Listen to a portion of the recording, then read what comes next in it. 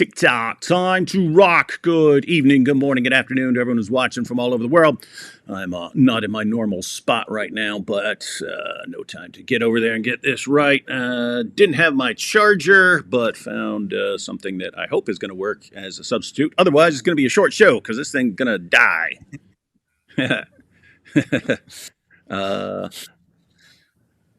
So yeah, I normally live stream from my desktop, but now I'm on my laptop. So also had some when I pulled it up on here, nothing was in the right place. So anyway, interesting stuff. How's everyone doing? How you doing, Thaddeus?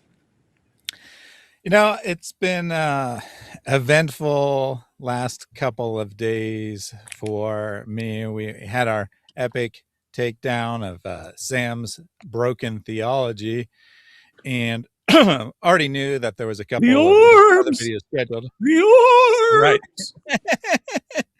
that a couple other people had scheduled videos because Sam is right now he's super notable because he's doing what he always does when he needs more views. He's attacking someone actually important. Unlike Sam, he's attacking GodLogic. So a bunch of people are trying to jump on that. The other thing he does is when he's attacking someone, he'll go to other people who are attacking that person, even though he's attacked them too and has hated them for years. But suddenly, when he needs them to be useful idiots for whoever he's attacking, he'll buddy up to them in a heartbeat. Total pattern. He's done this hundreds and hundreds of times. Yep, absolutely. And it turns out it's the OrthoBros, which is a little interesting to me because their main claim, their main appeal, so to speak, is that we're the one true church. We stand on principle. Unlike other people, we don't work with anyone outside our group. We don't allow these fake Christians who are in many cases worse than unbelievers because they're giving people false hope in a false Christianity. We don't do that. And then they're like, but for Sam, we're going to make an exception because he's such a nice guy. He's just, so good that we can't help but have him on. I think that the mere fact of having them on, having Sam on, kind of already has exposed the OrthoBros without, even knowing what was said. Because to me, like they're here saying we're the one group that stands on principle and doesn't compromise. And then as soon as they have the opportunity for someone to attack people they don't like, they're like, yeah, never mind, we compromise. Yeah, that's definitely true of Cleve and someone else who invited Sam on to basically lie about other people that they also don't like. So hey, we all are united in not liking these guys. So let's help the liars lie. With that said, there were other OrthoBros who were calling them out for that and saying, dude, seriously, Sam, do you not realize that he just uses you and he'll suddenly buddy up to you just to get at whoever he's mad at the moment? And that soon as that's done, he'll go right back to attacking you.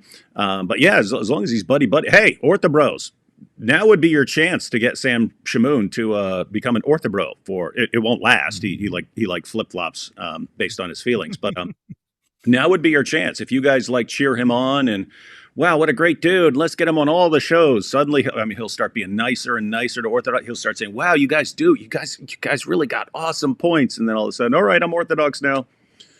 I'm an OrthoBro. That's Sam. All right, so.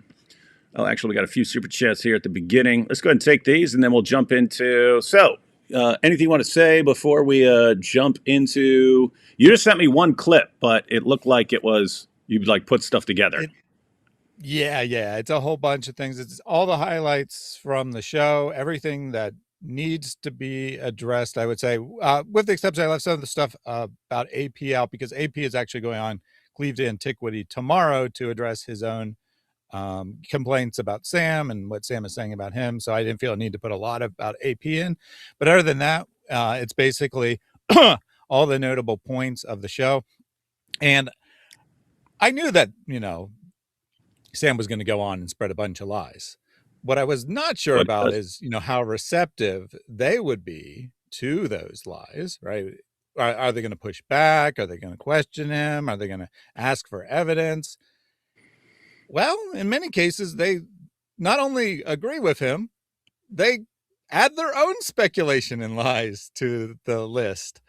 So I was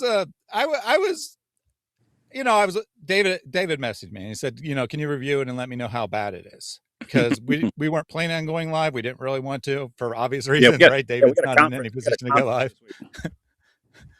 And so I kind of skimmed through it, but I probably watched like, a third or a quarter of it by watching 30-second segments or whatever.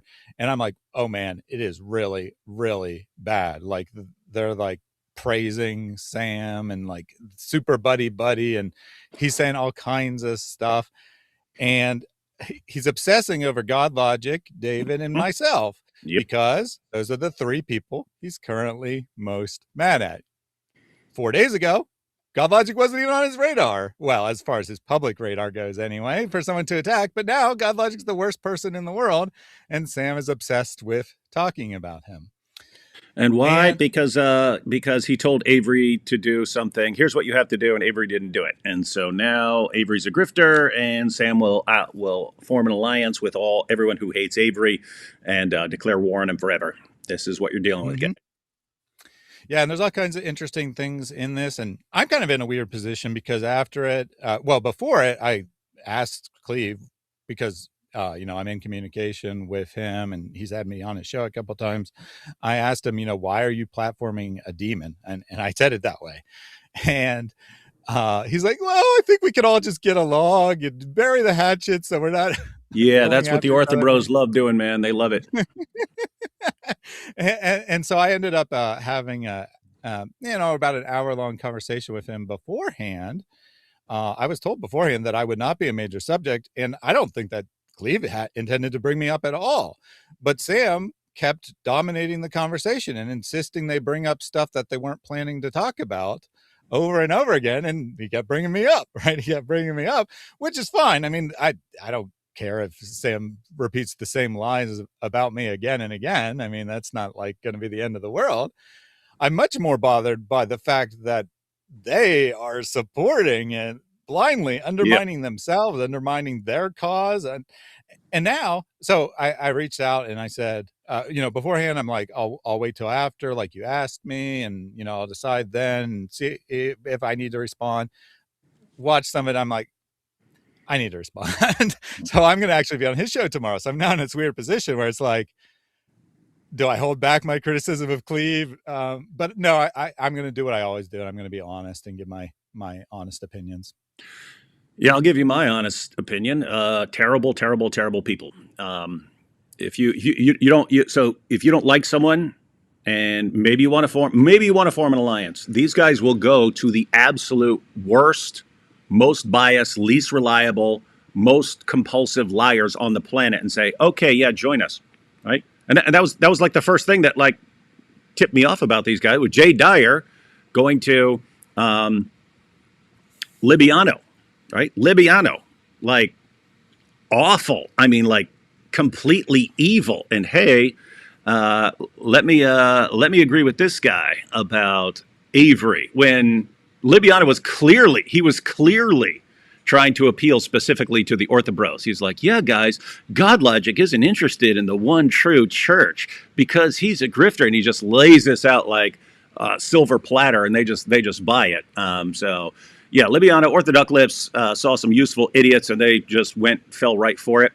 But they keep doing that. So now they want to talk about Avery, me. Apparently didn't want to talk about you, but it ended up that way. And who do they get? The biggest, most demented liar on the planet. A guy who does nothing but lie. And let's get him on to talk about these guys. Like, okay, your true colors are available for all to see. It is, by the way, it is interesting. Shout out to Cleve to Antiquity. It is a slimy tactic, but I get it. I get what he did here. Let me get the biggest liar on the planet, because he's constantly begging people to come on a show. Come on my show. Come on my show. But look at what he did. He'll get on the biggest liar on the planet, come on his show, spread nothing but lies. And then if you say, hey, you just spread a bunch of lies, what's he going to say? Like if I message him, I said, dude, that guy just lied like 50 times about me on your show. Why'd you do that? I know what he'll say. Well, you'll have to come on my show and correct them. And then, of course, I would go on and talk and say a bunch of stuff, and then be like, "Oh, let me get Sam back on to respond to all this." And meanwhile, he just, he was trying to become the Jerry Springer of the OrthoBros and stuff. Smart, it's slimy, but smart. I get what you're doing. Anyway, let's take these first couple super chats, and then we'll jump into the clips, guys. I haven't seen any of this. Thaddeus put all this together, so this will be new stuff to me. Just heard Sam is doing exactly what Sam normally does. Let's see. Dawood is late. Have you seen the deception? Here is some money to pay for your son to go to volleyball or for a debate in Israel, whichever you feel like today. God bless. People who haven't been following Sam's antics won't know what that's about. Yo, chat. I heard about New York City's Muslim mayor doxing the rich and can't believe Maloink hasn't taken credit for telling him to do it. Give him time, man. Give him time. Award to Mr. Consistent D. Wood, always late. That's not true. It's just like 99% of the time. Do we get feet kicks, or was that a one-time thing? I can do the, I don't know if there we go. Yeah, I'm supposed to, I think it's like this. Something like that. So there's your feet kicks for the day. Peck, Woody's assemble. Oh, hi, Chadius. You like Chadius, don't you? Yeah, I mean, whatever. And David, the one true churches would never be this late. You must now kneel to the altar of empty McDonald's wrappers in Bishop Shamoun's living room for forgiveness. Well, I will if the orbs are there, the orbs. D. Wood debate Jay Dreyer on the Orthodox Church. The orbs. Saw his ex last night, truly disgusting, attacking GodLogic. Yep. If the orbital trajectory continues, where do you guys think it will end? Is this orb joke day? The orbs. Sam is the loneliest flatulence known to man. Very, very sad. You'd think Sam could be the bigger person. That is the problem. Muslims can abuse our churches for their grain, but if we dare pointing their fraction, oh boy, then they gang up. And a matter of time before all narcissists turn on each other. Yes, guys, I mean, my goodness, guys. I spent 20 freaking years of my life replacing all the leaders of Dawa with complete narcissists. A lot of hard work. Why? Because if you get the opposition's leadership populated with nothing but narcissists, it's a matter of time. Once that happens, you can sit back and watch the destruction. Now, we don't just sit back and watch. We, trying to hasten things, but it's all you have to do is sit back and watch at that point, because the narcissists will eventually want all the attention for themselves, and then we'll start attacking the other narcissists. What sucks is what happens if you get a bunch of narcissists on the Christian side. Then we got problems, because they'll all start attacking each other. TikTok time to dox. Good evening, good morning, good afternoon to everyone who's doxing. I hope those who dox get a nice jail time. Don't dox people. Yeah, no doxing. Sam's a doxer. Mm-hmm. Sam's a doxer. Malik's a doxer. Lots of doxers being propped up and promoted by the OrthoBros now. Hello. First, would like to thank you both for what y'all do. Also, I would like to ask for prayer for my grandma as she is going into surgery tomorrow. Thank you and God bless. Hope everything goes well for your grandma. It's my favorite winger. Oh, hi. Jesus plus glasses. Talking about you, Thaddeus, with your hair. That actually, if you didn't have glasses on, it's actually you look like some old paintings, man. That's actually interesting. Don't know why I never noticed it until someone pointed it out. I don't know why Jay agreeing with Libiano bothered you so much. it seems pretty obvious that Jay has no knowledge of who Libby is and his bad actions. That's not the issue, dude. That's not the issue. It would have been very easy, very, very easy after that happened to say, oh, come on. Yeah. Sorry about that. Yeah, we won't do that anymore. That's not what happened. You guys all started defending it. And then Andrew Wilson comes on and defends it. And he says it's a reasonable inference. Then I get him on later again. And he says, I never said it was a reasonable inference. I was like, oh, maybe I was wrong. I went back and checked, and he did say it was reasonable. So anyway, it's like you guys started defending the idea of you, and it's just shocking to me because JP did something where he had a Muslim on. You all flipped out. Oh my goodness, why aren't you condemning him? You're the ones who said that was fine. You're the ones who told us it was fine. And dude, I mean, I don't know. Do you Apostolic Apprentice, do you even have any clue what these guys are doing this year? They're trying to get us killed. They're going after people's wives. They're going after people's families. And the OrthoBros are saying, how can we help you?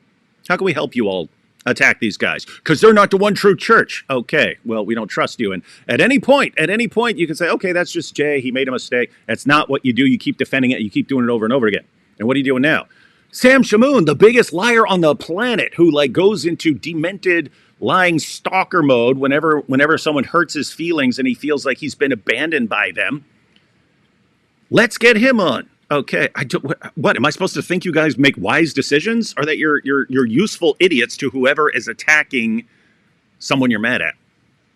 Anyway, so get used to it, guys.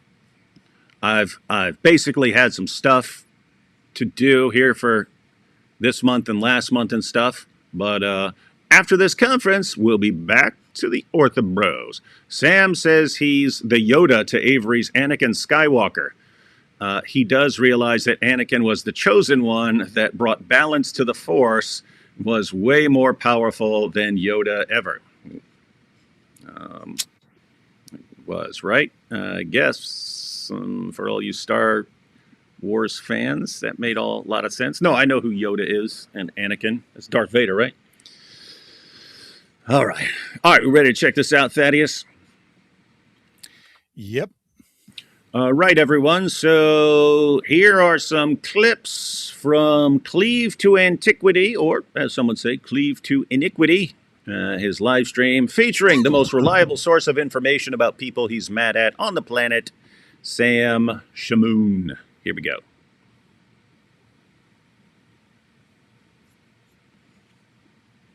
Yeah, so this is actually pretty interesting. So David Wood initially, there was this interaction with Jay and I guess the Orthodox Muslim or whatever. I pointed out originally when JP Uncut was doing these streams and he was trying to kind of subvert these catechumens. He was doing these 2-on-1 streams, or not catechumens, they were inquirers. They didn't even know much about orthodoxy at all. So he was luring them up on his show, gaslighting them with like a monologue for an hour. And then what he would do is he would text them right after. And he would say, oh, so are you going to keep, pursuing orthodoxy? And of course, they didn't hear any of the rebuttals. They're just hearing some guy yap for an hour. So they text them back. No, I think it's pretty convincing. Of course, I speak to them later. And some of these same people are now attending Orthodox churches and are Orthodox catechumens now. But he's like gloating like, oh, look, I've subverted these Orthodox inquirers. They're now going to stay evangelical. They're going to be non-denom, whatever. GodLogic 2, the channel on the stream that they were doing this on, he sent 700 people. He rated the show. He sent 700 people over there to go watch this Orthodox catechumen, or inquirer rather, get subverted by JP Uncut. So I called out GodLogic. I said, what are you doing? You say that you're neutral in these interdenominational debates and you don't want to do them because you denied the debate. I was going to say, that's some important background too, is that the whole time GodLogic has been saying that he's like agnostic on these issues, or he's not going to get involved in like interdenominational issues. But lo and behold, his channel has his face on it. And then no point did he ever denounce that or say like, oh, that was a mistake, like my bad. He kind of just kept rolling with it. Oh my goodness. Yeah, guys, so here's the actual chain of events. These guys are still whining about this after months. Guys. So, you know how when you're live, sometimes you'll send your people, whoever's watching, over to another live stream. Why? Because if maybe they still want to watch. So you'll say, oh, here's one of my friends or something like that. Or if I were live and ending a live stream and stuff like that, and I see Thaddeus or something is live, I could say, hey, everyone, go check out Thaddeus. So Avery on his channel, GodLogic Apologetics, was finishing a live stream, and he sent his fans to raid Life's live stream. So Life, it has the channel GodLogic 2. And then Life is live. And then he's sends his followers to make fun of JP as a joke, because they're joking. He sees, as he's ending his live stream, that JP is live. So he sends his people over to JP. But JP was talking to people over there about the Orthodox Church or problems of the Orthodox Church or something like that. And who do they blame? Knee bones connected to the elbow bone. It's just if you go through enough, if there's enough connections and stuff, they blame GodLogic. They blame God. You see, and what was it? You see, GodLogic is lying about not really being involved in interdenominational debates and stuff. He's secretly and surreptitiously attacking the Orthodox Church by sending his viewers to Life's live stream, and then Life sending. So they put it all together, and GodLogic was secretly trying to destroy the Eastern Orthodox Church, where months later they're still whining about it. Oh my goodness. Like, these are guys who spend every waking moment attacking and insulting everyone around him. Avery, one time, sends his fans to another live stream, who then sends his fans to another live stream, and Avery is entirely to blame, and they're still declaring war on him. And now we got Sam Shamoun finally declaring war on Avery. We have another ally to attack Avery. And so anyway, it got pointed out what actually happened, and a bunch of people are like, well, that's it? That's what he did? And then so they shifted it to, he's a grifter. He's a grifter. And he's a grifter. He's a grifter, not because he doesn't get involved in these things, but exactly because that, right? It's the reason he wants to pretend he's not attacking the Orthodox Church is because he wants to cast the net as wide as possible for donations and so on. And therefore, he's pretending not to attack the Orthodox Church so we can get those OrthoBro donations rolling in. So they started calling him a grifter, agreed with the Muslims. Then the Muslims, of course, they take the screenshot. And by the way, guys, because I'm not sure, with those of you, what? It's just one little time. Did you even see what happened after that? So all the Muslims start using that. Then people like Malik are going live and having the OrthoBros in the chat going, hey, is GodLogic a grifter? And the OrthoBros go, yes. And they screenshot that. And they use that. So they use you guys as useful idiots to attack Christian apologists who are wrecking Dawah. Now, any of the actual Dawah guys, what do they really think? They're just mad because this guy's destroying Dawah. This guy's humiliating them. The people leaving Islam left and right because of GodLogic and the work he's doing. And so Muslims are looking for Christians to say something to attack him so that they can screenshot it or clip it and then say, see, even Christians say this guy is pure evil, to get people not to listen to him.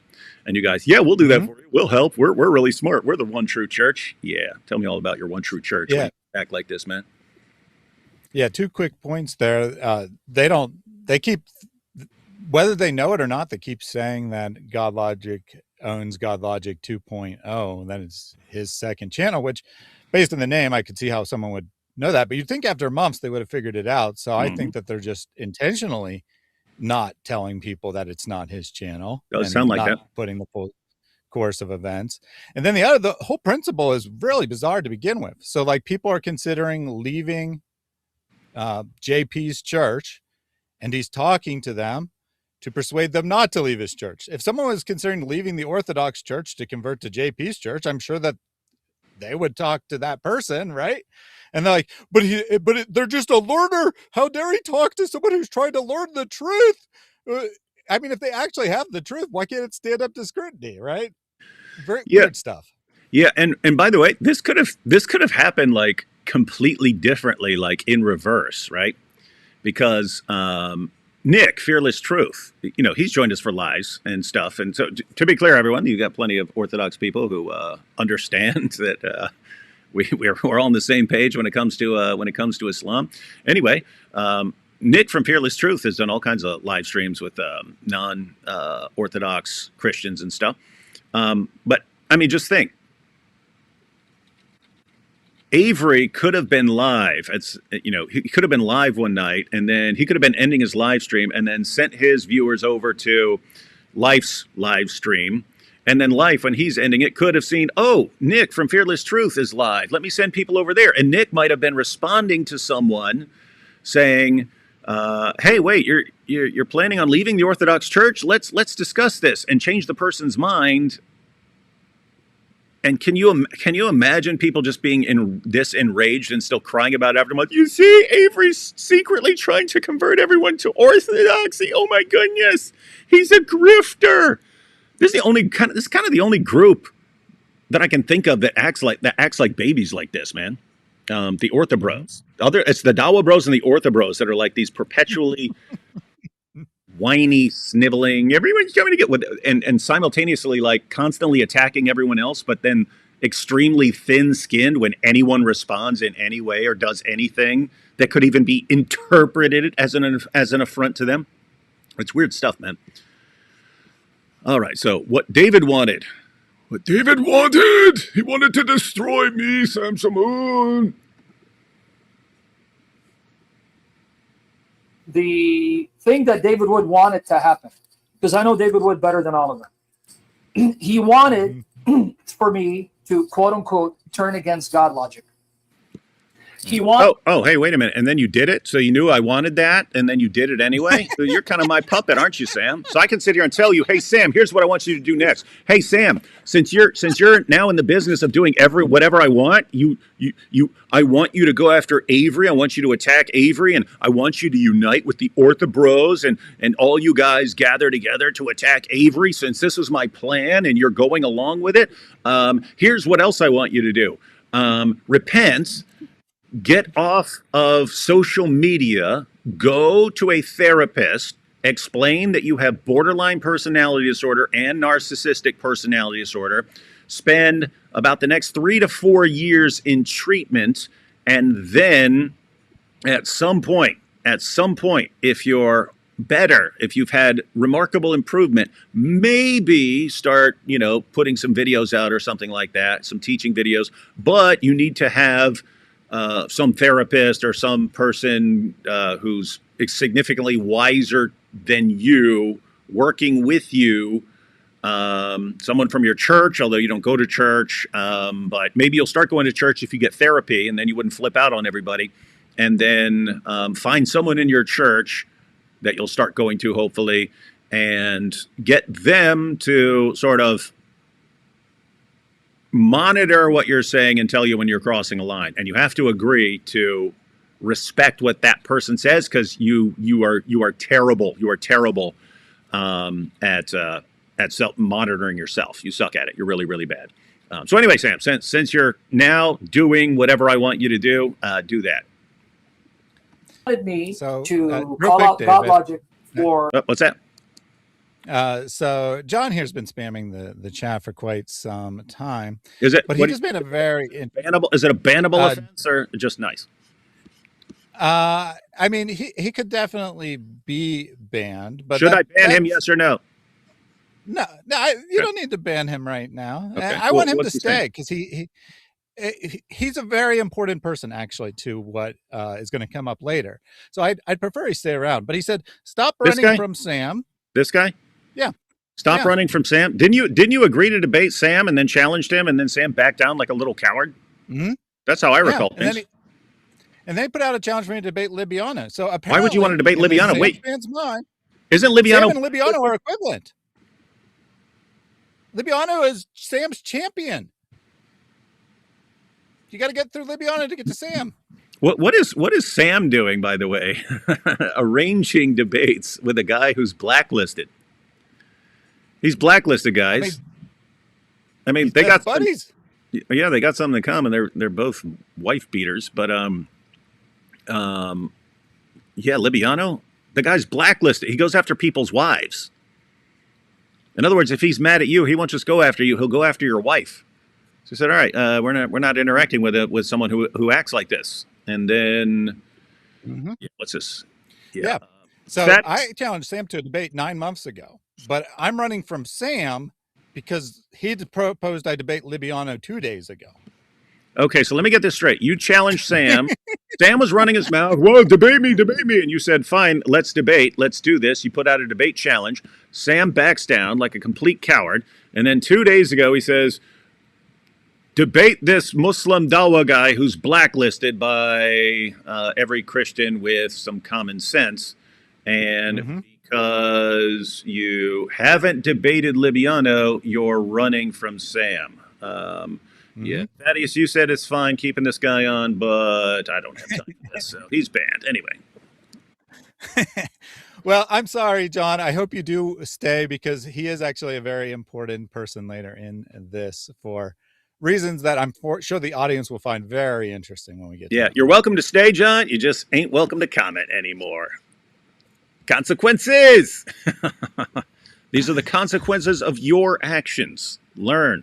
Don't be like Sam, dude. Learn from your mistakes. Some people are incapable of learning from their mistakes. All right, so here's Sam. His betrayal, and I'll document what I mean. In order to then see, no one can work with Sam. See, then I tell you, Sam is a loose cannon. You can't work with him. He betrays everyone. No, I just treat people accordingly. You're a snake. You betray me. You don't have my loyalty. It's just. Isn't it weird how everyone Sam has ever worked with has somehow betrayed him because he's tried to destroy everyone he's ever worked with? Who's he ever worked with that he hasn't later tried to destroy? Who has he ever praised as wonderful and great that he hasn't later said is evil and not even a Christian? Like who? Yeah. A week ago, the list was one person, and now it's 0.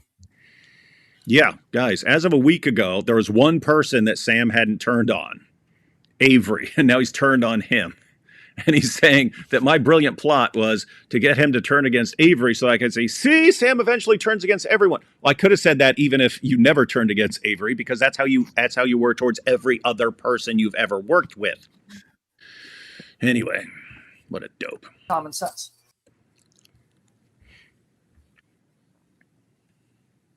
So why don't you give us some of the backstory with the GodLogic stuff? I know you were kind of his mentor. You were teaching him, the anti-Islamic polemics and this type of stuff, and then he just kind of turns on you. What happens here? Yeah, well, did you hear this? You hear the story, guys? You've been teaching Avery, and all of a sudden he turned on you. That, Leave, you are absolute garbage, man. To frame it that way, I mean, absolutely disgusting, like terrible. I mean. I know nothing about you. All I know is back when OrthoBros started running their mouths, like I just started blocking them on Twitter just because it was like, who are these guys? I don't care what these guys think, right? So I just started blocking them. You were one of those people. Then later on, people are like, no, hey, unblock Cleave to Antiquity so you can be on his show. And I'm like, no, but I don't know anything about you. I didn't even know until Thaddeus sent me the clip. I mean, until Thaddeus sent me the clips, I didn't even know what you looked like. I may have seen you in a before, but I don't remember you. I couldn't even picture you in my head. So this is my first impression of you. And dude, you're awful, man. You are absolutely awful. And it's a diagnosed psychopath who spent years in prison for trying to bash my dad's head in with a hammer, who's saying, this guy just sucks, man. Well, David, you haven't seen any of this, so you might want to tone it down because it's going to get much worse. Oh, dang. Sam did nothing but try to help Avery all these years, and Avery just turns on him and betrays Sam. Even keep in mind, this is after Sam started justifying people attacking Avery's wife, posting pictures of her, calling her a whore and stuff like that. Sam started justifying that, defending the Muslims who were doing it. And then, if I recall Sam's complaint from other video clips we watched, Avery came and left a comment on my live stream, and I put the comment on the screen. So you see, Avery attacked Sam. What's wrong with him? Let's see. How it starts. I've never considered myself to be his teacher or anyone else's teacher. Weren't we just watching clips of him? You all learned from me. 90% of everything you guys ever known, you got from me. Oh, I know. I don't consider myself a teacher. This. What do you do when a guy will just change his story every 5 seconds and not care at all? He's like the Dawa guy, so we'll just make something up, whatever's convenient at a time, and not care even slightly if it flies in the face of what they said the day before. Claim that I'm their teacher. Why? Because when it comes to Islamic polemics, about 99% of their objections have been thoroughly refuted, answered on the website that I contribute to, answeringislam.info. Sure. So coming back to GodLogic, he calls me a mentor because he read my stuff. But I don't have disciples. I don't want disciples. Why? Because I don't want people to make me more than I am, and then I disappoint them. I disappoint myself every day. The tendency we have is we look to personalities that we see to be charismatic and intelligent, and we gravitate to them, and then we make them more than they are. And I don't want that for myself because I got a lot of demons to slay. So Sam likes to say when someone says something that God has exposed them. Mhm. That's terrible theology. But if that is the case, God just exposed Sam, because what are we called to do? Go and make disciples of the world. I don't want to make anyone my disciple. And the OrthoBros are like, yeah, that's good. Yeah. Don't make any disciples. Sam's so humble, man. He's so humble. Bar none. He is the most humblest. Number 1 at the top of the humble list. You guys remember that song? It's pretty dope. Anyway, all right. Anti-Islamity. Yeah. Yeah, well, I Alex, if mean, you have did something- mention beforehand about like pro-Christianity versus anti-Islamianity. And I think we saw that with like David Wood, like out in the open. He didn't know what the 5 solas were even. He couldn't explain them or like whether he even believes in. You asked me if I affirm them. In my head, I'm always, I'll affirm the Bible passages. As far as a man's summary, I just don't like doing it, especially when there are different views. And by the way, this was super weird. So I say, hey, I converted to Christianity in jail, and it's just me in there and the Bible, and I converted. And so if anyone wants to lay out a case for why I should adhere to this particular church or that particular church, I'm just gonna go with the Bible until you lay out a great case. And they go, oh, okay, so you defend the 5 solas. And it's like, that was really interesting to me and they kept doing it, every last one. So you defend the 5 solas. You just go with the Bible. You go to so you defend the 5 solas. And I'm like, it sounds like you guys are saying that if you just go with the Bible, you get the 5 solas. And that you have to go to your church to find out how you reject what the Bible teaches. That's what it sounds like, guys. That's what it sounds like you're saying. Anyway. Weird. Yeah, weird but dude. they're saying that you said you didn't know what they were, that you didn't know, you couldn't list them off the top of your head or whatever. When you were saying what's sola scriptura? What is it, guys? What's sola fide? What's sola gratia? What are they? What are these? Anyway. Them or not. And I think this is like a problem across the board. I mean, what do you think about that? I was shocked, to be honest with you, that David did not know the Christian faith. I didn't think he was this bad. I'll be honest. Because wait, the 5 solas are the Christian faith?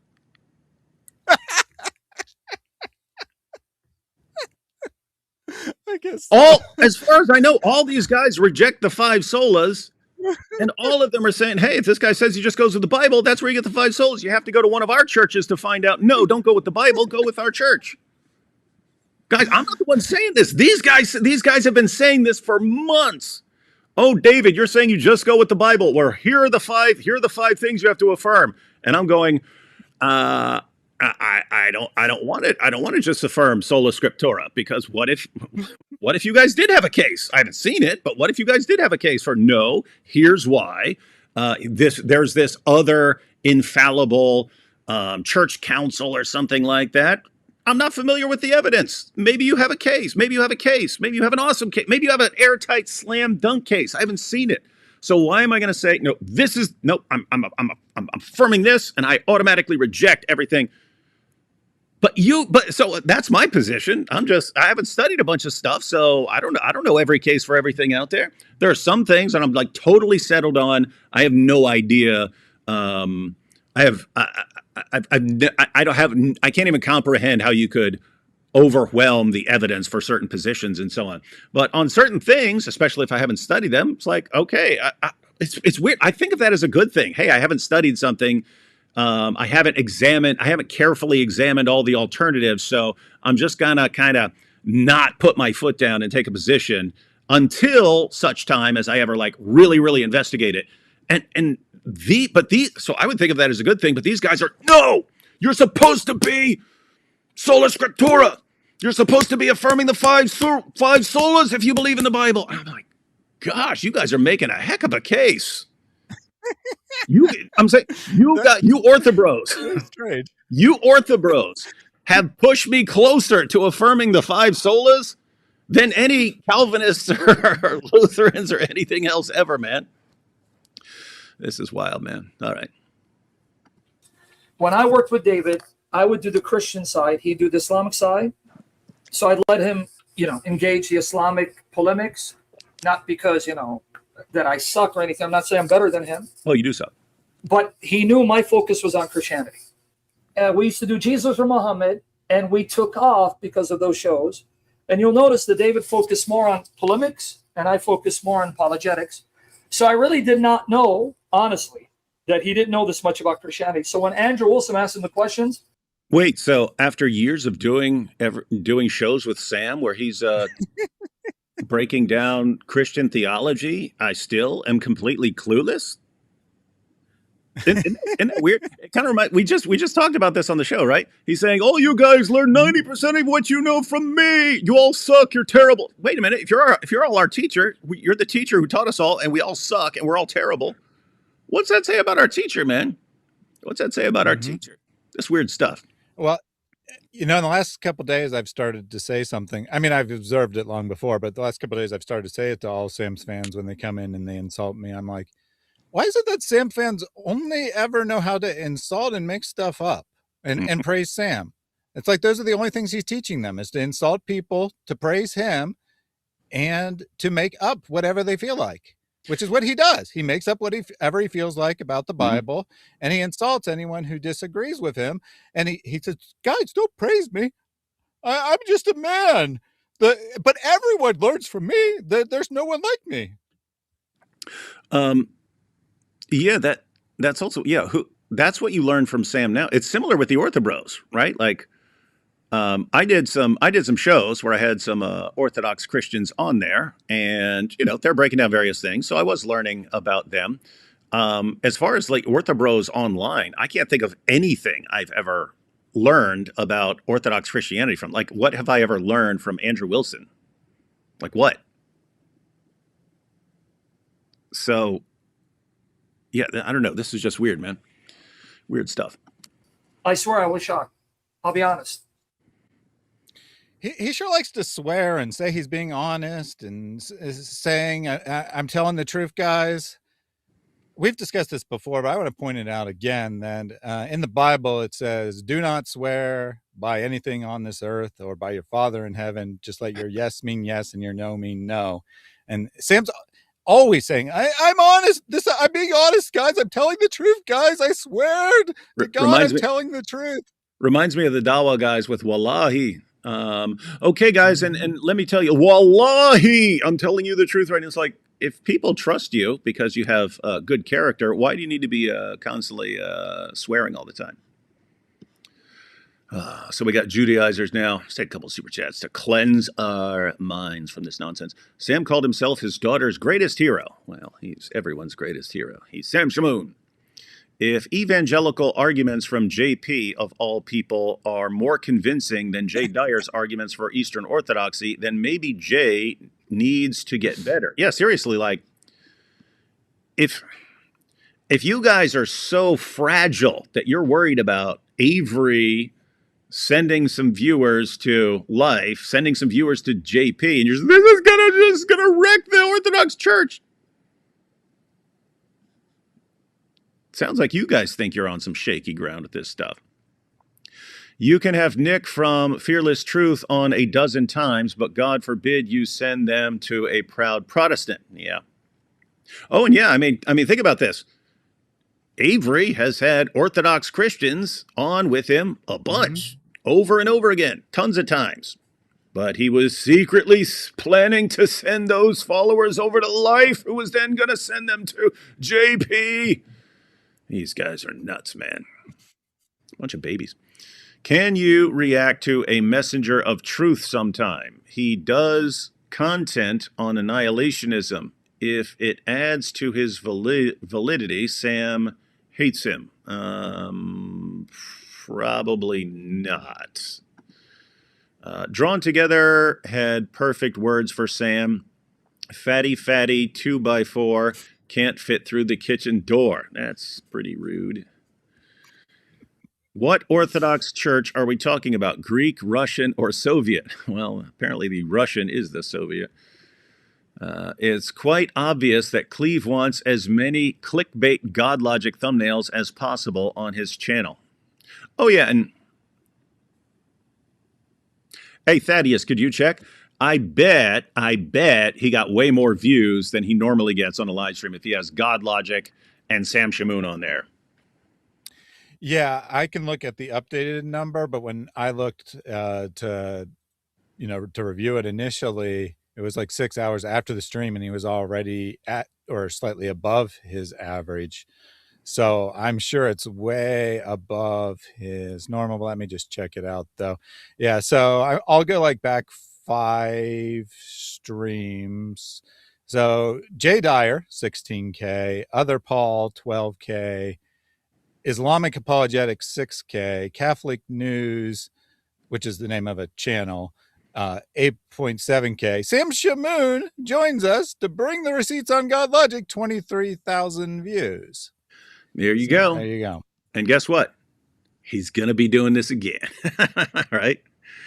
And notice, by the way, that I think maybe one of those titles wasn't about some other channel, but he said, at least he said to me, like, I'm not into drama. I'm just like having this to try to squash the beef. And oh, yeah, doing a great job.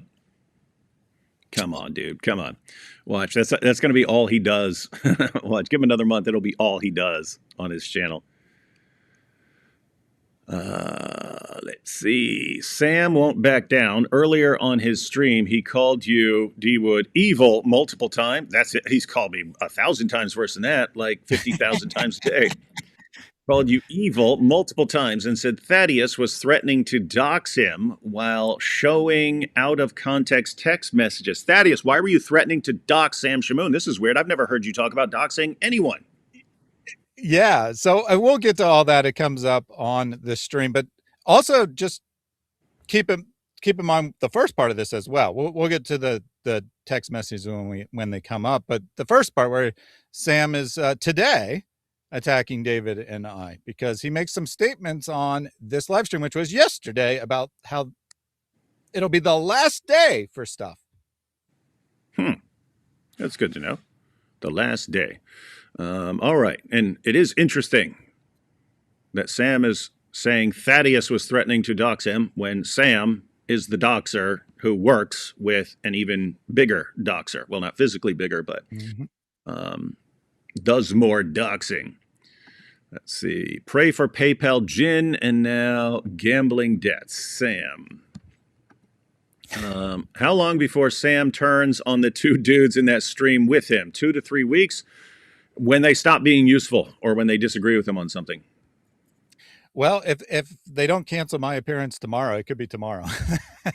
Oh yeah, for having you on. Yeah, that could be. But I'm thinking Sam will want to he'll want to at least try to get more attempts to throw digs at me on their channel. So yeah, he's in desperation mode. More and more people turning against him and stuff like that. So he'll cling to anything. He'll cling to anyone. He'll even cleave to antiquity. When is your debate with Jay Dyer? I think that is, well, it's 2 debates, but I think that is in October. The Three Stooges colorized. Because the pillars of Calvinism are the pillars of all Christendom. That's true, according to the OrthoBros, as long as you just go with the Bible. How long do you think it will take until Sam and his new friends turn on each other and expose each other? Yeah. Guys, yeah, no question. It's not going to last. It never lasts with Sam. It never lasts. And I'm saying that as a guy who worked with him for 2 decades or so. We were best friends for a good portion of that. Anthony was good friends with him. My wife was good friends with him. My wife was best friends with his wife, and so on. No one who was around back then, except for only just people who were just unquestioning yes men. Yes, whatever you say, Sam. Whatever you say, Sam. Some of the people from the Assyrian community and so on. No one that I know of back then who was actually friends with them or close. None of them want anything to do with them now.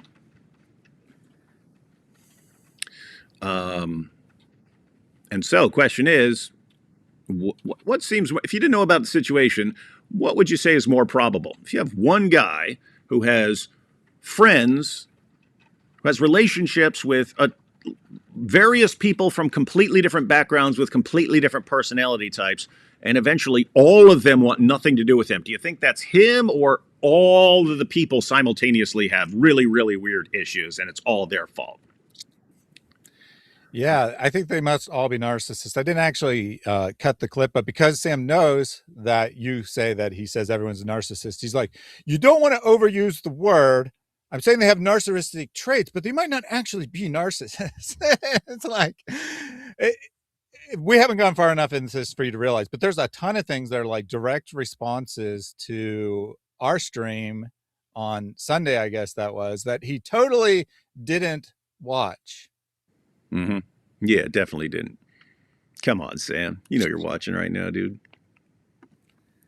Convert to dual seed line Christian identity. Oh, man, this guy again. Sam turned on GodLogic because he found out Avery's cooking was only metaphorical and not literal. I thought you were cooking for me this whole time. Stop the character assassination, guys, and remember what Christ taught us in the Sermon on the Mount. Sermon on the Mount in the book of Matthew?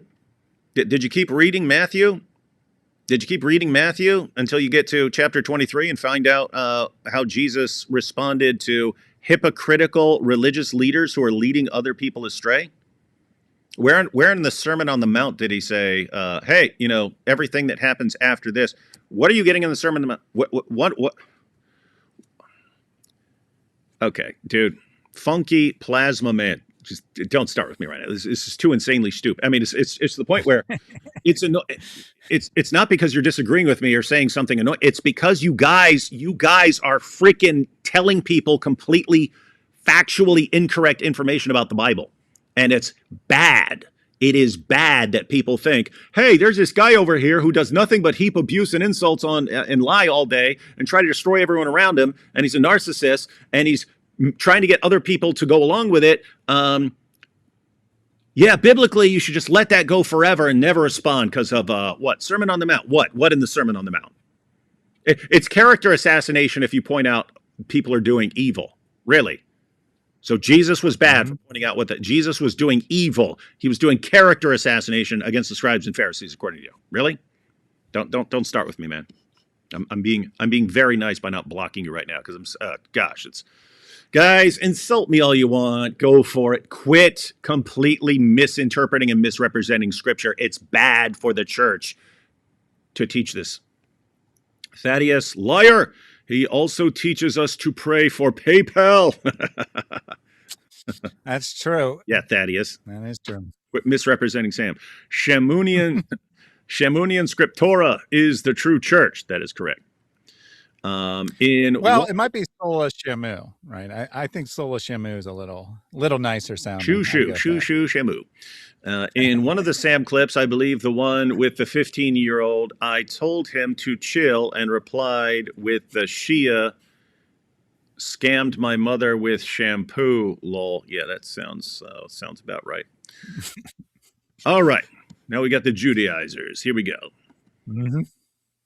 Kind of getting back into the GodLogic thing of where he was sending, it was either an ex-Jew or an ex-Muslim to a Messianic Jewish synagogue where they teach basically like Judaizer theology. So they then play like this expose video that Cleve did that supposedly shows they teach people to circumcise, and it's just them like playing Jewish instruments. And obviously I'm not a Messianic Jew, but Messianic Jews have it so bad because they take it from the Jewish community and they take it from the Christian community. They're just people who follow traditional Jewish Jewish practices, Jewish cultural practices, while believing that Jesus is the Messiah and believing in everything the New Testament teaches. I find this ridiculous that this is supposedly proof that GodLogic's a grifter, because they're referring to Radar Apologetics, someone who I personally know, who knows the scripture amazingly well, teaches incredible things about the Old Testament prophecies about Jesus and how they're fulfilled in him. He doesn't teach that you need to be circumcised. He doesn't teach that you can't eat pork or whatever other nonsense these idiots believe. But they just keep saying it. They just keep saying it because they play Jewish instruments in their synagogue service that visibly resembles a Jewish synagogue. Therefore, they're Judaizers. Yeah. I don't even know a whole lot about Messianic Judaism. I've known some really awesome Messianic Jewish Christians. And yeah, I've always just interpreted as, okay, so these are guys who still continue the Jewish traditions and would have been, as far as I can tell, pretty similar to a bunch of the early Jewish Christians. Anyway, weird stuff. Maximus says, are you both going to address the doxing texts? You're saying we're going to get to those, right? Yep. When they're brought up on the stream is when we'll address them. By the way, that's still just absolutely hilarious. A guy, Sam Shamoun, a guy who doxes other Christians, working with Malik, who doxes Christians, Muslims, anyone who disagrees with them, because they're both narcissists. And somehow they're accusing Thaddeus, who, as far as I know, has never doxed anyone of he's learned that their way is the right way, and Thaddeus is gearing up to start a doxing campaign. All right, here we go. I'm surprised, and I really do think it is a testament to the Muslims' stupidity that they haven't pressed them on their ahistorical view yet. Like, why have they not been pressing these guys on what they believe? After seeing David Wood not knowing what I don't know if I believe in sola scriptura. I don't know if I believe in sola fide. How would you not have Guys, that's still my position. What do you want me to do? Thaddeus, do you not find this weird? If I were to say cleave to antiquity, do you believe that if you read the Bible, the conclusion you would draw from that reading is 100% sola scriptura is the conclusion? He would say, no. And well, how, if I say I'm just going to go with the Bible, would you, until you give me a case otherwise, do you say, oh my goodness, he's not going sola scriptura? I can't emphasize this enough. Every last one of these OrthoBros, you can see Sam grinning there as well. David, if you just read the Bible, how are you not putting down 100% certainty checkmark beside each one of the 5 solas? What's wrong with you? And you guys are becoming like the biggest cheerleaders for the 5 solas being taught by Scripture, while simultaneously saying those doctrines are false. And that's why you need to go to our church to find out that the Bible's wrong about all these things. You guys sound like insane to me. I mean, sick and insane. This is weird stuff. That as a Muslim, not even once during one of the debates. They're catching on, though. As you can see, they shared the video, right? You said on Twitter, they shared the video, say, hey. Did you see that? They shared the video. Notice they're all working together, right? The OrthoBros like to get the clips, and the Muslims use them, and the Muslims get clips, and then the OrthoBros use. This is like these guys deserve each other. Sam Shamoun is going to be on with Cleave to Antiquity and exposing these guys. So they're catching on. They're learning the arguments, and they're now going to start to use them effectively against Protestants. So again, what? They're going to come to me and say, David, do you affirm sola scriptura? Ha ha. You say, ha ha. You're open to someone. Again, Thaddeus, if you were Orthodox, Thaddeus, if you were Eastern Orthodox, and you ran into a guy who says, I'm Protestant by default, meaning I haven't joined the Catholic Church or the Eastern Orthodox Church or something like that, and I'm until someone gives me a case where I need to do that, I'm just gonna go with my Bible. And and you say, oh, do you affirm the five solas? Be like, well, I mean, a lot of these kind of lean in that direction, but I'm open to being presented a case for. Would you think, what a sick, evil, dumb, moron Christian? Why would you be like, great, this guy has an open mind. If we present him a good case, maybe he'll accept what we're offering. Instead, it's, now we've got something to heap insults and abuse on this person forever because he doesn't dogmatically affirm doctrines that our church says is false. It's very strange. That's what I mean. I don't like the term five solas, honestly, because it to me it's weird, right? How can five things be only, right? I mean, I affirm like that we're saved by faith. I affirm that Scripture is the ultimate authority. I affirm that it's God's grace that saves us, right? But I don't like the terminology. I would just say the doctrine that I believe rather than saying, oh, I like this label, right? I mean, so what's the big deal, right? And in fact, Catholicism teaches that you're saved by faith. Why do they teach that? Because it's explicit teaching of the Bible. Now, they might have a slightly different interpretation of what that means, but they would actually affirm the words. So I don't get these guys. It doesn't make any sense to me. Oh, he's open to considering our ideas. He's clearly a moron. And then, so Cleve's like, the Muslims are morons that they haven't figured this out. Tim's like, no. The Muslims are smart. They're watching me now. They're tweeting about me. So they're not dumb. The Muslims are very smart because they're on my team. I'm trying to be as fair as possible because I know people think that I just want to demonize everyone. That's not the case. Good to know. My passion is to address theological challenges more than get into 6-hour gossip fest like David Wood did with his 4 Protestant buddies. I say 6 hours on little old me. That's so crazy. Yeah. Do you know how many orbs were flying around my house that for those 6 hours just to try to protect me? Billions and billions. So we did a 6-hour stream on These guys literally in the middle of a gossip fest, whining about the gossip fest. Sam, why were we talking about you at all? Because you keep attacking people, and we respond, and you lie compulsively, chronically when you're doing it. So we correct the lies, because not everyone is familiar with the entire situation. Not everyone knows when you're lying and when you're not. So we do it for people who are actually interested in this. My goodness. And Sam does this all the time. He'll go on his... You want to, oh yes, they're obsessed. Guys, you want to do a favor. Go to Sam's page on X or his posts on YouTube. What percentage of those are just about me? The end of logic. I think it was about hold on, David. 6 months ago. I want to comment on that last one.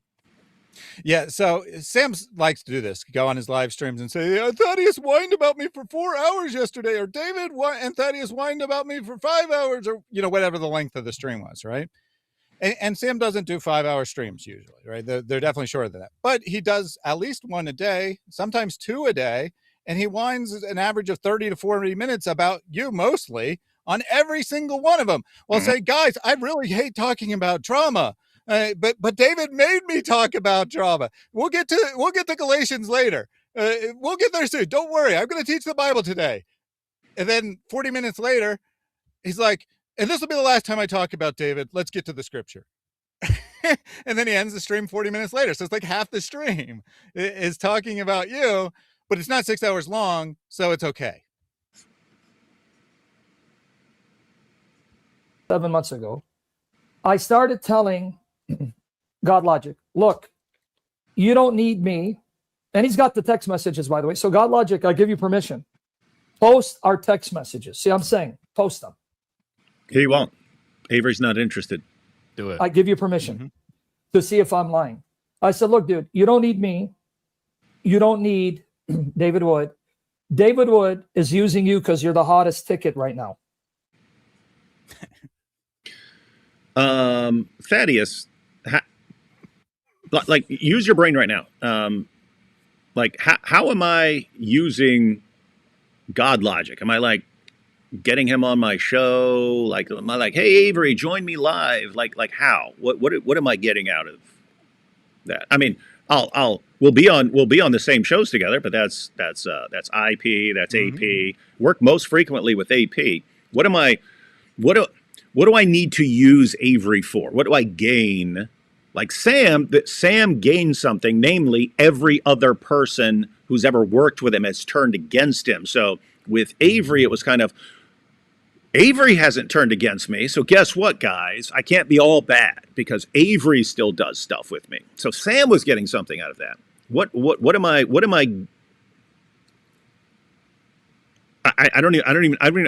I'm trying to actually understand what he thinks I'm getting out of this. It's just pure projection. I view us as co-laborers, and we're stronger if we're all on the same page in going after something. And it's not just true of Islam. It's whatever. It's whatever is going on. Christians are a body, and it's better than each person just being some kind of Rambo or something like that. But notice Sam always thinks, and this is true of him. This is true of all these guys. When they're accusing you of something, they're telling you something about themselves. Like on this issue of the 5 solas and so on. If you say, David, do you dogmatically affirm sola scriptura? And I go, no. Oh, what an idiot. Oh, so you believe when I say I go to I just get my stuff from the Bible, that I would get sola scriptura from? No. Okay, so why do you think I should be dogmatically convinced of that? Why? You don't believe that Scripture shows that. Why would you think I must affirm it, or I'm an idiot? Why? Where are you getting this from? What they're telling you about themselves is how they think. They think you kind of, pick whatever church or whatever you want, and then just dogmatically affirm it without actually understanding what the case is, right? Or you're not allowed to. You just pick your position and dogmatically affirm it 100%. So they're telling me something about themselves. But similarly, when Sam constantly says, oh, this person works with this person, you see this person is just using this person for clout or something. That's because he thinks that's how he thinks of people. Everyone is just someone you're attacking or someone you're using for a while. You're using this person to get what you want, or you attack the person. That's it. That's Sam's mentality. And he thinks other people think like that. Yep, Sick. exactly. Sick. And I don't want you to be seen with me, and I don't want you to be seen with David Wood, because I don't want to sully your reputation, because I'm known. Did you just hear that, guys? He's talking about Avery, and he's saying he told Avery, I don't want you to be seen with me, and I don't want you to be seen with David.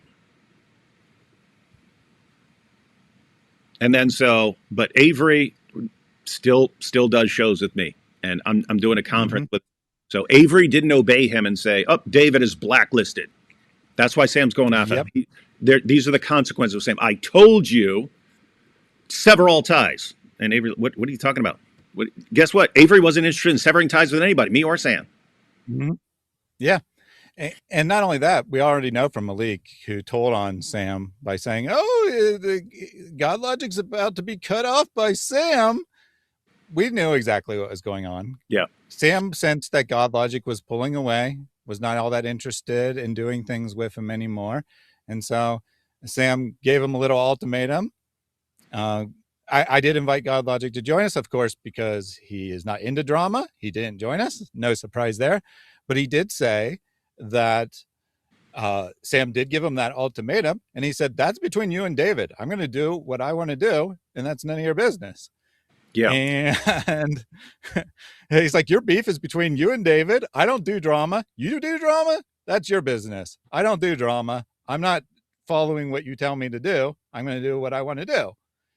And Sam laid the groundwork, right? Pretending that he was the one telling GodLogic to stay away. And eventually he lost his cool and said what we already knew, that GodLogic had cut him off. Yeah, Well, except of course Sam said he cut GodLogic off. yeah. And guys, so I've known GodLogic for years now. I've known Sam a really long time. Sam has been obsessively stalking me for years, even when I ignored him. So, guys, once his behavior got like okay, I can not be associated with this at all ever again. Then he goes into stalker mode for years. I didn't say a word, guys. You didn't hear me say a word. You didn't hear me say a word. But you got these issues. Sam keeps attacking, and then he attacks more and more, and he becomes more and more enraged as time goes on, to where lying like it's a sport, making things up, saying things, and you get to this year, and then working with people like Malik, who are trying to get us killed, trying to get our families killed, giving our home addresses, wives' phone numbers, things like that, how to find people, giving people road maps to people's houses and saying, this is the room where this person does this. So if you want to attack, you know exactly where to go. Sam buddies up to him because that's what he does. In all that time, when I see, Avery's still working with Sam. In all that time, how many times do I go to Avery and say, dude, you can't work with Sam. You can't do it. This dude is pure evil. Here's a list. Here's a list of the horrible things he does. Never. Right? Why? Avery's a big boy. I can affirm that. Yeah, Avery's a big boy. Avery's very intelligent. If he sees how Sam is behaving and for some reason wants to keep working with him, guess what? I'm not Avery's boss. I don't get to lay down ultimatums. Matter of fact, the only thing I've ever said, as far as I recall, was 2 years ago, 2024. We were in the UK, and I said the issue of Sam got brought up by someone, and I said, look, man, I think I'm obligated to tell you what I know and what's going to happen, because I mean, I don't want to be talking about people behind their back. If I want to say something, I'll say it to your face. But this is something you need to know. Here's what's going to happen with Sam. You're going to, and guess what? I know, because I worked with him for years. And so you think, oh, he's a little rough around the edges. And yeah, he talks like this and it's really messed up. But, maybe by continuing to work with him, he'll change over time. And so that's how I was for years. And maybe you're like that. Maybe, oh, this guy's so gifted with apologetics and Bible knowledge and stuff. Maybe it's good that he has some good friends that he works with, and that this will work out, and he'll eventually change and get better. So maybe you're thinking that. And guess what? I said maybe it's true. Maybe I just wasn't the one. Maybe Anthony wasn't the one. Maybe we were the wrong ones. Maybe you could be the one. Maybe you could be the one to help him, and maybe he changes. So I can't even say it's not going to happen. But based on everything I've ever seen from Sam, here's what's going to happen. He's going to get worse and worse and worse. People are going to keep pointing to you. Why are you working with him? Why are you working with him? Why are you working? How can you support this? How can you support this? How can you support this? Eventually, you're going to disagree with him or not do something he wants, and he's going to declare war on you. That's what he's going to do. That was 2 years ago, guys. But anyway, I've never said, hey, don't. Why? I believe I have to warn people about what to expect, because if they don't have that information, they might make wrong decisions and so on. But if I give you the information, it's yours to do with whatever you want. I'm not your boss here. I'm no one's boss in all of this. Anyway, here we are 2 years later, and it's war on Avery because Avery didn't do what Sam ordered. He didn't obey Sam's ultimatum, and the ultimate betrayal to Sam is not obeying him. David is grifting because Thaddeus is the hottest right now. Yeah. Obviously, Dave doesn't get anything from having me on, other than a companion to talk to or friendship reasons. Like, he doesn't get any financial or subscriber benefit or viewer benefit from having me on. But he's certainly a grifter, and as we're going to see later, Logic is a grifter because he supports his friends. Yeah, I don't know if everyone's noticed, but I prefer You don't see me. Oh, I need to get Superstar on with me, or I need to get on Superstar's channel. I don't put myself out there. If someone asks me to come on their show, if I can, I'll try to go on their show. But I don't like, hey, when are you going to have me on your show? And as far as when I'm doing shows, I'd rather just have my friends on with me. That's Yep. it. So AP's David's being David's not even being as humble as he actually is, because behind scenes he's like, I don't want to do these shows. They need to stop annoying me by asking me. That's true. That's not the main reason, but sometimes when I blurt out all sorts of stuff about my past and stuff, it's like I'm trying to make it okay. Maybe people will stop contacting me for stuff. They'll be like, can't have this guy on. He's too messed up. Anyway, all right, here we go. Be a hothead and I cuss people out. I don't want that for you. Pull away. Stay neutral. He goes, okay, I'll do that. Several times, then I saw him joining David Wood. So I would remind him nicely, gently, brother, pull away. He must have been losing his mind yesterday when I was live on IP's channel with Avery. Interesting. Hey, David Wood, he's got an evil mind. He knows what he's doing, because David Wood is irrelevant right now. I know it's going to get him upset. Wait, why would Sam, who will say anything to attack someone, saying I'm irrelevant, and he's on here, he's on this show with the OrthoBros complaining about me because I'm irrelevant? Why would him saying I'm irrelevant upset me? Oh my goodness, I can't believe it, of all the things he said I'm irrelevant. Oh, and it's so stupid because you get like 5 times as many viewers as he gets. Yeah, we got if you're irrelevant, we got 1,973 of you losers watching this irrelevant old chunk of coal here. What's wrong with you? Get a life, all you losers sitting around here. Totally irrelevant over here. All right, now we got Thaddeus.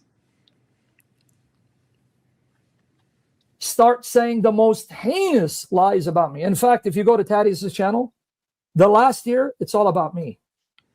He's got a playlist. It's all about me. And I warned him, I go, look, you can be sued for defamation and libel. Oh, really? For what? Huh.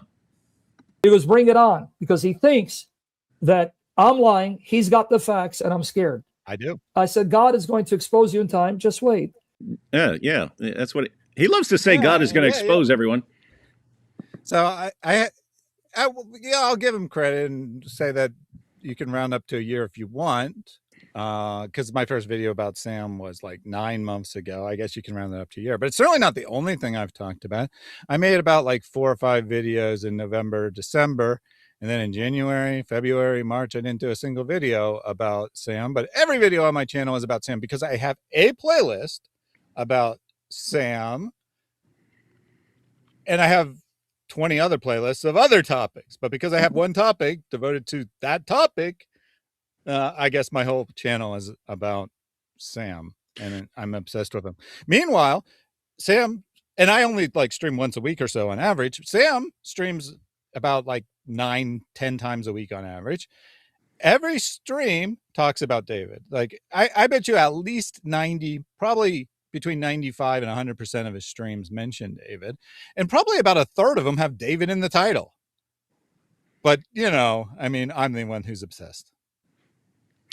And correct me if I'm wrong here, Thaddeus, but I think you think like me in terms of here's something I think I'm supposed to do, and so I need to do it. In terms of like, I mean, I wasn't interested in Islam. I was talking to Nabil because he was my friend. If he'd been a Buddhist, I'd have been studying Buddhism. It would have been because my best friend was a Buddhist, and I'd be learning Buddhism. So I was studying Islam because my best friend was a Muslim, and we were debating Christianity and Islam.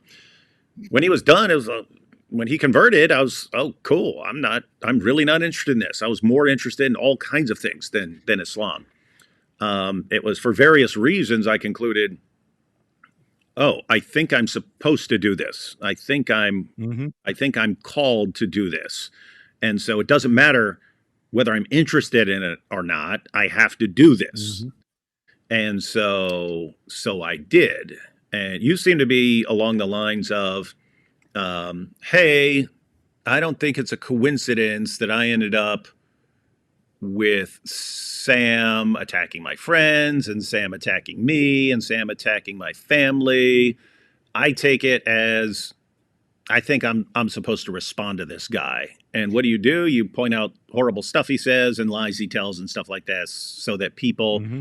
seems like you're trying to make people better informed so that they can make an informed decision. You know, because you also you're not people's boss. If they see what kind of person Sam is and say, "Hey, this is the guy I want to learn from," okay, we can't stop you, but we want you to know what kind of person you're dealing with. Mm-hmm. Yeah, I mean, just like I can't get any Muslim who comes in my chat to convert to Christianity, I can't get any Shamoun bot. Like, let me rephrase that. I can't get every Muslim. I'm not saying that no Muslim ever listens to the arguments. I can't get every Shamoun bot to convert out of his cult. But if one person is saved, then that's worthwhile, because if you actually are absorbing and following what Sam is teaching, you do not understand the gospel and your soul is in peril.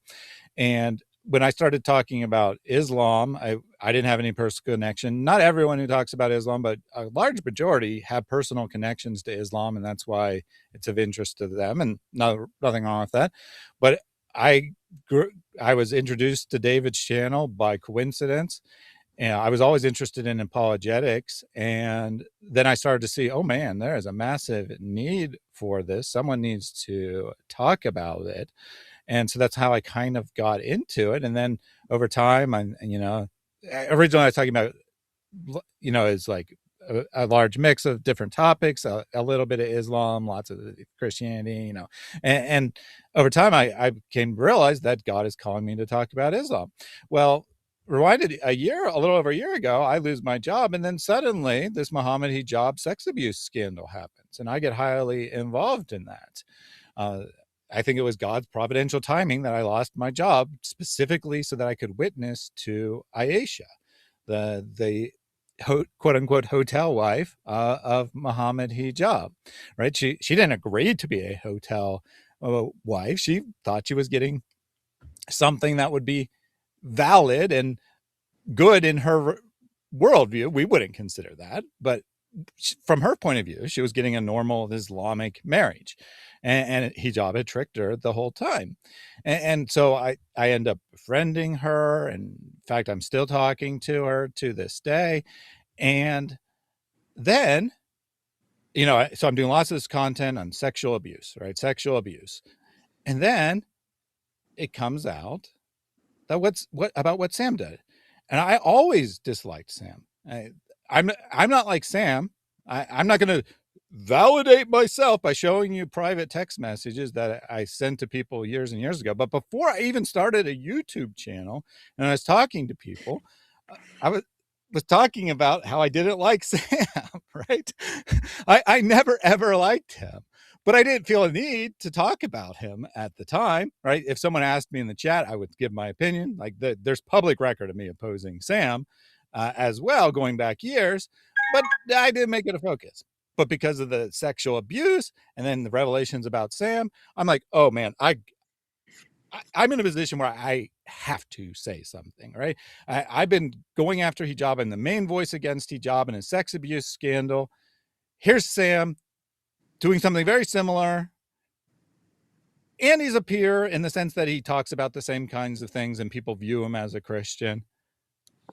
I need to do something about this. So I made some videos about him, and then, he attacked me, whatever.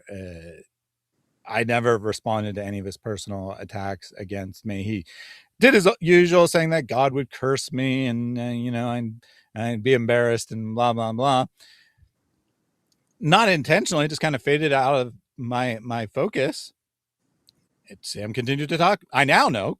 I didn't know at the time because I hadn't seen it, but I now know from searching the transcripts. He talked about me in January. He talked about me in February. He talked about me in March.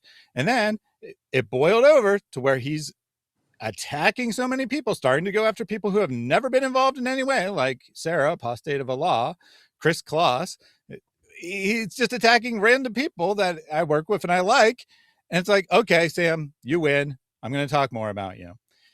And now I feel that it's my calling from God to expose Sam, and you'll see that I haven't been making any content or very little content about Islam in recent months. All thanks to Sam. All thanks to Sam. Sadly, Sam isn't the only one who has to have attention. We've got Issa, who is equally attention starved, but tiny bit nicer. All right, Issa, we're going through some clips here, man. Thank you. I actually just saw Thaddeus, and I wanted to thank Thaddeus for all the good work that he's doing, particularly about Sister Aisha. I heard that, and I thought it's a really beautiful thing that you're doing, and I wish Muslim people actually did that. You know, I wish the Muslim people behaved Christ-like, but it's unfortunate. Zoo Wisdom here says, if he attacks Orthodox, he is the enemy of the church. If he doesn't attack Orthodox, he is a grifter. OrthoBros logic. That is, I mean, that's the OrthoBros, right? Mm-hmm. If you're attacking us, it shows you're evil. If you're not attacking us, it shows you're a grifter. What are these guys, man? Toxic. That's what they are. All right, so let's jump back into this. So we got the last straw. They had a show where they have a picture of me looking. What's that?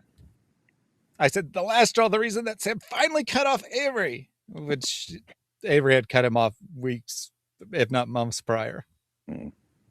Wait, he cut off Avery? I didn't know that. Yeah, he officially did. What was that? Saturday, I think it was. Anyway, within the last couple of days, he did a stream in which he declared that GodLogic is a grifter and he will never work with GodLogic unless he repents and comes back and obeys him properly. So, yep, it's official. Here we go. They had a show where they have a picture of me looking like David Wood, Shamoun, the killer whale, and Malik. You'll see it. Now, he goes into the comment section. He's commenting in the comment section. David Wood puts his comment on screen for everyone to see. Now, I text him. I go, hey, dude, what's going on? He texted. I go, why are you? Because he was watching live, apparently. No, but I mean, think about this, right? Avery, this year, he's done shows with Sam. You think I'm sitting there texting, what are you doing? Why are you under Sam? How could you betray me like this? I don't say one word, but Sam's sitting there watching. Oh my goodness.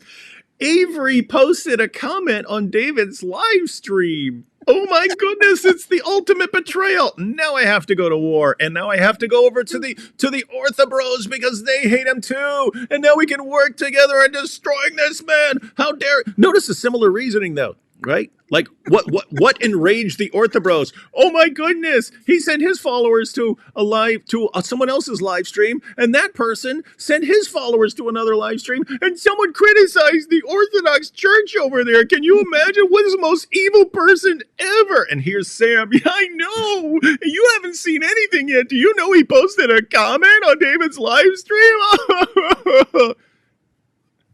This seems demonic. This seems like a demonic obsession and massive jealousy. Like they know he's having a huge impact, and it enrages them because they all think they should be having the huge impact.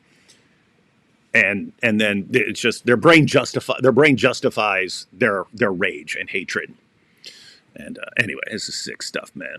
But my goodness, he posted it, the ultimate betrayal. It's just like Judas betraying Jesus. It's the same thing. It's like Benedict Arnold. It's like Benedict Arnold siding with the British. It's the same thing. Posting the comment. Now I'm going to dedicate the rest of my life to waging war against Avery. Sam, you pathetic, narcissistic freak show. Here, joining them. He goes, no, man, I didn't go up to the StreamYard.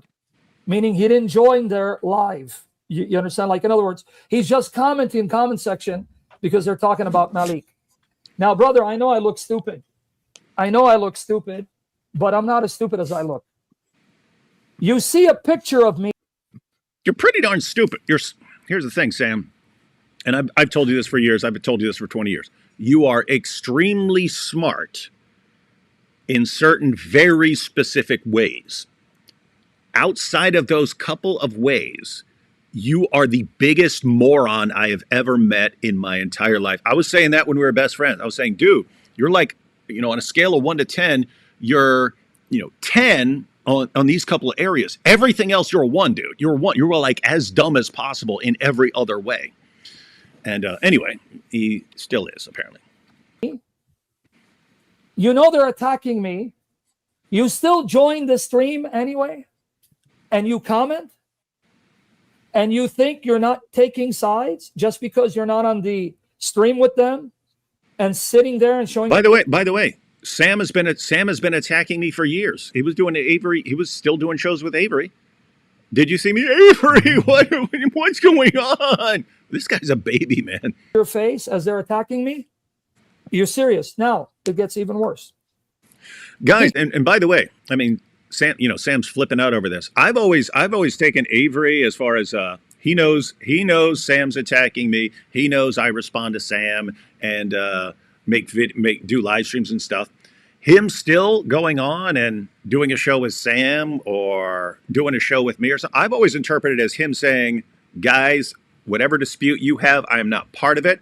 I'm still going to treat you guys the same. You deal with your stuff. I'm not part of it. And I'm going to show you that I can still get along with either one of you. I'm not part of your dispute. Mm-hmm. Sam can't accept that. No, you have to do what I say. You have to do what I say. How dare you post a comment? I mean, he posted a comment on a live stream.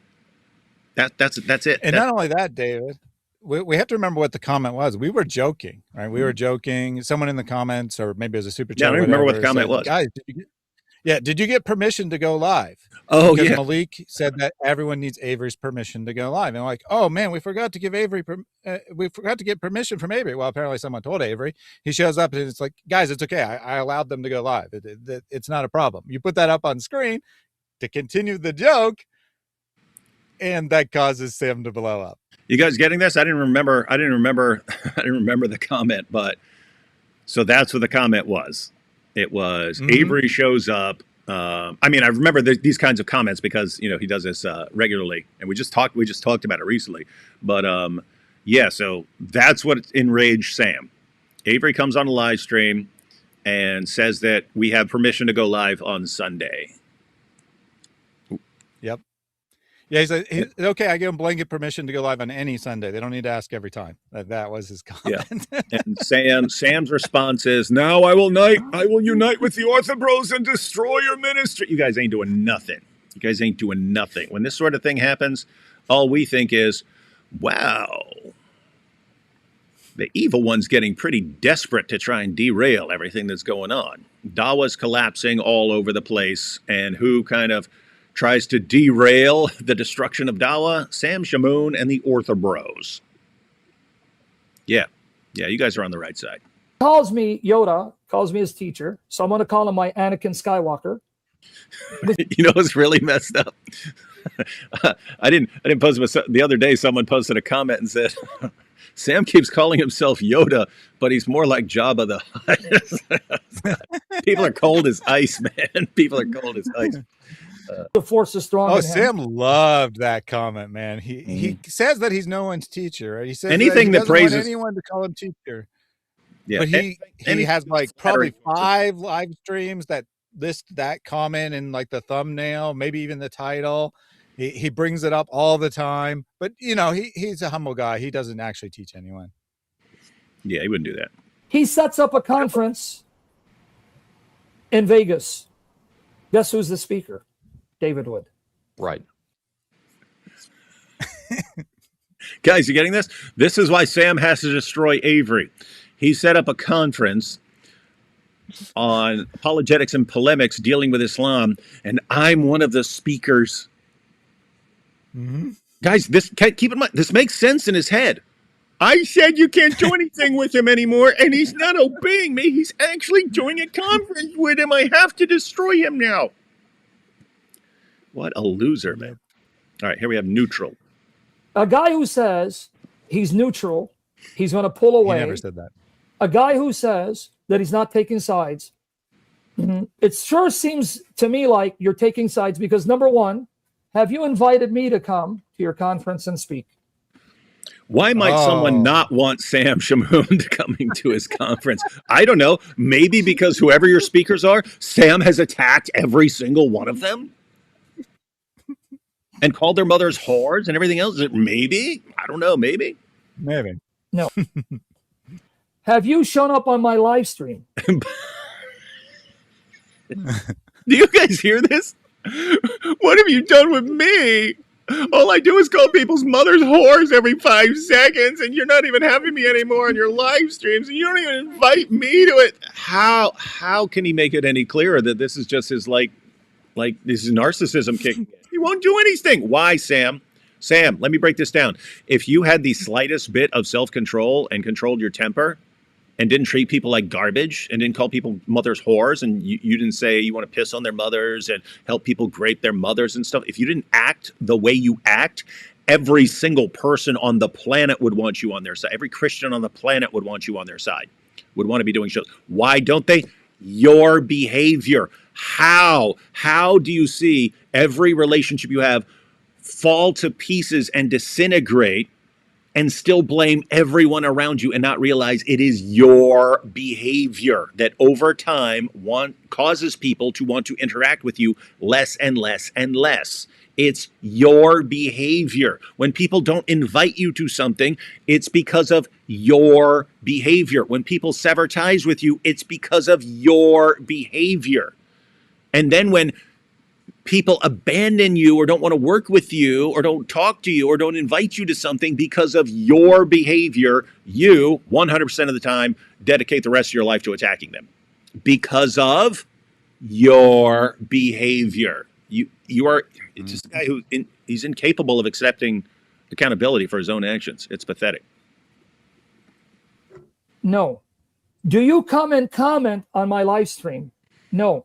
In point of fact, you come on when I did the debates with Nasser and the two Mormons, I was in a state. He knew I was there.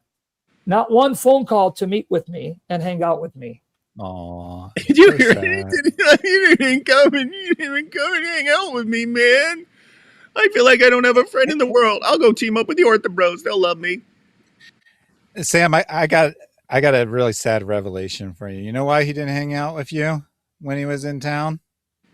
Because you attacked my wife a few days prior, and I said to Avery, if Libiano is blacklisted for attacking your wife, then I think Sam needs to be blacklisted for attacking my wife.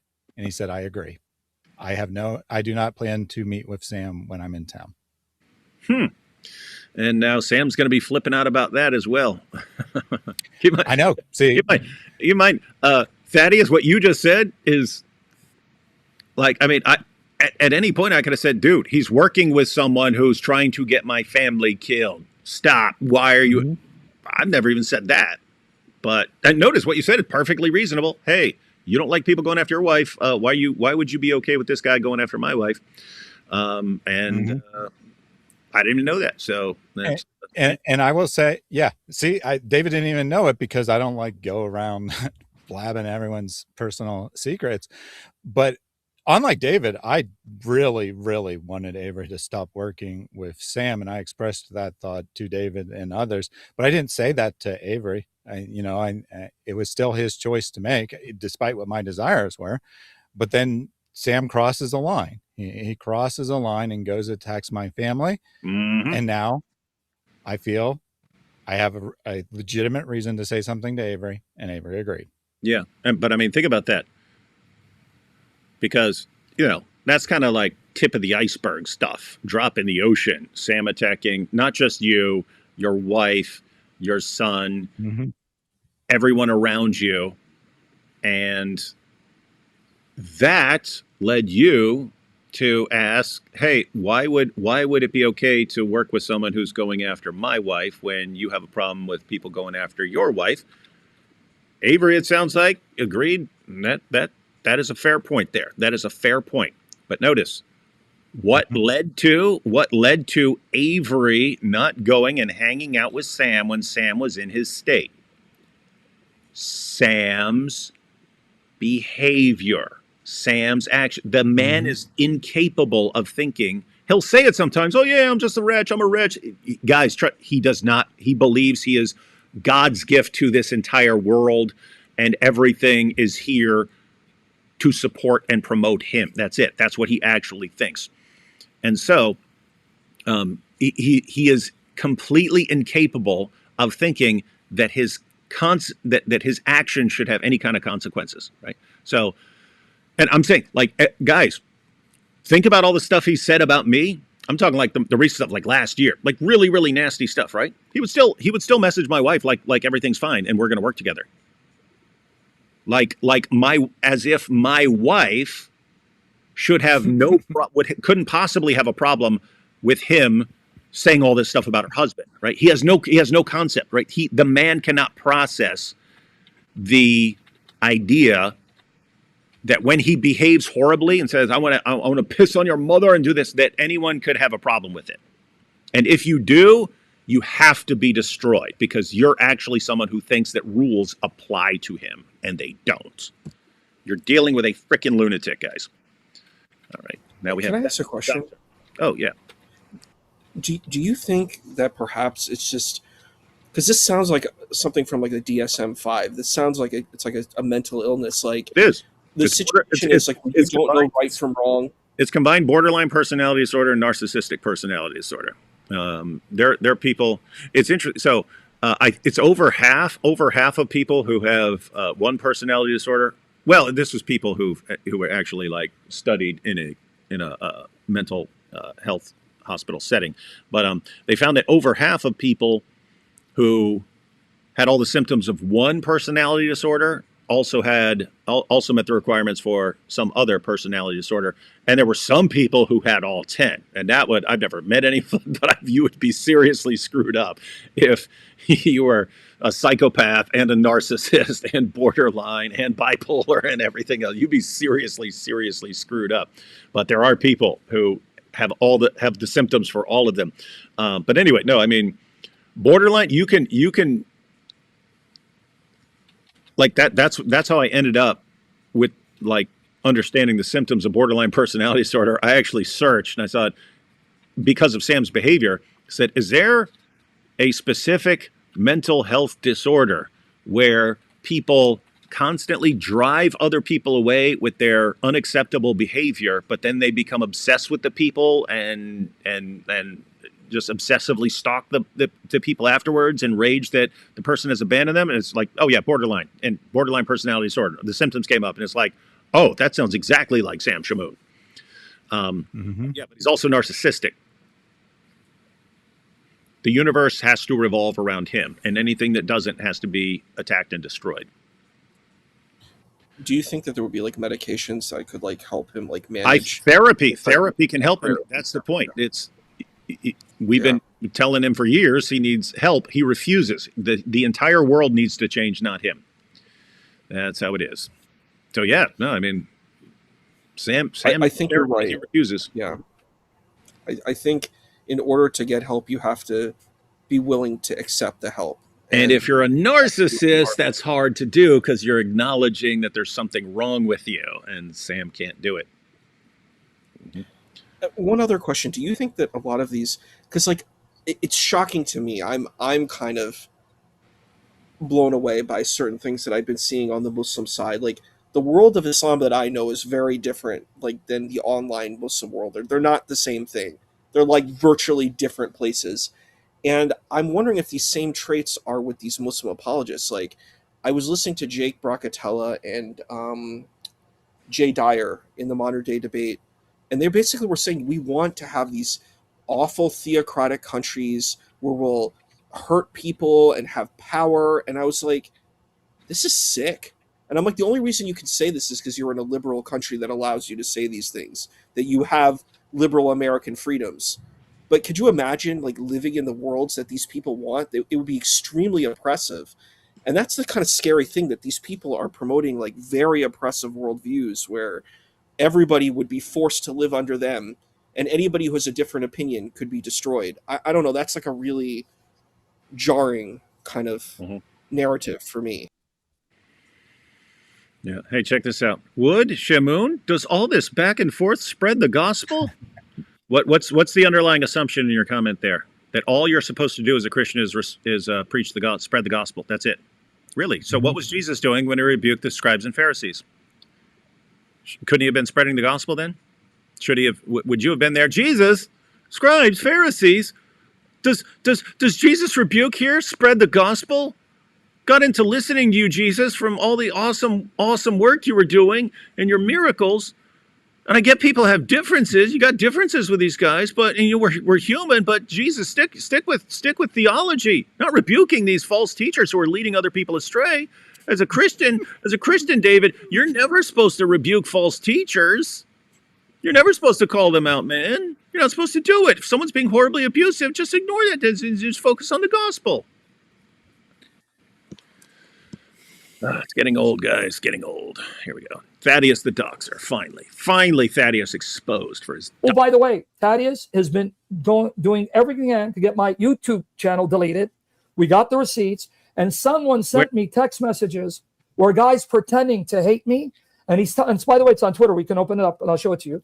Oh, right there. Okay, and telling him, you'll see. I got his info. Do you want me to give it to you? And look what he says. He goes, well, it's only doxing. It's not doxing if it's private. Lol. Meaning, send me his information. It's behind the scenes, so it's technically not doxing. So he can use it to try to expose me and shut down my channel. That's not how. Yeah. I mean, I only read those little things that were posted there, but that's not how I interpreted that at all. And that's not what happened at all. In fact, Sam didn't even read the messages in the correct order. So let me, and that's not nearly the start of the conversation. So here's what actually happened. Someone on Twitter made a public message saying that, just so you know, the reason that Sam doesn't get violations is because a relative of his works for Team YouTube and shields him from violations. And I said, are you sure or something? And they're like, I think I might have said, do you know it for a fact? And they said, yes. And I said, please DM me. That's what I said. And so they did end up DMing me. Now, they did eventually delete that. That's why I don't know the exact words, because they eventually deleted it. But that's not actually suspicious, right? If you did actually have inside information, you wouldn't you wouldn't want Sam to see that you left me that message. So they, I say hello in the DMs, and I said, I'm interested in what you're saying. Do you have evidence for that? How can I verify this? And they send 8 or 10 messages. And then at the end, they say, I'm not comfortable giving you the name because I'm probably the only person that knows. So they will know that I sent the information, and they'll retaliate against me. And I said, okay, no problem. I didn't try to pressure them for information or whatever. I said, well, thanks for letting me know. I can raise the question about it in public, but obviously I can't make definitive claims to say I heard that maybe Sam's relative works there, or it seems like maybe his relative works there, or something. I could say that, but I'm not going to actually make the accusation. And then a day later, they send me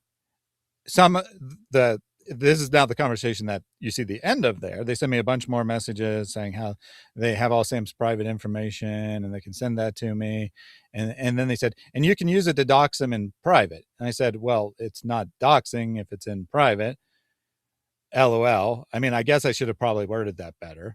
But what I was actually thinking is, dude, you sending me information isn't doxing him, right? And that's what I was actually in my mind. I probably could have worded it a little bit better. And then I said, but go ahead and send me whatever you want. Any information you have will be useful.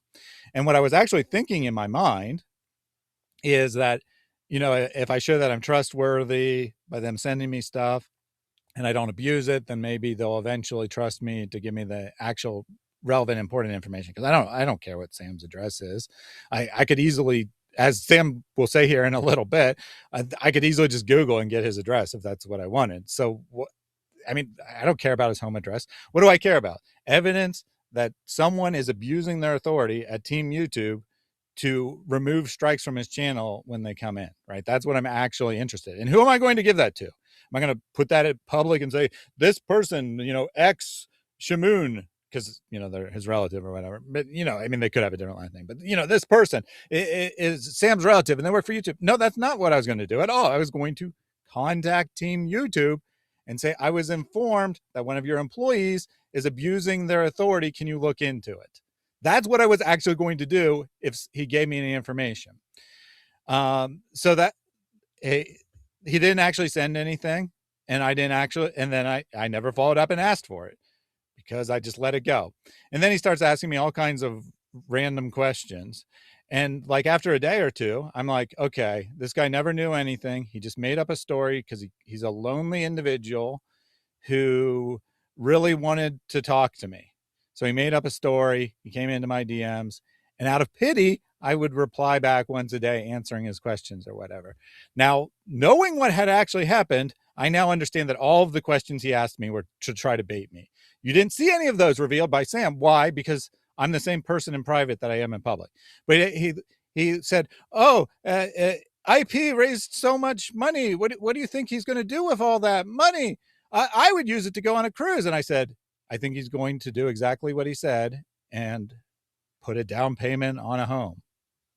And then he's like, okay. And then, later, like each conversation was isolated, but then, after another half day or whatever, then he'd ask me another question, and then he'd ask me another question. The only one that you saw in the messages that Sam shared was when he said, do you think that Sam used Libiano as an excuse to avoid debating Avery? And I had already said that publicly.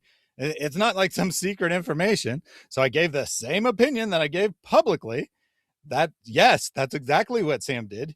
He automatically accepted because that would be necessary for his ego, but he was going to find a way to get out of it. GodLogic presented him a way to get out of it. And so he used that opportunity to get out of it. Sam shared that. And that's why his bots have been throughout this saying, why did you say that Sam is afraid of Libiano? But I've explained multiple times that he's not actually afraid of Libiano. He's afraid of himself. The opponent didn't even matter, right? He's afraid that he'll go up on stage, say something to embarrass himself, because that will be God rebuking him, using this opportunity of this big platform to finally expose him. Why does Sam feel that he's going to be exposed by God? I would say that's his own conscience telling him that he is not right with God. And that's why he thinks God is going to expose him if he dares debate someone on a big stage. And so he was probably going to find a way to get out of it. That's the only one you saw, and it wasn't any different than anything I said in public. So just to recap the most relevant portion about the doxing, going back to you getting a video taken down recently because that video contained some things Sam Shamoun was saying in his live streams. And then so you post a little compilation of some things Sam is saying. YouTube takes down your video for violating its rules, and you reply, wait a minute, what's going on here? I'm responding to someone else. I'm exposing what someone else said. How can I be banned for exposing what they say when what they say is fine because it's still on YouTube, but my video gets blocked if I'm responding to it? How does this work? Which leads Sam to go, oh, Thaddeus is thinking I've got special privileges here. Maybe I'll send him one of my minions to say, hey, Thaddeus, did you know that Sam has a cousin who works at YouTube who's protecting him? Yes, I have this inside information. Would you like to work with me? And you thought, well, if that's true, if Sam is actually being protected, so he gets he gets to violate the rules, I would like to call that into question. And then that's the email exchange. And then Sam interprets that as you threatening to dox him, when Sam literally doxes people and works with the biggest doxer in the world, as far as I can tell. Right?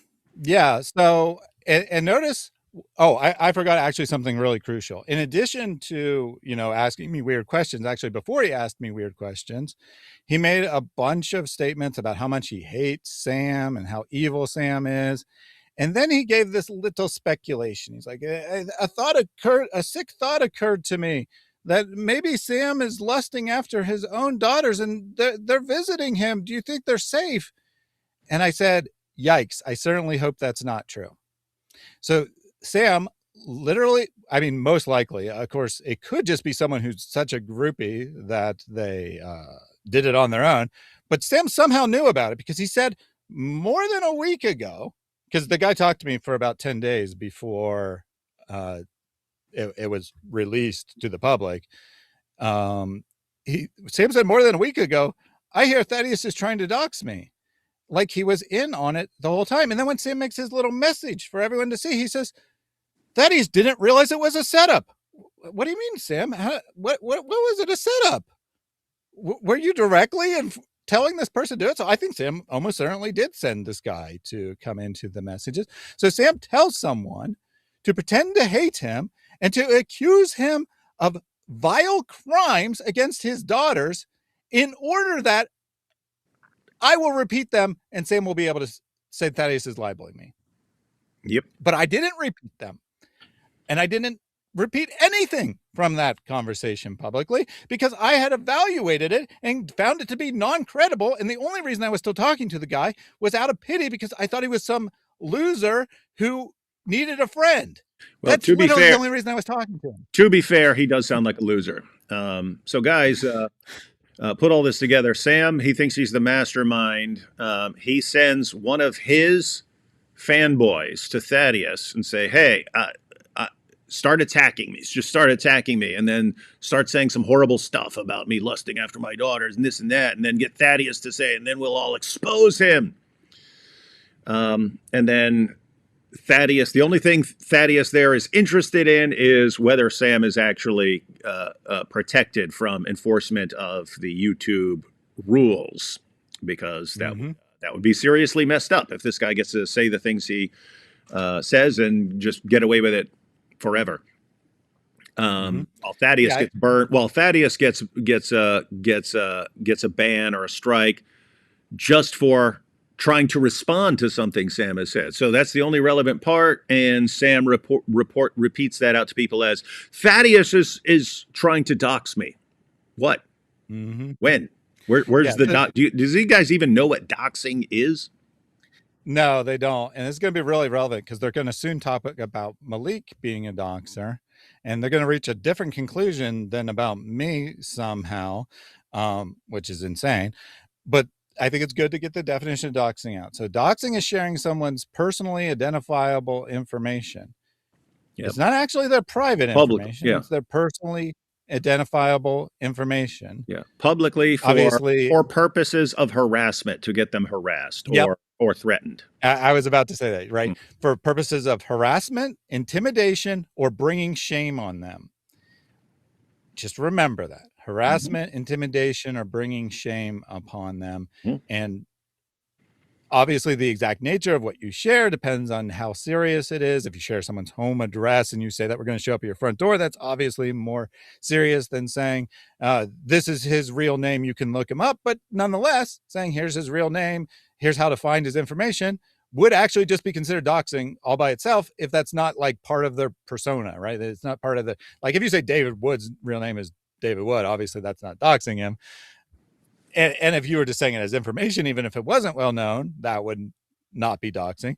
But if you say it, even if it's a known thing, and you're saying, and we're going to come and get you, we know where you are, here's how to get his information, that would be considered doxing, right? So it very much matters what the intent of sharing the information is, way more than what the information itself is. Take a couple super chats. Avery is now officially bald and overweight. If people don't get the joke, Sam always attacks other people with insults that would hurt him. That's weird. That's why he calls everyone fat. I'm not. Oh, this is the guy who said, but the Sermon on the Mount, and then didn't even tell us what in the Sermon on the Mount is supposed to apply here. I'm not telling anyone anything, David, but I think as Christians we are supposed to pray for our brother. Who said no? Don't pray Don't for pray him. for, what are you talking about? Who has strayed from the path? No, I think what you mean here is all you're supposed to do is pray. There's no situation where someone is a false teacher and abusing others and being a hypocrite where you would do anything besides pray. Dude, what Bible are you reading? I don't even know what to do here, guys. I think you should check your own hubris, and I'll pray that you will. And yet, you didn't just pray. You also posted a comment and drew attention to it by making it a super chat. Your criticism of me. So, Funky Plasma Man, now I get to call you a hypocrite. You're saying, no, you don't publicly criticize someone. You just pray for them, and yet you didn't just pray for me. You publicly criticized me. You giant hypocrite. Guess what? I just publicly criticized you. I didn't just go and pray for you. I publicly criticized you. What? You said something that's totally wrong in public, and people need to not be led astray by silly comments like this. Anyway, hope that helps. After seriously inquiring into orthodoxy a while ago, I'm glad I decided against it after seeing the OrthoBro fruit. Happily Lutheran now. Yeah, and I'm not going to tell you to become Orthodox or anything like that. But to be fair, don't judge all Orthodox by the OrthoBros. Don't judge all Muslims by terrorists. Don't judge an entire group or position by certain people. Cleve must be sola tradition with that name. Yep. Sam's new thumbnail for his live stream proves that Sam is a small and plump space alien and that David is a strong Sith Lord. I'm a Sith Lord. That's awesome. And he's little Yoda. What do you think of Christianity being spread to the world through European colonialism, colonizing, and enslaving non-whites? Oh, this is white Hebrew Israelite. Dude, we're not putting up with you today, man. You keep posting all this white Hebrew Israelite. They saw non-whites as less than human. Did those European go to hell? Come on, dude. Sam comes off as Candace Owens of apologetics. Yeah, just not nearly as popular. Have you seen Sam's intro? I mean, ego. David keeps an eye on the Christian perimeter for wolves in sheep's clothing. Thank you, guys. God bless. Yeah, how is that like the worst thing anyone can do for some people? Oh my goodness. He sits around calling everyone's mothers whores and talking about pissing on and attacks every Christian apologist, but someone's actually responding to it? Oh my goodness, the horror. You shall know them by their fruits. For all the blessing he received, the fruit is bitter. Mo's fruit is al-zut. Only script Ezra sola is required to hail Ezra, scientifically miraculous. Script Ezra sola is perfectly preserved. Ezra is the one true scribe, you see. All of this is true. I watched Sam ban someone earlier on his stream for making a comment in his favor on the situation after he said he was done talking about it. And then he talked about it anyway for the next 15 minutes. That sounds like Sam. Totally unstable. Be like Christ, guys, and rise above it. Dude, that's the same guy, Funky Plasma Man. Be like Christ. Guys, if you want to say, what did Jesus go after as far as criticizing more than anything else? Hypocrisy and hypocritical religious leaders. Those are the people he blasted. And you're saying, just rise above it when you see a hypocritical religious leader leading other people astray. Just rise above it to be like Christ. Dude, okay. All right, last warning, Funky Plasma Man. Say one more stupid thing like that. Completely misrepresent Jesus, completely misrepresent Scripture. Again, you giant hypocrite. See what happens. Have you also seen Cleve attacking Sig, Jerome? No, but Sig's super cool, so I think they just attack anyone who's not like them.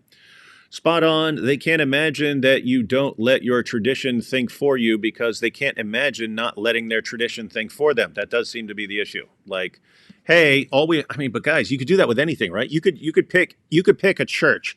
Eeny, meeny, miny, mo. I'm going to that one, and that church gets to do all my thinking for me. And I will not question anything it says. And then when they run into someone who's not like that, they're like, what? I don't know what to do here. I'm irrelevant. You're irrelevant. Let's be irrelevant together. That's a good idea. I'm waiting for Sam to write a book called Seeking Jesus, Finding Sam Shamoun. Thaddeus is a liar. I donated this super chat because of him. That's good. Hey, brothers, is it possible to come up and talk? Want to ask you guys if you believe Christ gave up his omnipresence while incarnate. Seventh-day Adventists believe this. No, we're not taking it. We still got a bunch of stuff to go through. We got a lot of stuff to cover. Yeah, at this stage, matter of fact, I need to keep my comments to more of a minimum because we still got a bunch of this Cleve stuff to go through. At this stage, I'd rather fall wiener first into a badger hole than watch one more Sam cusses out the world video. You ain't the only one. I got here right as Issa did. I arrived on time. Nice. It seems like a winger convention. Sam hears Yoda and thinks, good teacher. I hear it and think, short, bald, large ears. The real question, who is worse, Sam or Winger? Ooh, that is the Olympics of terribleness right there. Sam cussing in church. You'd have to attend first. Yeah. Issa is a fake Christian. He collaborates with D. Wood. Yeah, get ready to be on Sam's list, Issa. Will Sam be the next big man putting his gold chain on Malik? Yeah, that'd be a good photo out there. I am new to some of this, but always love supporting. I don't know Issa, also Christian apologist. God bless you all. No, Issa is a Sufi. Some call him Goofy Sufi Muslim, who's I'm a goofy. Yeah, who's super laid back and doesn't get nearly as offended as lots of other Muslims because he believes it. God's kind of like beyond being super hurt by little things that do or say. And so, Well, thank you. I appreciate that. You're very sweet. well, I got that from you, man. You just heard it. I just recalled it.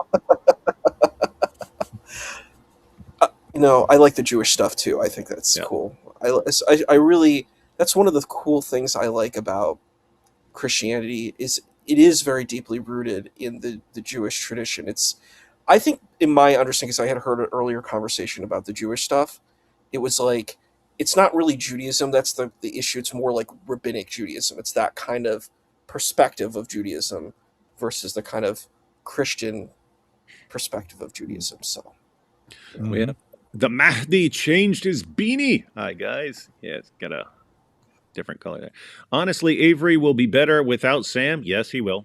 Yeah, guys, keep in mind, that was Avery trying to help Sam and Avery trying to not get involved in disputes. And it eventually broke down. Guys, that's what happens with everyone. So that's what happened with me. That's what happened with Anthony Rudd. That's what happened with everyone who was working with Sam at some point. It eventually just becomes too much, and then he declares war. Sam is talking to the guy that said horrible things about Avery's wife, trying to get people killed, but Avery comments on a video, Sam, you're a grifter. Yeah, you guys get that? Sam is sitting there justifying people attacking Avery's wife. He's defending the Muslims who are posting pictures of her, calling her a whore and stuff like that. He's working with a guy who doxed a bunch of us, tried to get our families killed. And then Sam doesn't think that anyone's allowed to have a problem with that. Sitting there talking about people's wives, talking about Thaddeus's wife.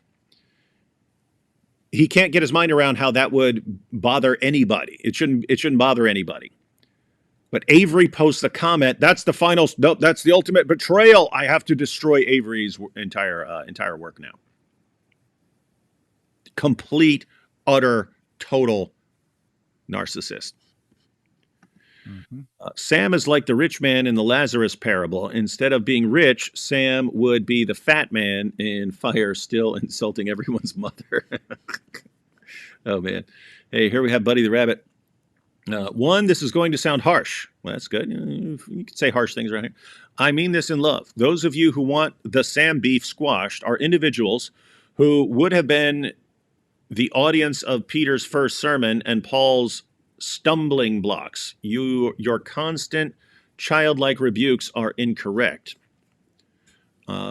Two, a true pastoral concern from afar by these men about Sam's behavior is biblically grounded and fair.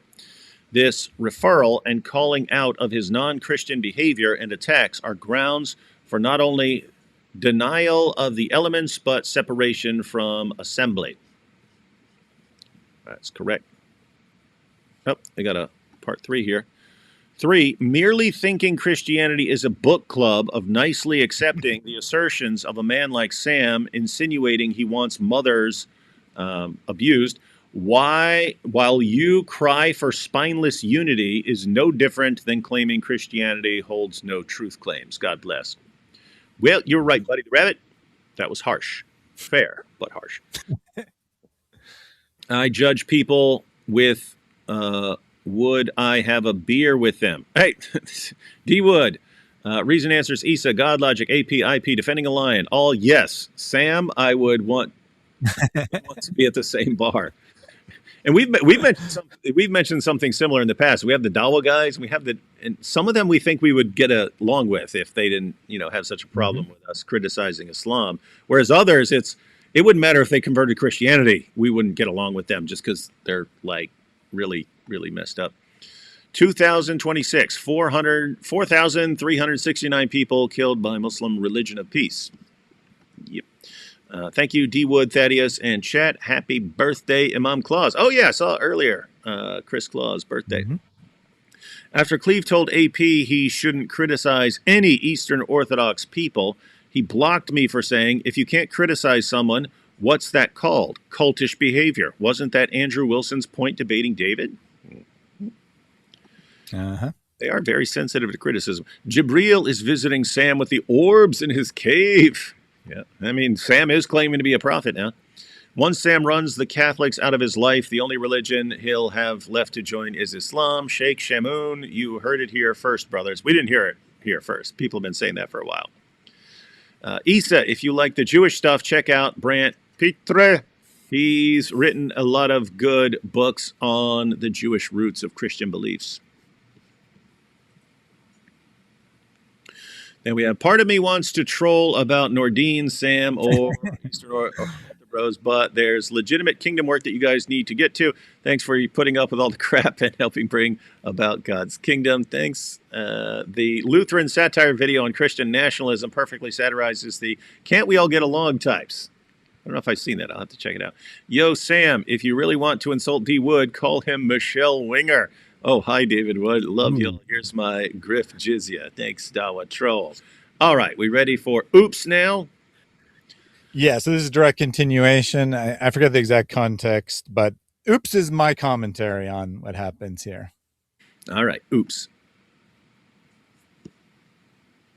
He even says that he wants to know because the guy lied to him and said to him, I think it's the fourth one. I'm sorry.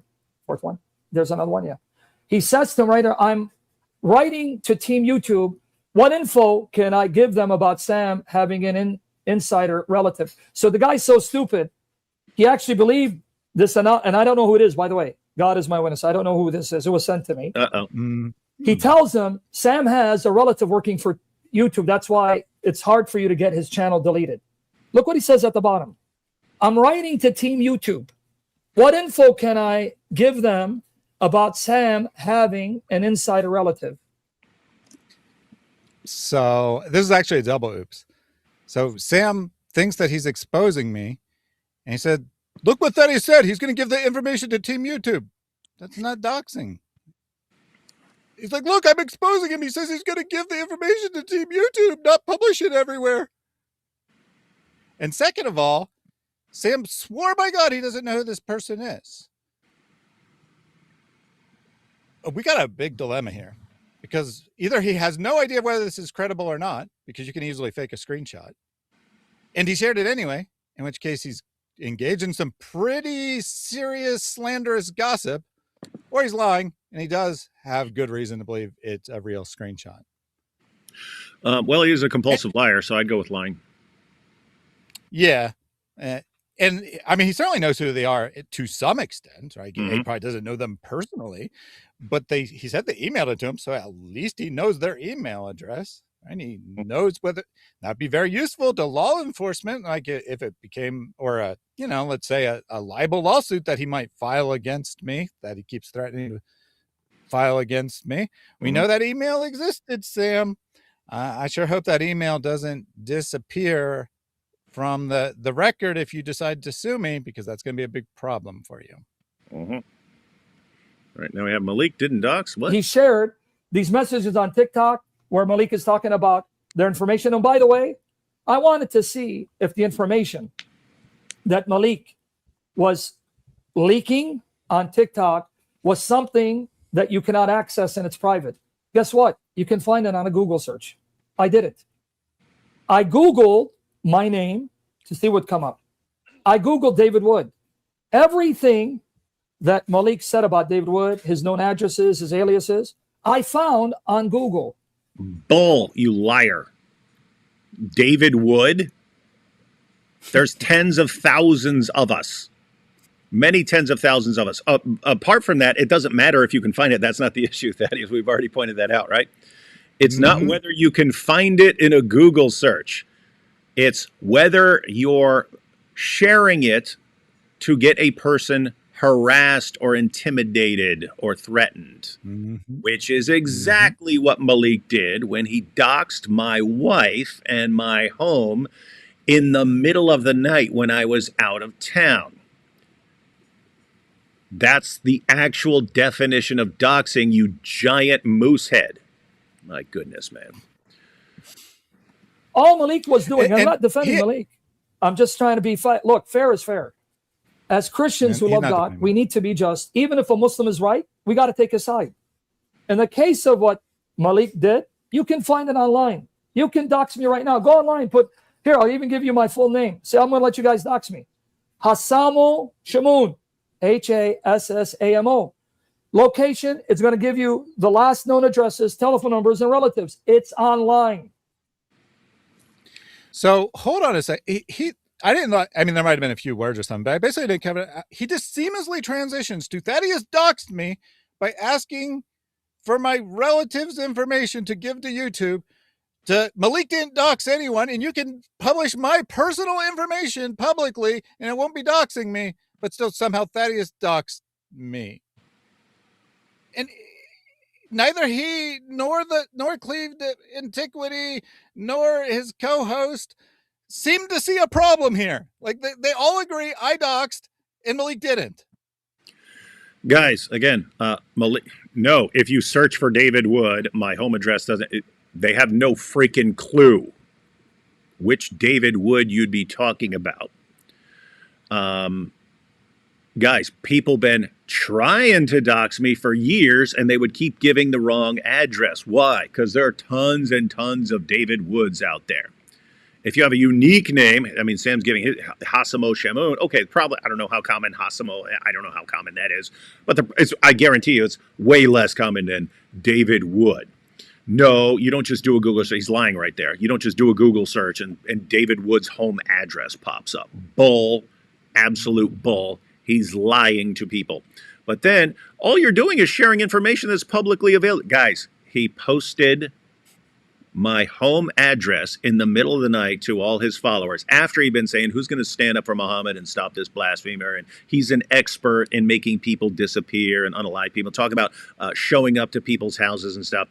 Doxed my family, gave my wife's phone number. I'm out of town. People start calling her with these creepy messages and leaving all these,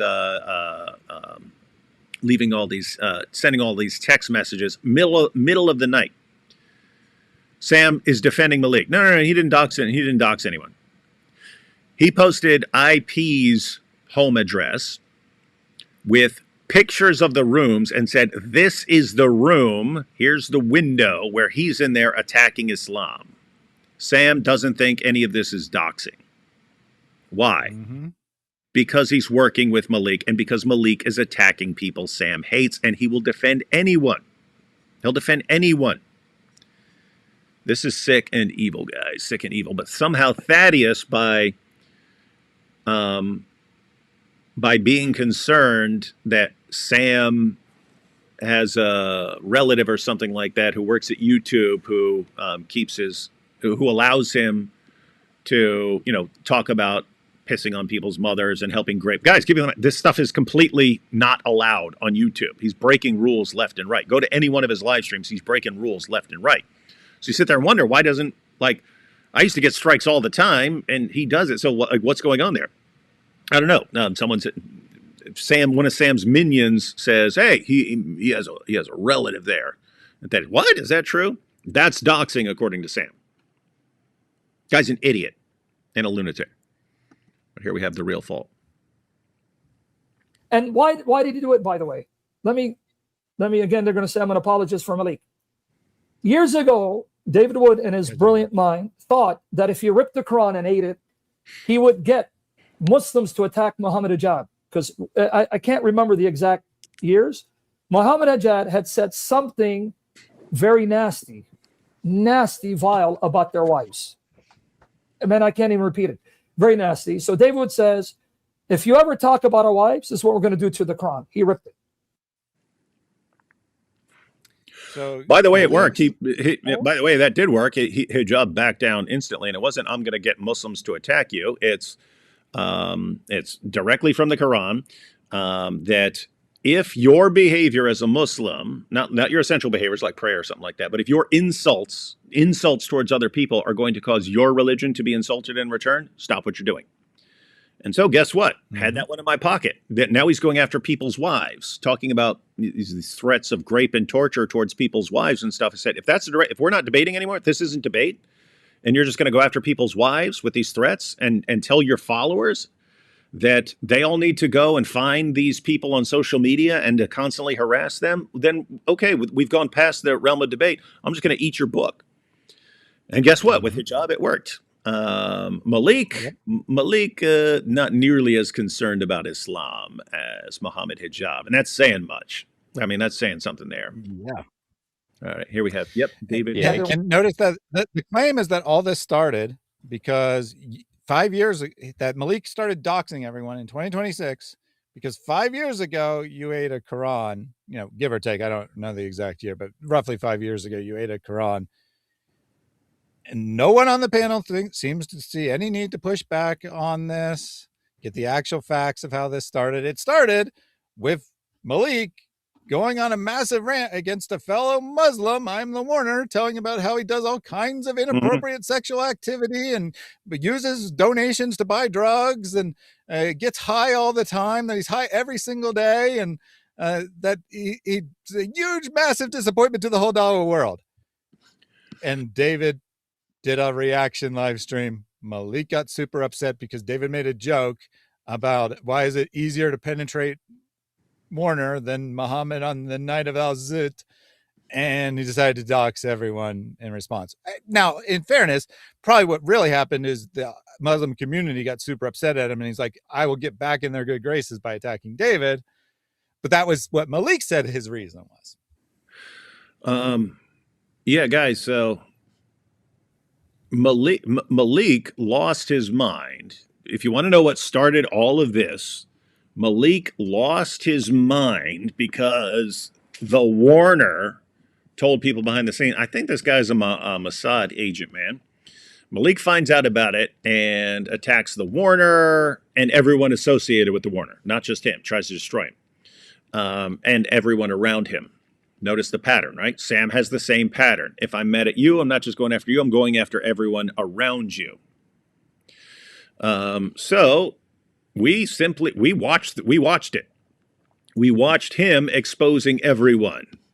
And then he flips out and attacks, of all people, he attacks Avery's wife. That's who he did. That was the result. He went after Christina, flipped out on her. And I don't know exactly what I did, but that's a situation where I would like eat a page of the Quran or something like that. I would do something. And then he starts doxing everybody, but not according to Sam. None of that. So anyway, everything is everyone else's fault. Well, let's see. Definitely. Now we're going to see the OrthoBros reaction to Sam's little accusation here. All right, here we go.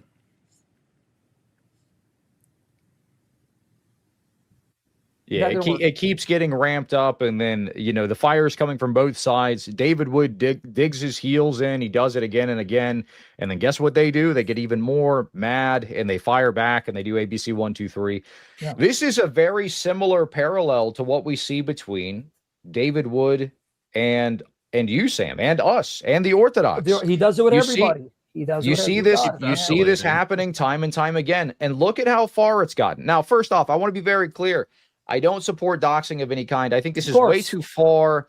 Thaddeus trying to get the information, that kind of thing, trying to reveal your location and stuff like this, Sam, I think that's too far. If that's his... Thaddeus, were you trying to reveal his location? No. Cleve just said you were trying to reveal Sam's location. And notice he didn't condemn Malik, only me. Were you trying to reveal Sam's location? I was not. I wasn't even interested in Sam's location. The only thing I was interested in, the name, not the address, phone number, anything else. All I wanted was the name of the person that works for Team YouTube that's shielding Sam. Of course, they didn't actually exist, and I'd already concluded that long before Sam and dumb Thaddeus never figured it out, right? I concluded long before that this person didn't know any information. I was not so paranoid that I thought that Sam sent them, but I was wrong. They were sent by Sam. Yeah, and the OrthoBros. Now he's comparing. Look at him with the OrthoBros. We all started going after Avery and calling him a grifter, and David responded. And how he had a bunch of us on his channel to break down orthodoxy and stuff like this. But he also brought up people who criticize orthodoxy. It's the end of the world. I can't. I don't know. It's just like in my head. If you are extremely psychologically fragile and can't handle criticism, you should probably be the nicest guy on the planet. And then, I mean, you should probably be like Issa, right? And then people aren't going to want to come after you, heap insults on you or anything else like that. If you're the biggest jerk in the world, you probably shouldn't be the sort of person who complains whenever anyone responds. But that's what these guys do. That's what Sam does. That's what Malik does. That's what the Dawa guys do. It's, we're going to attack in all directions. Oh my goodness, someone responded to us. Why? We're being persecuted. Biggest bunch of babies in the universe. And they all end up in one of these couple of groups. It's weird. All right. Intent, I think it's way too far. Way too far, what Thaddeus did. I had the FBI tell me I'm on a hit list. Okay. What should I do? Should I move? They go, no, just put a camera and be aware. Why would Sam be on a hit list? Guys, what sort of people who are known for actually going and killing people are after Sam right now? It's people like us. It's like apologists and things like that who are responding to Sam right now. Who's mad at Sam? Who's the sort who would go and try to harm him? The Muslims are loving him right now. The Muslims are. I mean, they're his biggest fans right now. The FBI, come on, dude. Just beyond, they go, do you get recognized? I go, sadly, yes. If I go out public, because people have taken clips of mine, put it on TikTok, Instagram, sadly, they've made me a celebrity. I'll go to places, hey, you're that. Yeah. I go, yeah. I go, depend, who are you? What are you? Oh, I'm Christian. I go, okay, here, come give me a hug. All right, nonetheless. So I've been threatened. You didn't see me run and say, guys, my life is threatened. I need to relocate. Here's a GoFundMe page. You didn't see me do that, right?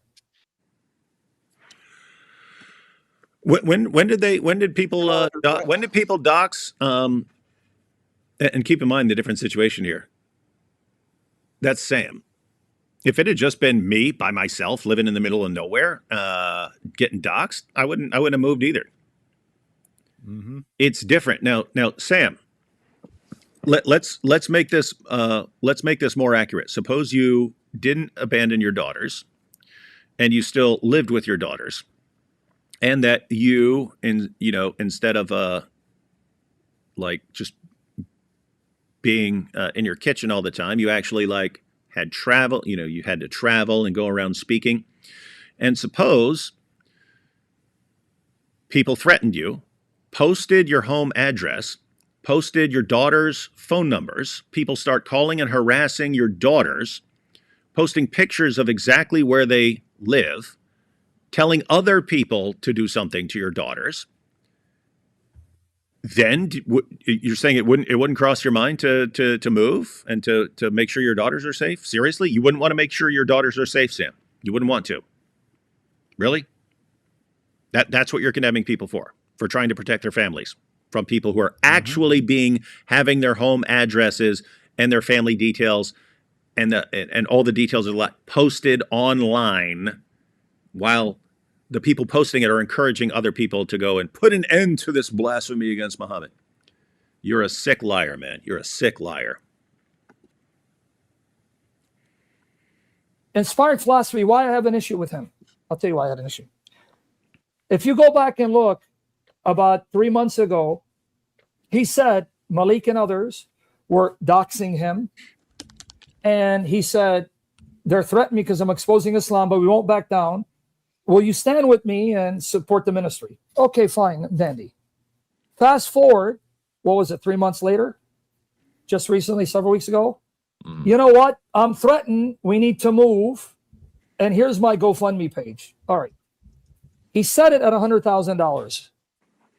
It's now $269,000.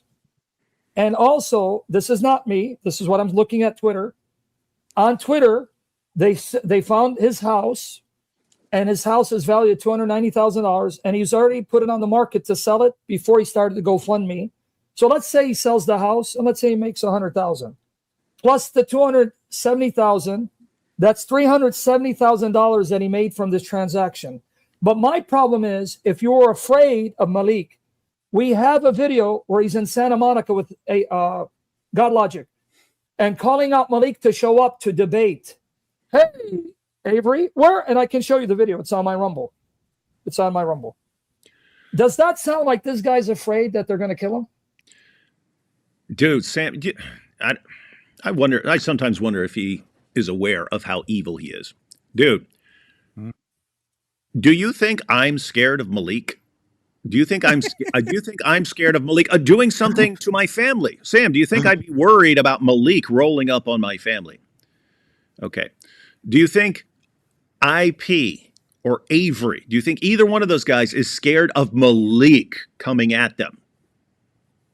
Do you really think that, Sam? Do you think that's what he's saying? Right? No.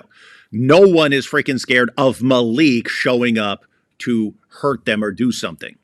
People are concerned because Malik posts people's home addresses where someone, not Malik, but someone who wants to go, and that does happen. Sawan Momiko was killed while he was live. They caught someone who was on his way to kill Hatun. There are people out there. It's not Malik. Malik's not going to do anything. Malik wouldn't bust a grape in a food fight. He's a freaking little coward. That's why he sits around trying to get other people to do stuff. But guess what? There are other people in the world who would like to do stuff.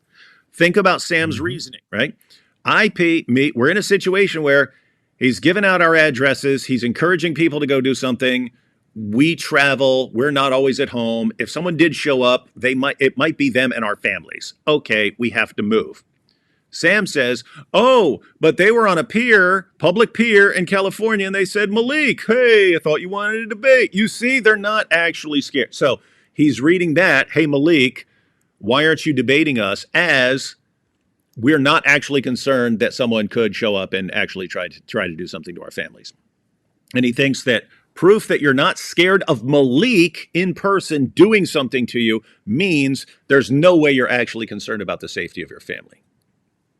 And these guys just, wow, great point, Sam. Cleave to antiquity gives you the thumbs up, buddy. Guys, these people are evil. They're evil. This is crazy, man.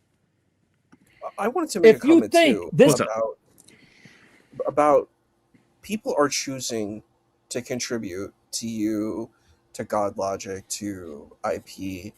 That's their choice. We're in a free country where we have freedom. That's it. And they want to do it. And they feel happy to do it. They think it's a blessing for them to do it. Why do you want to relieve these people of getting a blessing that they can get? Like, that to me makes no sense. If you don't agree with it, then you don't have to participate in it. But we live in a free country. There's a thing called freedom. So it makes no sense that you would critique that. People feel happy to do it. I've contributed too. I think it's a great thing. You know, people have a right to do it if they want to. Yeah, and people also like the, you know, how much it enrages the Dawa guys and the doxers, right? It's like, hey, we're going to threaten you. It's a means of control. They're trying to control your behavior because they're obsessed with controlling everyone's behavior. And so, hey, you're not doing what we want. We'll threaten your entire family, put your entire family at risk. Well, lots of Christians and non-Christians like the idea of, actually, you're doing this against him. You know what? Every time you do that, we're going to make it rain money on the guy until you realize this isn't going to go the way you think. And maybe you'll stop. Maybe you'll stop doing that stupid nonsense. That's the way it should be. Everyone, It's actually whenever we're going to kill you, we're going to kill you, we're going to kill you. When they're talking to ex-Muslims and stuff like that, hey, go support them. And when you do it, guys, when you do it, make sure it's clear why, right? Like if there's some ex-Muslim out there and they start threatening the person, we're going to hunt you down. You're like, hey, I just signed up to support this person on Patreon because of you. If you guys are threatening this person, threatening to kill this person, that means this person is doing awesome work. And now I want to support it. Thanks to you. Guess what? It's going to click. If that happens over and over again, it's going to eventually click. Oh, crap. The threats aren't working. The doxing isn't working. It only backfires and blows up in our faces. One thing else I want to add, too, is like my friend Joseph Cohen, he does a lot of work against anti-Semitism. And he goes in and then some of these people, like on Omegle, they do Nazi salutes. They do really horrible, vile things. And he says, every time you do that, I'm going to raise money to help people in Israel. I'm going to help people in poverty and use that money to help the people in poverty. And I'm like, that's such a beautiful thing. You're taking this really evil thing and then you're making something positive from it. You're making lemonade out of lemons. Lemonade, like Beyonce. Guy is dangerous. He's going to kill you. Why are you there calling him out to show up and debate you? You guys see this? This total straw man. He's saying, oh, you think Malik's going to kill you? Well, why would you? Anyone ever said they're scared of Malik killing them? Anyone? Anyone? No one. Nope. He's a liar, man. Dude's a liar. That's what we're dealing with, guys. My real thing is look at this group, this anti-Islamianity group, right? Each of them has opened up a massive GoFundMe in the last year. Almost every single one of them. Apostate Prophet did this late 2025. He opened up a massive GoFundMe. It was what? I think it was 6 figures he got on that one as well. GodLogic did the same thing very recently, and he closed it. And then he did like a poll that was like, should I reopen this? Should I do a little reopen? This guy's pretty up on this stuff. He really like. All right, so one with AP. Keep in mind that was live during a debate. You had what's his face, Central Dawa, threatened to kill him, and vowed that this was going to happen. AP just requested for security upgrades. People gave him around $100,000. Not he wasn't asking for it. He was just asking for some money for a security upgrade. They were trying to make a point, right? they were trying to make that point. Hey, you threaten our guys. We're just gonna we're gonna make sure it benefits them. We're gonna make sure your threats actually don't harm them but benefit them until you guys actually stop this nonsense. With Avery does a GoFundMe for lawsuit against the job. Once when he'd had beyond what he needed, he shut it down. We're like, dude, what are you doing? That was us. Dude, what are you doing? It's like, but I already got way beyond what I. Yeah, but the more you get, the more of a point that makes to these guys. Don't come after you this way. That was a completely different. That wasn't a threat. That was their new plan of saying people can post the content or the debate and then giving them these stupid copyright strikes. It's like, guys, you don't realize if you're a YouTuber, you really don't want that to happen. You don't want people to all take that method. That screws up a lot of things. So it was like, you need to make a huge point out of this. This has to blow up in Mohammed Hijab's face so much that all these guys stop doing this nonsense. And And so he took a poll. Hey, what do you guys think? Should I leave it up? Because again, he stopped the GoFundMe. We said you need to leave that up, man. The more you get, the more enraged people are going to be at Mohammed Hijab, the more no one would try this again. And guess what? I haven't seen them trying it again. So anyway, that's what these guys are. These guys have no clue the world we're dealing with. These guys, with the Dawa crowd, they're obsessed with making you stop criticizing Islam. And they try one thing after another. Oh, false copyright strikes. Oh, threats. Oh, doxing and stuff. You want everything they do to not work, to be a massive failure. And you want it to just completely blow up in their faces so that they give up. And these guys, what? Oh my goodness, it's so bad. Well, you guys don't deal with that. You guys sit around attacking Christians all day. Oh no, but they're not Christian because they're not in the true church. Yeah, get a life, guys. In the GoFundMe and make a lot of money, and we'll just own Mohammed Hijab. Of course, his fans are like, yeah, we got to own the Muslims. So he actually said the same thing, right? Yes, and that's their issue. That he put up a poll asking if people wanted to donate him money. People said yes, and then he allowed them to donate money. That proves he's a grifter. And people kind of got a little bit mad at me for saying what I thought was defending Avery and saying that he was a righteous man and agreed to apply the same standard to my wife that did to Lebiana's wife. So they might get mad at me again. But Avery asked a group of trusted friends whether he was in the wrong, right? Like after the fact, because a lot of Muslims like made a big deal out of it and said that he reopened it. He said, guys, I want to be accountable. Did I do something wrong by reopening the fundraiser? So he wanted to be accountable, but that means he's a grifter, I guess. Yeah, and fact is, these guys are jealous haters, man. They're jealous haters. If someone like Mohammed Hijab, when he's handing out the copyright strike, he's trying to give Muslims a method of controlling our content. We really don't want people like Mohammed Hijab, Malik, and Libyan. We don't want these guys controlling our content because they know they're losing and they're scrambling and trying everything. All right, we want them to fail. We want them to fail. We want them to be completely humiliated so that becomes the example, right? When Hijab does this, or Malik does, he's trying to be an example to others. Here's how you control these guys. Okay, we want the example to change to be, no, here's a perfect example of how not to control these guys because all it does is blow up in our faces. Don't do it. Stop the stuff. And guess what? The fans, they know this. They know this. When Avery says, here's how much I need to actually deal with this in court, and people go beyond that, they're just trying to, these are people trying to make a point. Yeah. I agree. I love the point. I love the point that's being made. I mean, again, if you see the goal has been reached, he now has what he needs, and you say, you know what, I want to put in more than that. It's you try. Who am I to say no? You can't make that point against Mohammed Hijab. Why? Because it's your money. Do what you want with it. If you don't want to contribute, don't. If you just want to absolutely throw it in this dude's face to make a point to him, do it. That's awesome. That helps. Anyway, these guys are. So just real quick, I probably should have done this earlier, but since we're basically at the end of the section, I think it's a good idea to actually see what the definition of grifting is. So grifting is getting money or other things of value through trickery, scams, or deception. They might not like that people want to donate a lot of money, but Avery said, we're reopening it to troll Mohammed Hijab. He did not lie. He did not deceive in any way. Yeah, right? He didn't say, oh no, we found out it's actually way more expensive than we could have imagined.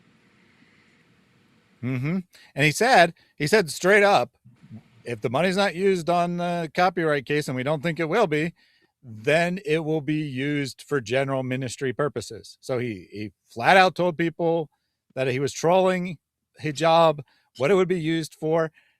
People could see the exact amount donated, and they chose to donate. There's no grift there, right? Whether you like that people chose to donate for that or not is irrelevant. There's tons and tons of charities in the world that I wish no one would ever give a penny to. That doesn't mean the charity is grifting just because I think the cause is not worthwhile. If someone chooses to give the money and the money is used for the cause that the charity says that they're going to use it for, there's no grift there. You not liking something doesn't make it a grift. Hey, look at this dope. Exactly my point. You have no wisdom. Why keep acknowledging the guy you know is going to dox you? Ignore him, especially when Issa Malik, sometime who knows nothing at reason answers. There you have it. If some guy's going around trying to get people killed, just ignore him as he keeps posting people's... Guys, he didn't just dox us. He's been doxing people for years. Oh, just ignore it. Just ignore it as he keeps trying to get people killed. All right, dude. All right. I'm so sick of this. It's so freaking stupid. Yeah. He doxes Muslims even. He'll dox anyone who doesn't agree with him. Guess what? Sometimes you have to deal with harmful, bad people. Where in the name of common sense do you guys get the idea? Someone's out there murdering people. Just ignore him. If this guy's preparing for jihad, he's going to blow up a butt. Just ignore him, man. Just ignore him. If this guy's going to do this, just ignore him. Does it ever occur to you? And dude, hey, zealous for Christ. If you don't like what we're saying, how come you didn't just ignore us? You freaking hypocrite. And they do it every single time. What are you guys doing here? What are you saying? And you're hypocrites, man. Gosh, it's so freaking weird. All right. Bye. You know what's also weird about the raising the money point? Muslim YouTubers do that too. They raise money for masjids, and they raise a lot more money than what there's one Muslim streamer named Dean something or other. They raise all this money for masjids. Do all the money go to the masjids or the masajid? Probably not. They raise and they always do these pitches to get money for their stuff. So I'm like, who are they? It's like the pot is calling the kettle black, and they're throwing stones from glass houses. It's crazy. Mm-hmm. All right, correcting the lies here. I want to correct one thing because these people lie through their teeth in your comment section. I know people don't like when I say this, and I'm going to try to temper it down. And I'm going to use the word prostitute. I can't use the WH word here, right? No, because I don't know which word I can use because I'm using a biblical term. Which word do you want me to use here? The PR or the WH? No, because I'm trying to, because they think that I call Christian mothers the word. No, I don't. If you actually were honest and you feared God, you would see, I'm quoting Revelation 17, Babylon the Great, the mother of harlots. We'll use the word harlot. This is so slimy, guys. When Sam tells someone, I want to piss on your mother and hold her down so that she is grape her, and then when he'll say, and your uncle did this to your mother and gave birth to you and stuff, he's saying, oh yeah, I'm just talking about because the whore of Babylon. Really? That's what you think when he says he wants to help people grape your mother? That he's talking about graping the whore of Babylon and pissing on the whore of Babylon? Seriously? No, this is a guy who likes abusing people, likes talking about people's mothers, likes talking about doing horrible things to people's mothers, but he knows people will object to it. So then as a justification, the Bible talks about the whore of Babylon. So I'm just saying your mother's the whore of Babylon. And that's what I really, you coward. You, Sam Shamoun, you are the biggest freaking coward on the planet.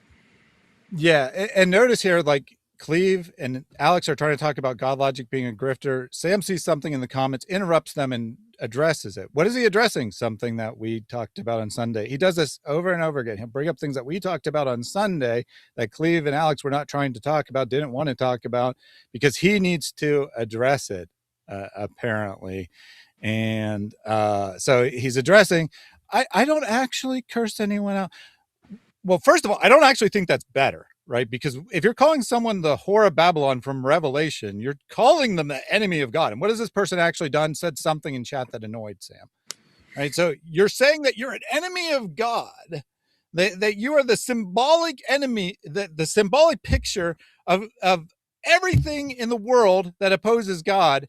And it's okay because I didn't say they're a little whore. And he's also gaslighting and lying out of his teeth. He does sometimes call people the whore of Babylon, but many other times he just calls them a whore, and it's quite clear that he means in the normal sexual sense. She's the mother of all harlots. So when I call people who I consider not to be Christians, I call them spiritual harlots and say, your mother is the harlot of Babylon because your father is Satan. Why do you guys keep lying when I got receipts, man? Do you see this? No, all I do is tell people that you are the son of the spiritual son of the mother of harlots. Dude, you say you want to piss on people's mother, great people's mother. What did the Shia do to your mother when they raped her and produced you and stuff? Seriously? Oh, I just mean in the spiritual sense of the whore of Babylon. Come on, dude, you coward. He's a chronic liar, guys. Mm-hmm. And his fans So he don't says care. he has the receipts. Let's see the receipts.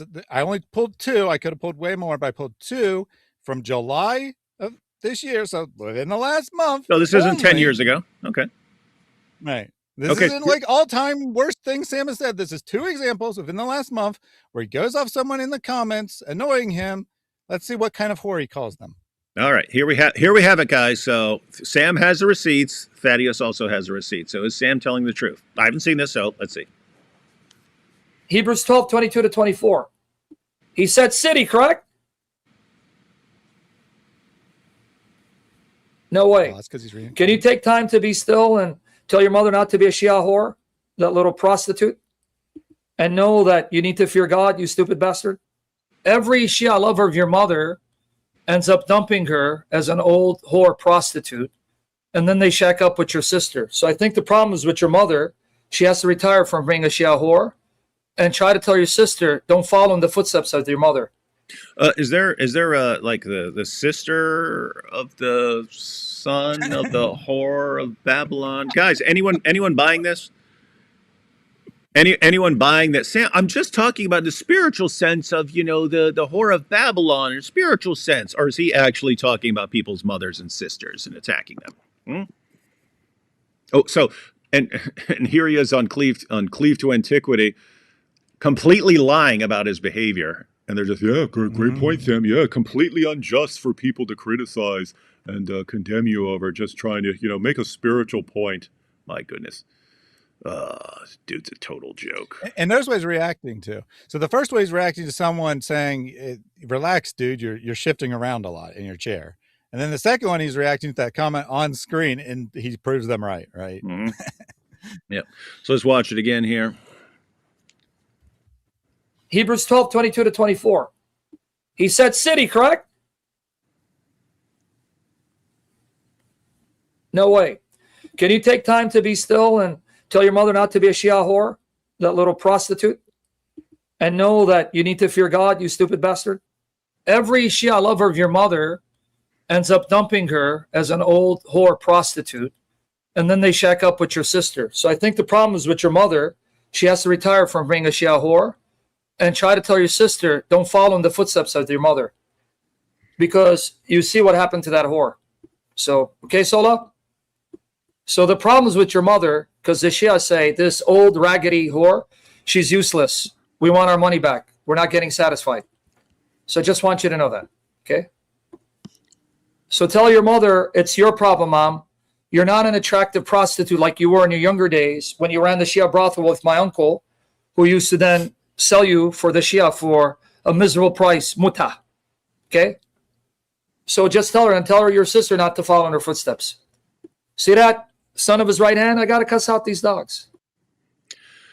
All right, guys. So that's Sam just talking about a spiritual sense, and the Bible agrees with him. He's just doing what the Bible says, calling out people for, being the spiritual offspring of the whore of Babylon. And guys, I mean, what are you doing this? Like, if you're one of Sam's, see, keep in mind, if you're a random person who just tuned in and had never seen Sam before, and you say, oh, he talks about people's moms being whores, and then he clarifies, oh, what I really mean is this. If you haven't seen him, well, you might think he's telling the truth. If you're one of his regular viewers, and you see how frequently he talks about people's mothers, and then you see him on that show going, no, I just talk about it. How do you still follow him? You're dealing with a guy who just flat out lied to everyone about his behavior, and you got no problem with it. The weird thing. It reminds me of Dawa, right? Like you sit there and say you catch a Dawa guy lying, expose him for lying, doesn't affect his followers at all. They don't care, and it's like, do you guys just not have a problem with lying? Do you just really think that lying is just completely normal and it's just a part of what you do? But then you got Sam, and it's exactly the same with his fans. They don't care. Mm-hmm. All right, here we have ignored the comments. let's Yeah, let me ignore come the back. comments and we'll get back into this because I do have a lot that I want to dive into. Now, before you do it, can you screen share? Because I want to see what Thaddeus just did again to show you he's a doxer. Can you share my screen? Yeah, one moment. Okay, where am I? So why Watch are it. you putting up This with was You're just the sent host? to Why are me. you letting him dominate your show? You didn't want him to address the comments, and you tell him not to address the comments 'Cause he's now. They should have weakling. rebuked him, Yeah. or pushed back. But now he's like, yeah. Pull up this random screenshot that someone sent me about Thaddeus. Come on, man. Pull it up. They don't call him Beta Boy Cleve for nothing, man. Sam knows how to Sam knows how to control these guys, put these guys in check. That's what he does. He basically treats these guys like he treats all of his regular fans and stuff. It says, guys, reason answers. That's Thaddeus. Just threatened Sam again. He said, tell Sam, I know Jones, legal name is, I got the DM. Saint Joan of Arc is a sister in the Lord who has been exposing them on Twitter. He just... Hey, isn't this the John from earlier that I banned? Yeah, I told you he was an important part. All right, let's see. supposedly made a threat on Twitter that he knows her legal name and is going to reveal it. So what did Sam just do there? He just revealed what's obvious to anyone with eyes. He is a gossiper. He just received that screenshot while he's live, and I actually know where that came from. John, I was on a live stream with Chris Kloss, and John came in and was spamming that and spamming stuff in the chat. I think that message was actually probably in Cleve's live, but either way, John alleges, and is probably telling the truth, that they are the person who was in my DMs. They sent it to Sam. Sam gets it instantly. Puts it up. But he doesn't know this guy, right? He has no idea. Someone just sent him an anonymous email. Do you really think he's checking his emails while he's live? I bet you they texted it to him. I bet you that they're like, look, Thaddeus is going to be exposed. Now, he said that Thaddeus said he has Joan's private information. He's threatening Joan. We're going to see a receipt. We're going to see the end of the conversation I had with that guy. Well, actually, after Sam already published it, I went ahead and sent him one last message. We're going to see what that message actually says. And we're going to see who is exposed by this message. All right.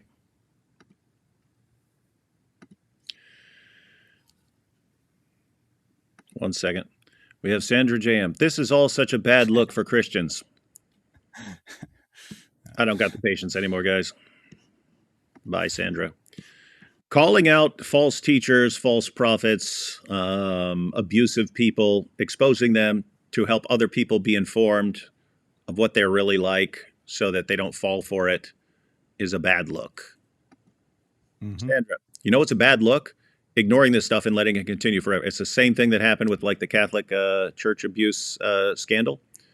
Oh, we don't want to make a scene here, so let's just sweep this under the rug and shuttle this priest off to another church because we don't want to cause a scene. It would be a huge embarrassment. And then the abuse continued year after year after year after year because people like you thought it would be embarrassing to cause a scene. Guess what? Sometimes you have to expose stuff. And yeah, it can be rough. Yeah, it can be painful. Yeah, it can be embarrassing. But you have to do it anyway, or you're a freaking coward. Now go whine somewhere else. I'm going to be exposed, guys. Here we go. All right. We supposed to read this or what? I can read it or you can read it. I mean, it's my words. I guess I'll go ahead and read it. Yeah, you should probably repent. So remember, this is what I'm sending to him after it's clear that what he did and that he sent to Sam. You should probably repent of what you did before God. You tried to bait me and failed because I'm not the kind of scum that would dox.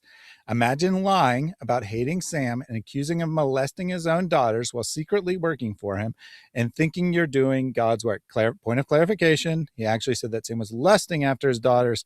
Molesting was my memory of the conversation, my impression of the conversation. I didn't go back and check the exact words. He said lusting, not molesting. Oh, I've been exposed. Shake my head. Stop worshiping the devil before you end up in hell. Then I sent a second message. P.S. tell Sam I know Joan's legal name. That's the only part that he shared in that message. And he said the same thing here earlier today. And haven't shared it because I'm not scum like him. So this is you saying, hey, I know her name.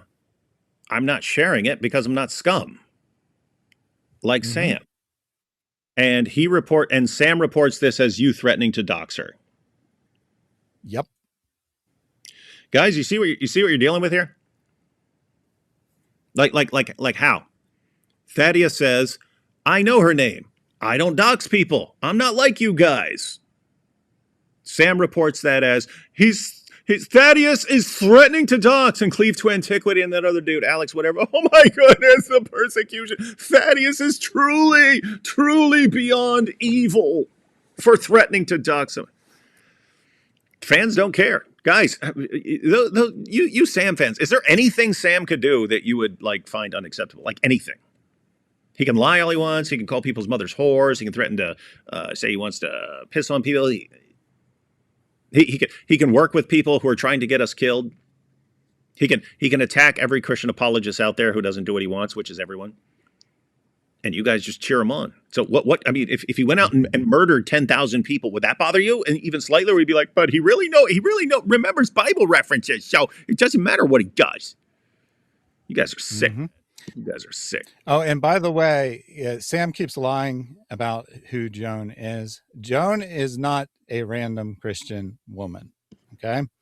Joan is a very important Sam insider, and she is his girlfriend, or in Sam's theology, his mistress. They are in a romantic relationship, and she is gathering information for her. And I figured this out because she engaged with me on X. She came into my public tweets and started trying to defend Sam. And after that happened, multiple people said, just so you know, you're talking to Sam's girlfriend, because it's a open secret in his community, because it's obvious. He constantly talks about the young lady, the sister in Christ, and then we'll pull up her messages and pretend they're unrelated and stuff like that.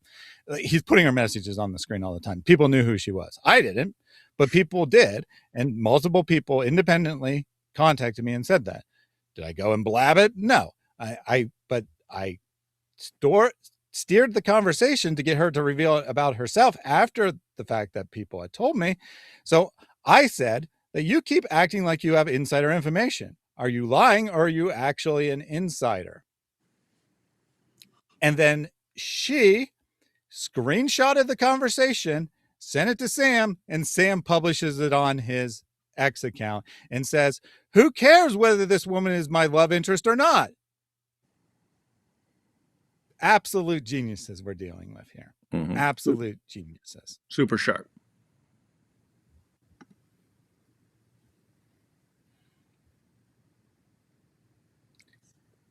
Three months go by. You play the same clips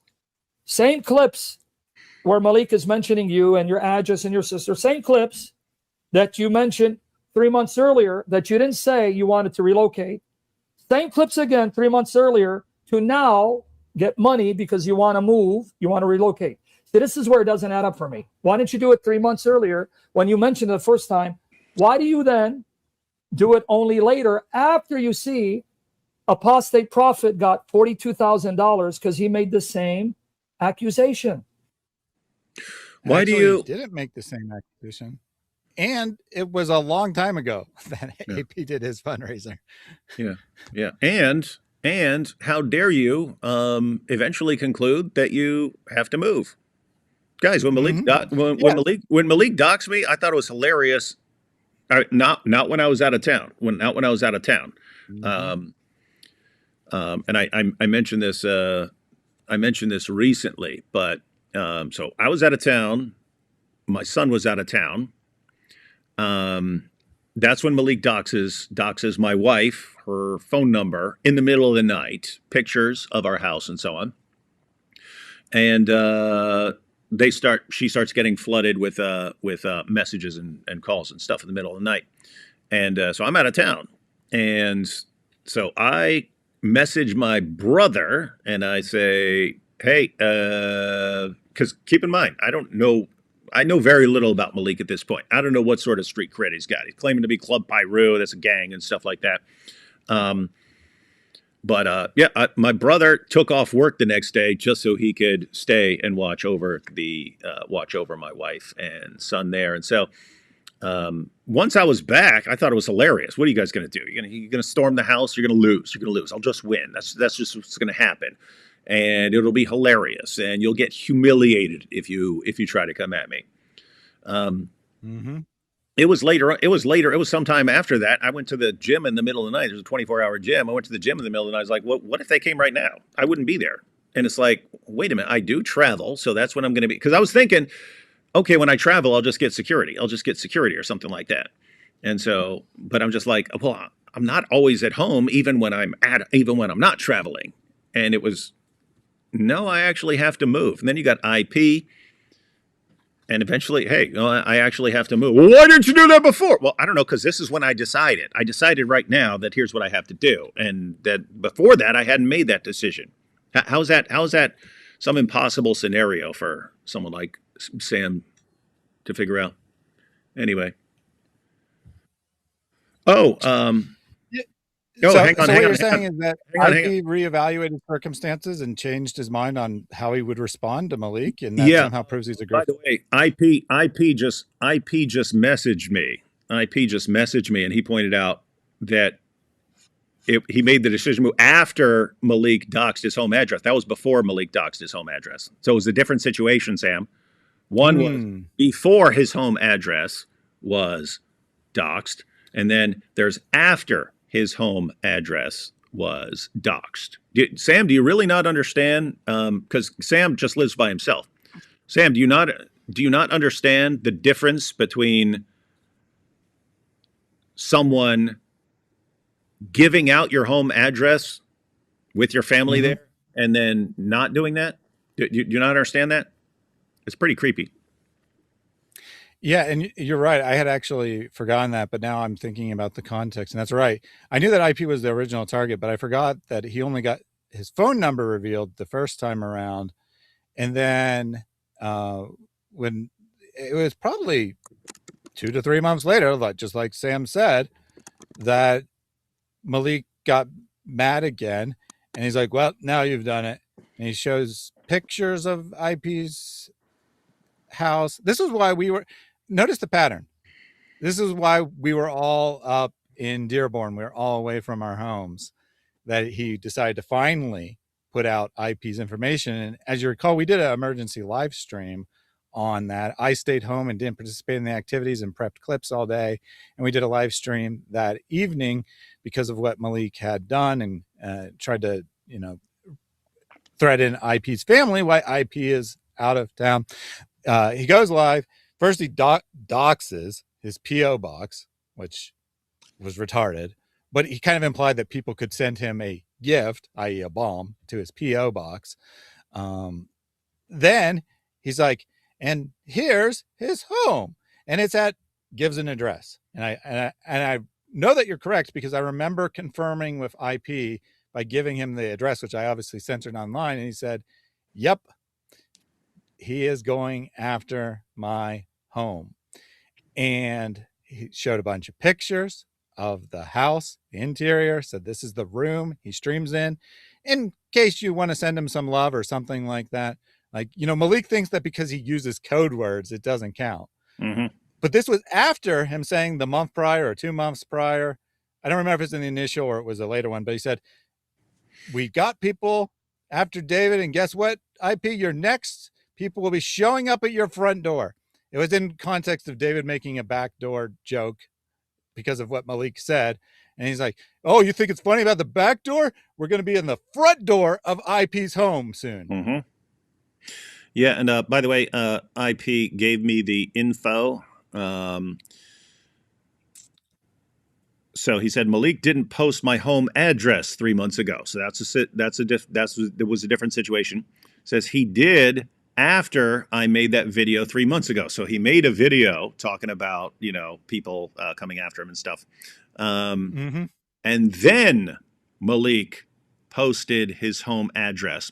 IP said, we immediately started preparing to move. We listed our home to see if we could get a quick sale. So they tried to just quickly quickly sell the place to get out of there. It didn't work, so we resorted to the GoFundMe as a last resort when the house didn't sell. So in other words, they still wanted to get out of the house, and they wanted to do it quickly. They hadn't sold the house, and so they said, hey, we still need to get out of the house. We'll do a GoFundMe. Mhm. Sam is regarding all of And I this can as confirm- evil and clear signs of a grifter. And you've got Cleave to Antiquity and Alex. Oh, well, great point. This is the proof that these guys are grifters. They don't have to deal with any of the stuff we have to deal with. Mhm. And I can confirm all of that's true. I made a decision not to say it, but since IP said it, he obviously doesn't mind it being said. But in private, he struggled for probably about a month, saying like, I really need to move. I don't want to do a fundraiser. I can do a fundraiser, but is it really necessary? And his home wasn't selling. And he's like, we need to move. Mm-hmm. And so he did the fundraiser. No, and guys, everyone out there, just imagine that situation, right? So in order to protect, these guys are doxing my home address, trying to get people to come kill me. My family's there. I need to get out of this place. Okay, let me go ahead and sell this place really quick and get the heck out of here. Oh, it's not selling real quick. I still need to get out of here. What can I do? What options are on the table? I can ask people for help. I can't do this myself. I'm saying this, guys, because I've been there multiple times. I've been in that situation multiple times. Here's something that needs to happen. I do not have that. What happens? I ask for help.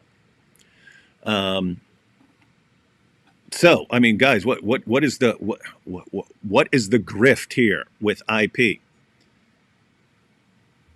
They doxed his home, gave the room, threatened him, threatened his family. He decides he has to move. He tries to sell the house quickly, doesn't sell. I still have to protect my family. I have to get out of here. Let me ask people for help. People give him beyond anything he's asking for. Sam Shamoun, OrthoBros, hate him for it. Mm-hmm. IP, how dare you try to protect your family? And you Christians who helped him protect his family, shame on you. You should have said, too bad. We don't care what happens to you. Screw your family. No one cares. Only losers try to take care of their families. Sick stuff. All right, now we got GodLogic. And I think there's one huge problem here. Unfortunately, I hate to say this, but there's an issue within the Muslim community where violence happens. It's unfortunate that I have to say it, but it's really there. Like you see it with Charlie Hebdo. Anybody who, like, you mentioned Momika, like, I don't know, Salman Rushdie, like, this is crazy. I think it's insanity that people can't just, debate the points that they don't like, but there is real violence that occurs. There's lots of attacks, and unfortunately it's there, and we just have to be honest and accountable about it, Hang on one second. Didn't Thaddeus admit to wanting to dox Sam? Kind of weird and hypocritical. Thaddeus, you wanted to dox Sam? I certainly didn't admit that because I didn't want to do that. Doxing is sharing. It's publicly sharing someone's private information for purposes of harassment, intimidation, or bringing shame upon them. I wanted the name and name only of a alleged person who doesn't actually exist, Sam's relative that works for Team YouTube and was abusing their authority. And I wanted it for the purpose of giving it to Team YouTube to ask them to look into it. Yes. That is the extent of what I wanted. Bye, Amara. You, Thaddeus already explained that in detail, went through everything in detail, and you still show up and try to lie about him. Why? Because you are a devout follower of either Sam or the OrthoBros or both, and now you're banned. I do want to say real quick, they said, then prove it to me that's not the case. Show your DMs, Thaddeus. Well, I literally did show one of them. I'm happy to share all of them. They're obviously not really private information. I would normally never share a DM. Unlike Sam, I don't just go publishing people's DMs to me because I'm mad at them. I mean, obviously in this case, it's not a legitimate private message. What are you going to see different though? Just look at the ones that are already published. Where do I ask for Sam's information? Where do I say I'm going to publish it? Sam shows in the messages he sent that I say, I'm writing to Team YouTube. Do you have information that I can give to them?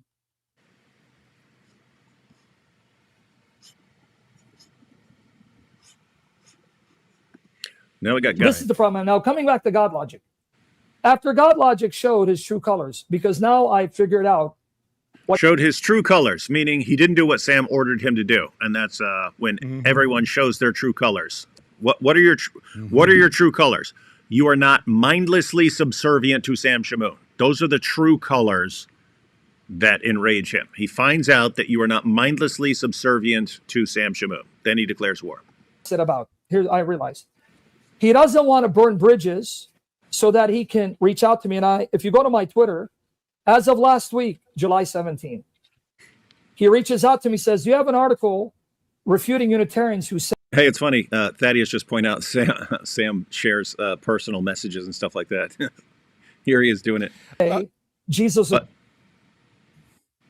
Yeah, so he's sharing GodLogic, his personal messages to Sam publicly without his permission, which does meet the legal definition of doxing, by the way. Well, it depends on the state, actually, because doxing varies by state. Yeah, with me, I don't even care about the I don't regard this as doxing, but yeah. I mean, I don't think you'd ever be tried for it, but it's unethical. Right? Yeah, I regard it as a jerk move. You're a jerk scumbag.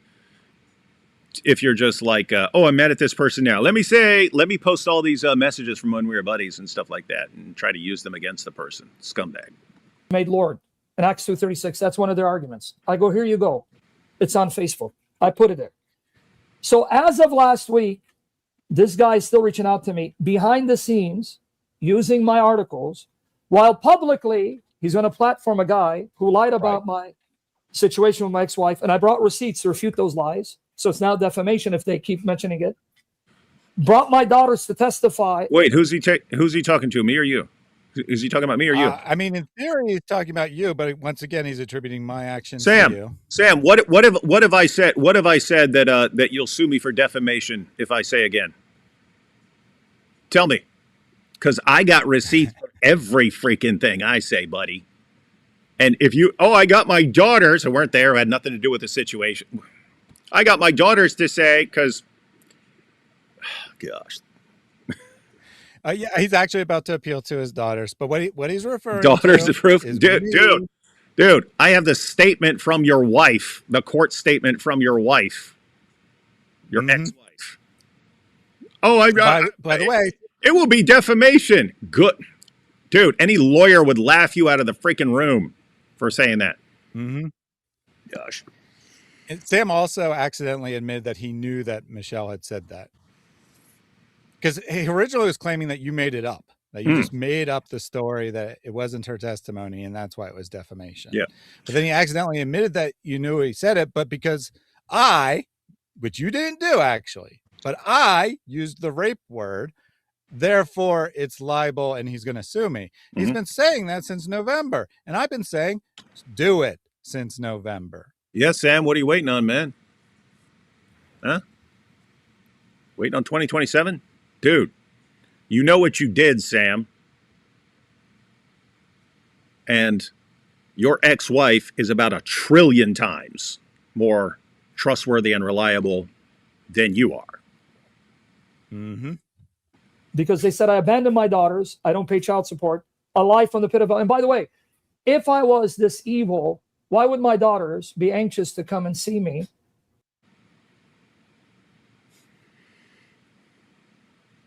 And sit there pleading with me to stop insulting people, and pleading with me and saying, but he's a person. Why are you talking to him like that? Yeah, they love it there, buddy. I think part of the issue. What's that? Judgment. In this clip, we got Cleve's judgment of the situation. All right, we got Cleve here. I'm sure this is going to be great because these OrthoBros, they're just spot on. They're intellectual powerhouses. It just continues to escalate. It's got this like vicious cycle where it seems like there's no end in sight. But I'm sure, Sam, I mean, you're a reasonable guy. If they stopped firing on all cylinders, attacking you from every side, You'd probably stop doing the same. Like, Are you the world's biggest idiot, Cleave to Antiquity? I parted ways with this guy. I didn't say a word to anyone public, not one word. What did he do? He came at me over and over and over and over and over and over again. I still didn't say a word. Then he started going after everyone I was connected with. Then it became, okay, I'm not interested in this. I don't want to do this, but I'm not going to, now you're going after everyone around me.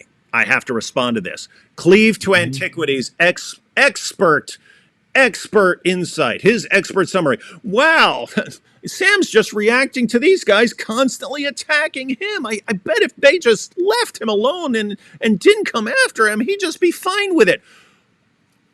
Dude, hey, Cleve, you should be one of Sam's loyal followers, man. You have the exact mindset. You have the exact mindset of one of his followers. What a joke, man. you know, Brother, I'm it's done the after same today. thing with. He's done after today. Mm-hmm. Yesterday. And he goes Now out he there. specifically Hmm? he specifically clarifies that he meant X. But nonetheless, I didn't go right before, but I went earlier in the day. 6 minutes ago, 12 minutes ago, 20 minutes ago, 24 minutes ago. Obviously, these aren't the exact numbers, but you get the point.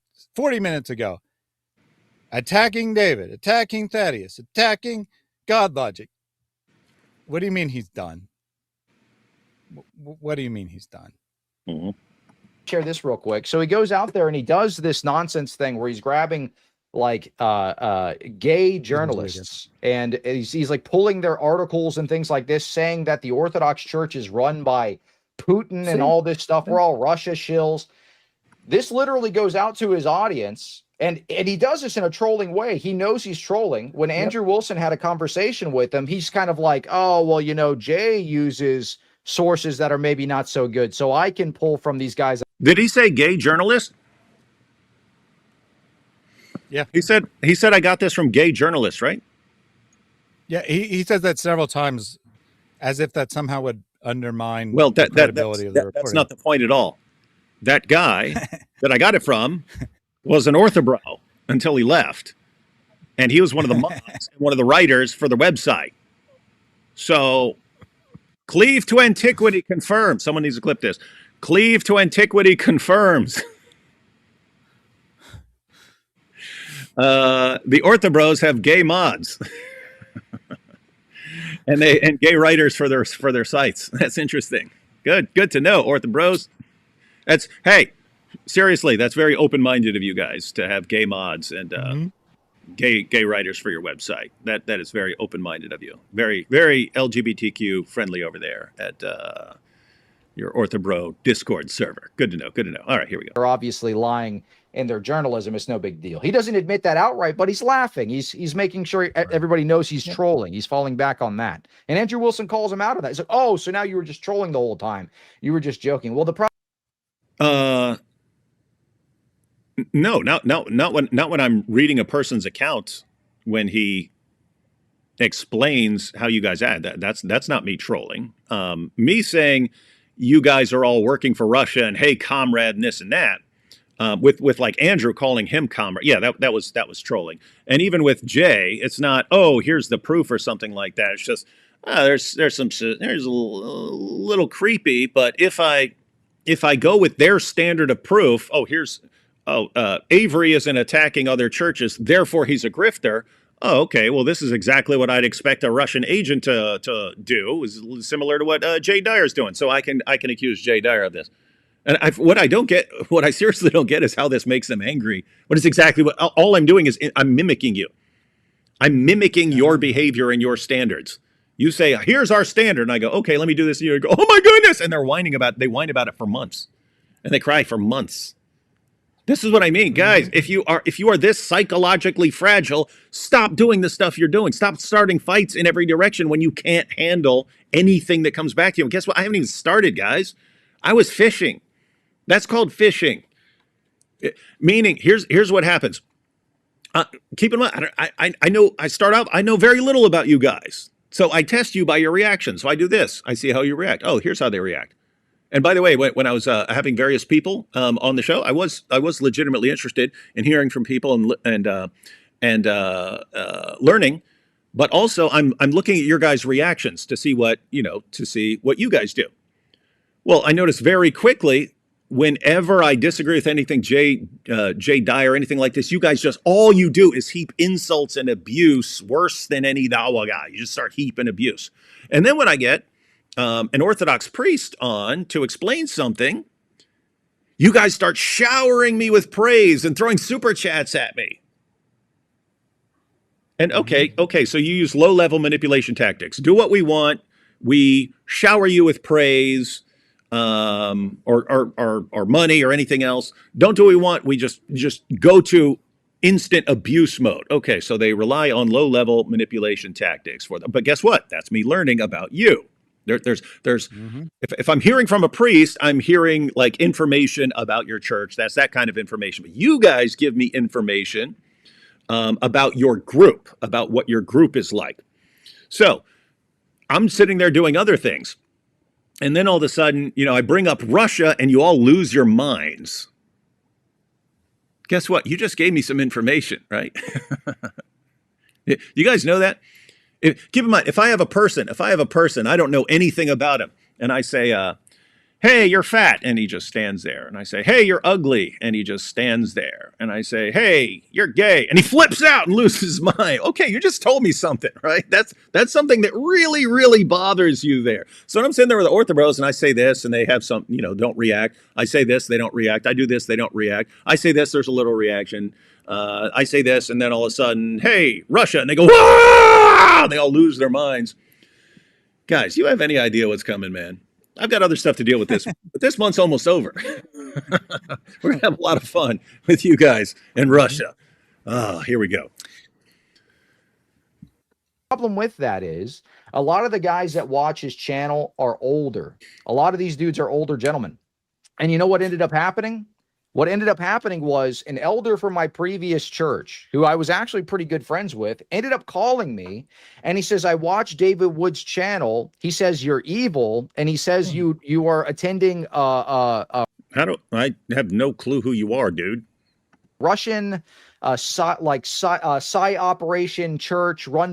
To be clear, cleave to antiquity. The point is not that all the OrthoBros are like Russian agents or something. It's that the leaders who control you are, and you're like a useful idiot for them, right? So that's the point. But yeah, you are that. By Vladimir Putin. So I now have to have conversations with older gentlemen that used to go to the church I used to pastor over, that I had very good relationship with, that has now been messed up because David Wood. Think about this. This is what I'm talking about, guys.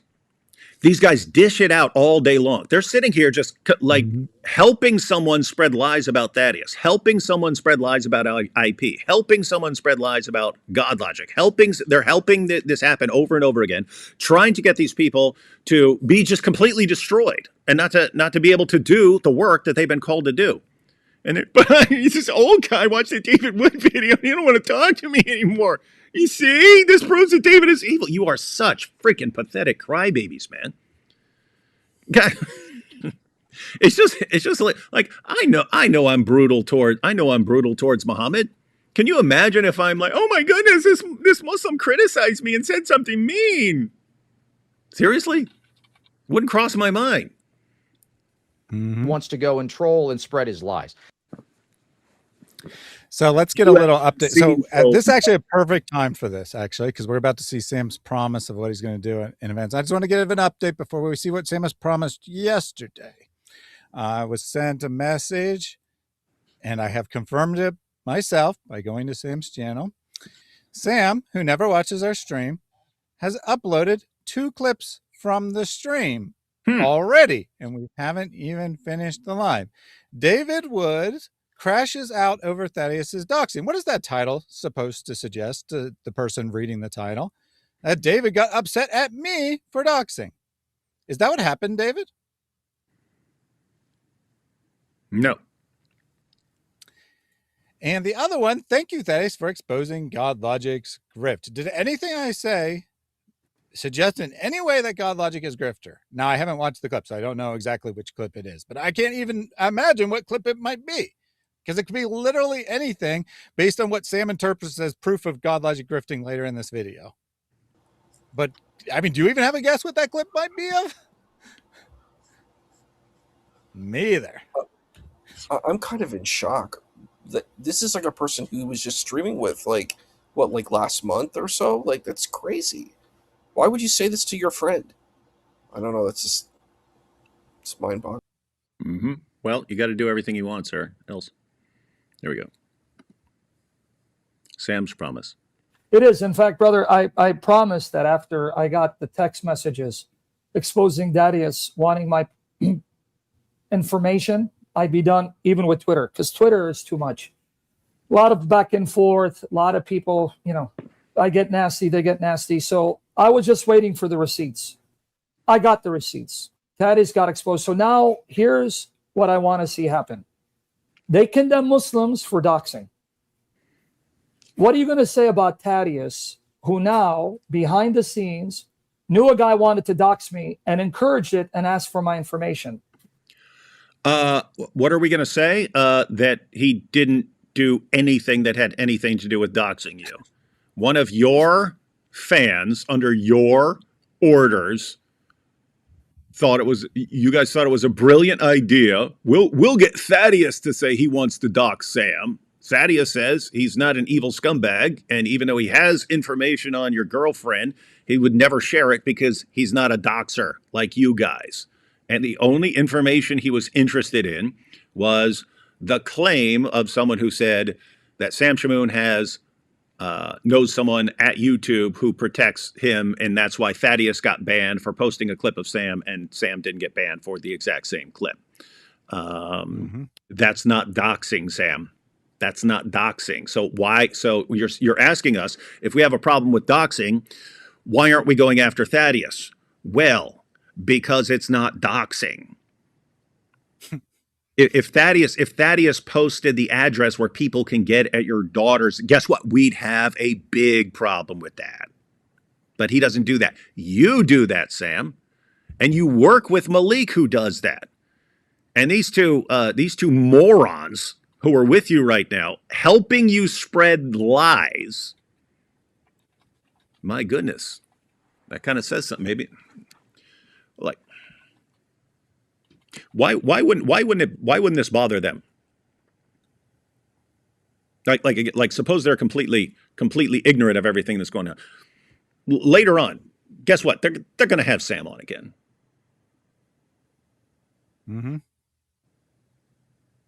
Because it's about the drama, and yet if someone else is about the drama, they'll complain about it. You guys are a joke, man. Convert. It's a true church. Convert to our church. 2 minutes later, Sam himself says, when Malik shared people's information, it was public, and my information is public. So by his own definition, by his own admission, even if I had shared his information, which I would have never done, I wouldn't be doxing. So where's the consistency here? I get that, like, Sam is so deluded, but how can no one see this, right? How does Cleve not see this? How does Alex not see this? How does the people in the chat, how do all the OrthoBros saying, yay, Sam's about to convert to Orthodoxy in the comments, how do they not see this? That this is insane to say I'm doxing, but Malik's not. Yeah, Thaddeus wanted to know if Sam actually has, as Sam's fan lied, apparently. He wanted to understand why Sam doesn't get banned for stuff that if you point it out, you get banned for it. That's doxing. Giving someone's home address, their personal information, sending people after them in the middle of the night, that's not. And these guys, great point, Sam. Wow, great point. You guys are a joke, man. What are you going to do now, David Wood? Nothing. You're right. I'm not going to do anything because it's not doxing. Great. All right, now we have I'm not lying. Wallahi. The Lord will hold me accountable if I'm lying. This is how I know the doxing things is exaggerated. I went on Facebook. Thaddeus's profile came up. Thaddeus Billman. Thaddeus, why is he coming up on my Facebook? I went there and I saw it had also the Facebook of his wife. I clicked on it. I was utterly shocked by what I saw. His wife, now it's public. She had the pictures publicly, so it's not something private. His wife is absolutely 100% pro LGBTQ, UQRS, whatever the alphabets. Why are you talking about dudes? Before we look at the receipt, and I'll let Issa make his comment, but you can answer Issa as well. What do you think? Like, how did you understand that? What was the order of events? What happened? Because Sam said he swears by God. Well, he says, I'm not lying. God is my witness. God will hold me accountable if I'm lying. So what he just said is a very important statement, because this receipt, I need to make sure that I understand Sam correctly, so that before we look at the receipt.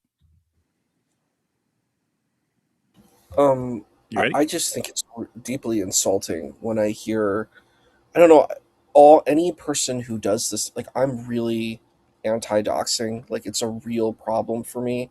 It's like really, really bad, because the thing is, it's like, first of all, it's a concession of defeat in whatever conversation you have. You're showing extreme weakness, and second of all, it's very malicious.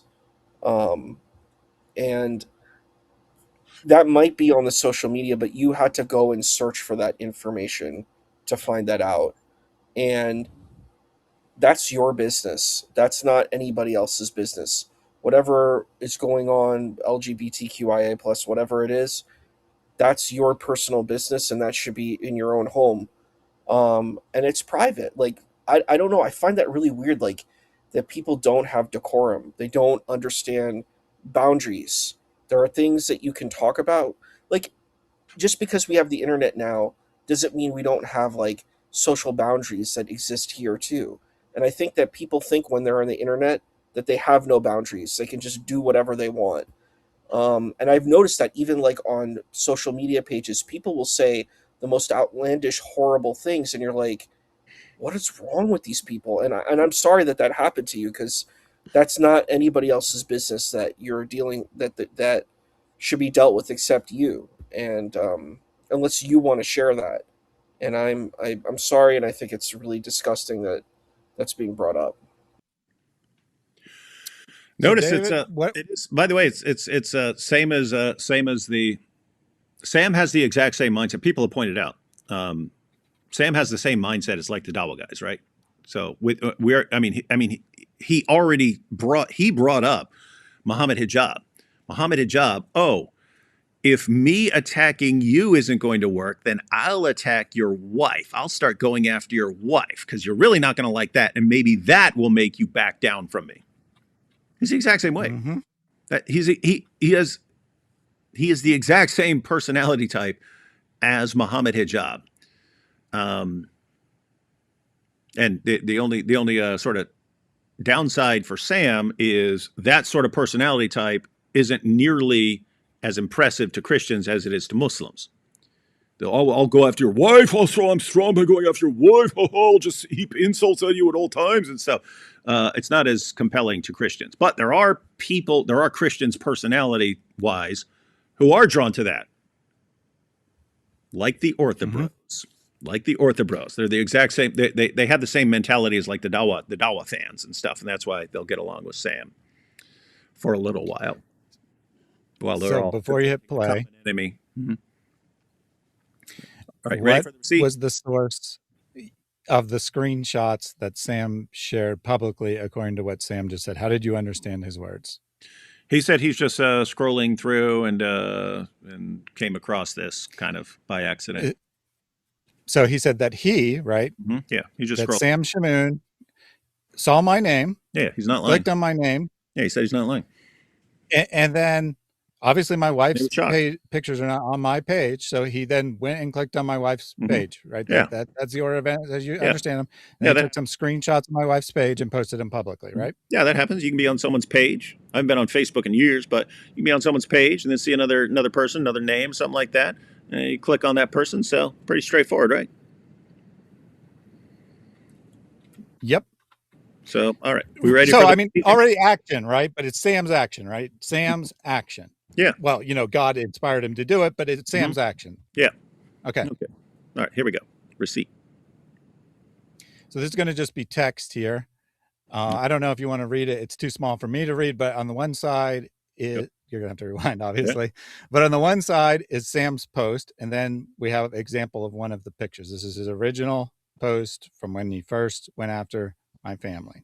And this is one of the pictures that there was 3 others. So in the picture, he basically tells the same story. It's consistent with what he just said. Okay. And the screenshot he shares. What does it say at the top there, David, on my wife's page? I can't see because I have some control panels up top. And, okay. So, and everything I can't read the exact tiny on my laptop compared to normal when I'm on a desktop.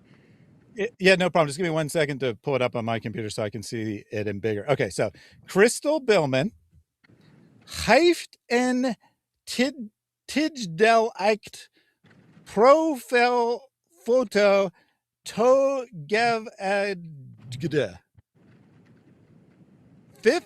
5 June 2019. So first of all, this is her profile picture from 2019. Uh-huh. So they had to scroll through quite a lot of stuff, but that's not actually what's important here.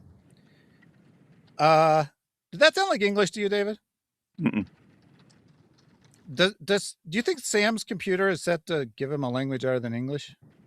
I do not. This is Dutch. Yeah, when you're saying different language, I was thinking, well, he does know that Assyrian stuff, so but not Dutch that I'm familiar with. Never heard Sam speaking in Dutch. It says that Crystal has set a temporary profile picture, which apparently she did on June 5th, 2019. Joan, Sam's mistress/girlfriend, lives in the Netherlands. Huh. So she would speak Dutch then. So who took this screenshot? I don't know. Joan. Huh. I thought Sam got a message from God to click on my profile picture. Yeah, and it took a screenshot of my wife's page. Yeah, he just what randomly. Does this mean? It just popped up. And then that's weird. Mm-hmm. So this not only means that he lied about who took the screenshot, he lied about how it was found, because Joan did not get a random recommendation for me. It's at least plausible, because I am friends with Christians, a bunch of Christians and apologetic scenes or whatever, that Sam could have gotten a recommendation for me.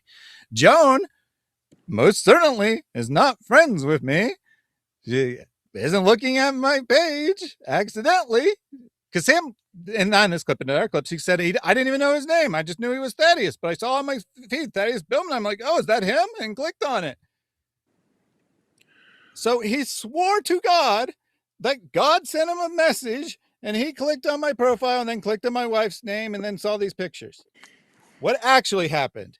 He instructed Joan, his secretary, to go investigate Thaddeus, and she found it through intentional looking into my family stuff. Now, that doesn't change what is in the picture, but it does mean that he just lied about the source of it while swearing to God that he was telling the truth. Hey, Thaddeus, if you're acting like this is an astounding piece of evidence, well, I mean, that dude can't go find. I just want to be clear. I mean, I know it doesn't surprise you, right? I know it doesn't surprise you, but it does not. It should offend everyone, right? It should offend everyone. Now, as far as the accusation against my wife,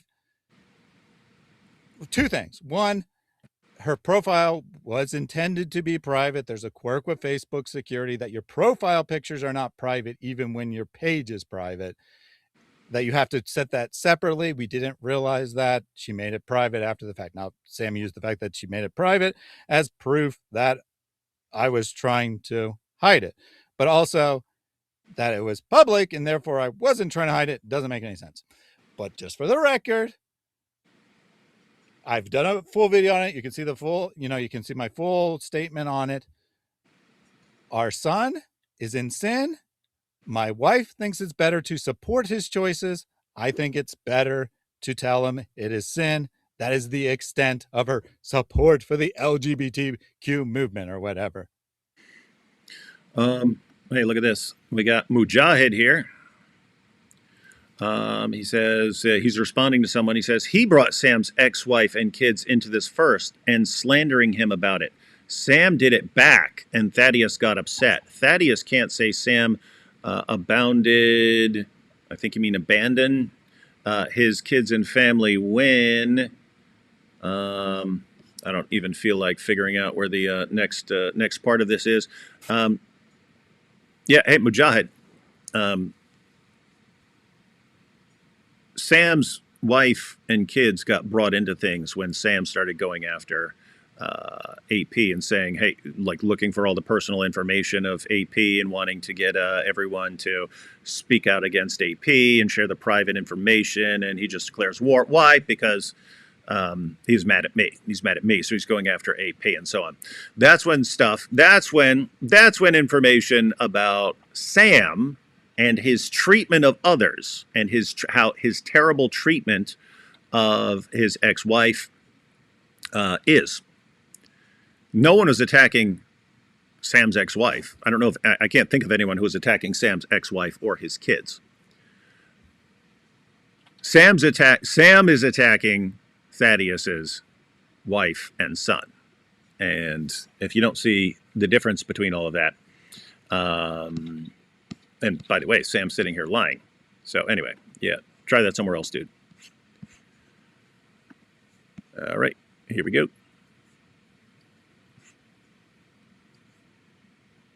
What's going on here?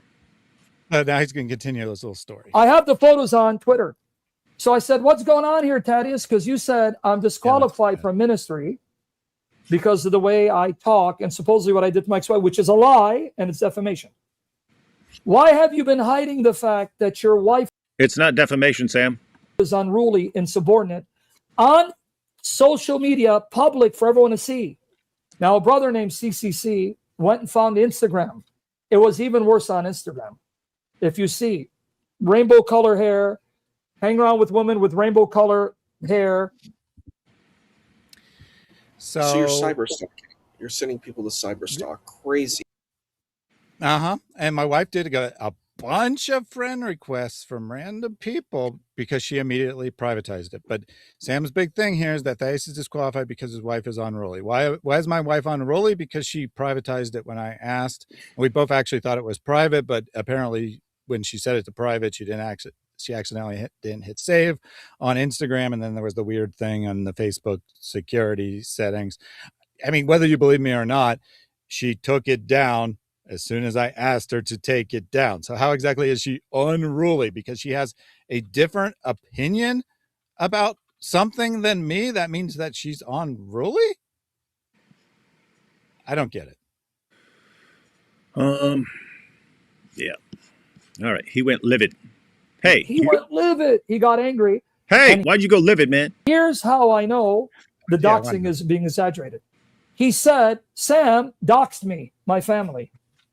Someone called this lie saying, how is this doxing? It's on her Facebook, Instagram. It's all publicly available information. Thank you. And after I exposed the photos, she put her Instagram on private. So how much of this doxing is real? How much is it exaggeration? Yeah. By the way, this is all very interesting. Like again, Sam has his people going out trying to dig up dirt on people's families to attack the person for family members, over family members, and exposing family members and stuff in order to upset the person. Guys, in every one of these situations, in every one of these, I'm talking with Malik and everyone else, anything starts happening, people start sending me stuff. Like when, Cora, the situation, people started sending me pics of Cora. You don't see me do anything. You don't see me post those anywhere. Why? Not interested. As soon as Malik started going off, people sent me his home address, his sister's home address, his family's home address. Didn't do anything with it. I didn't ask anyone for this stuff. And when they send it to me, I ignore it. Why? And you got Sam. He's like Malik, trying to find information on people's families to attack the families, endanger the families, or just insult the families and stuff, cause harassment against the families in order to get at whoever they're really mad at. And this is just again, these guys are made for each other. And the fact that these OrthoBros have no problem with this and think all this is just totally awesome. Yeah. I mean, Alec there literally laughed at how stupid it was to call it doxing. So I will say that Sam was correct. I was livid. Who wouldn't be livid that someone is attacking your wife and child? And I made a statement because I didn't realize that Joan was the actual source at the time. I assumed it was Malik. I made a statement that you are engaged in sin. You're engaged in doxing. You got this information from Malik because I believed it was private, right? I believed it was private. I believed it was impossible that he could have gone and obtained it from a public profile because, again, we didn't realize that it was public. And so I thought that he had gotten it from Malik and was releasing private information for the purpose of harassing my family or intimidating me or harassing me. And so I called it doxing. Oh, therefore, Malik didn't dox anyone. This is a big joke to everyone because I was angry that Sam attacked my family. I thought he got the pictures from Malik, and I called it doxing. All right. To deceive Christians, to bilk them, and finance them over $500,000. And I didn't ask for any money for being doxed. Here's this information.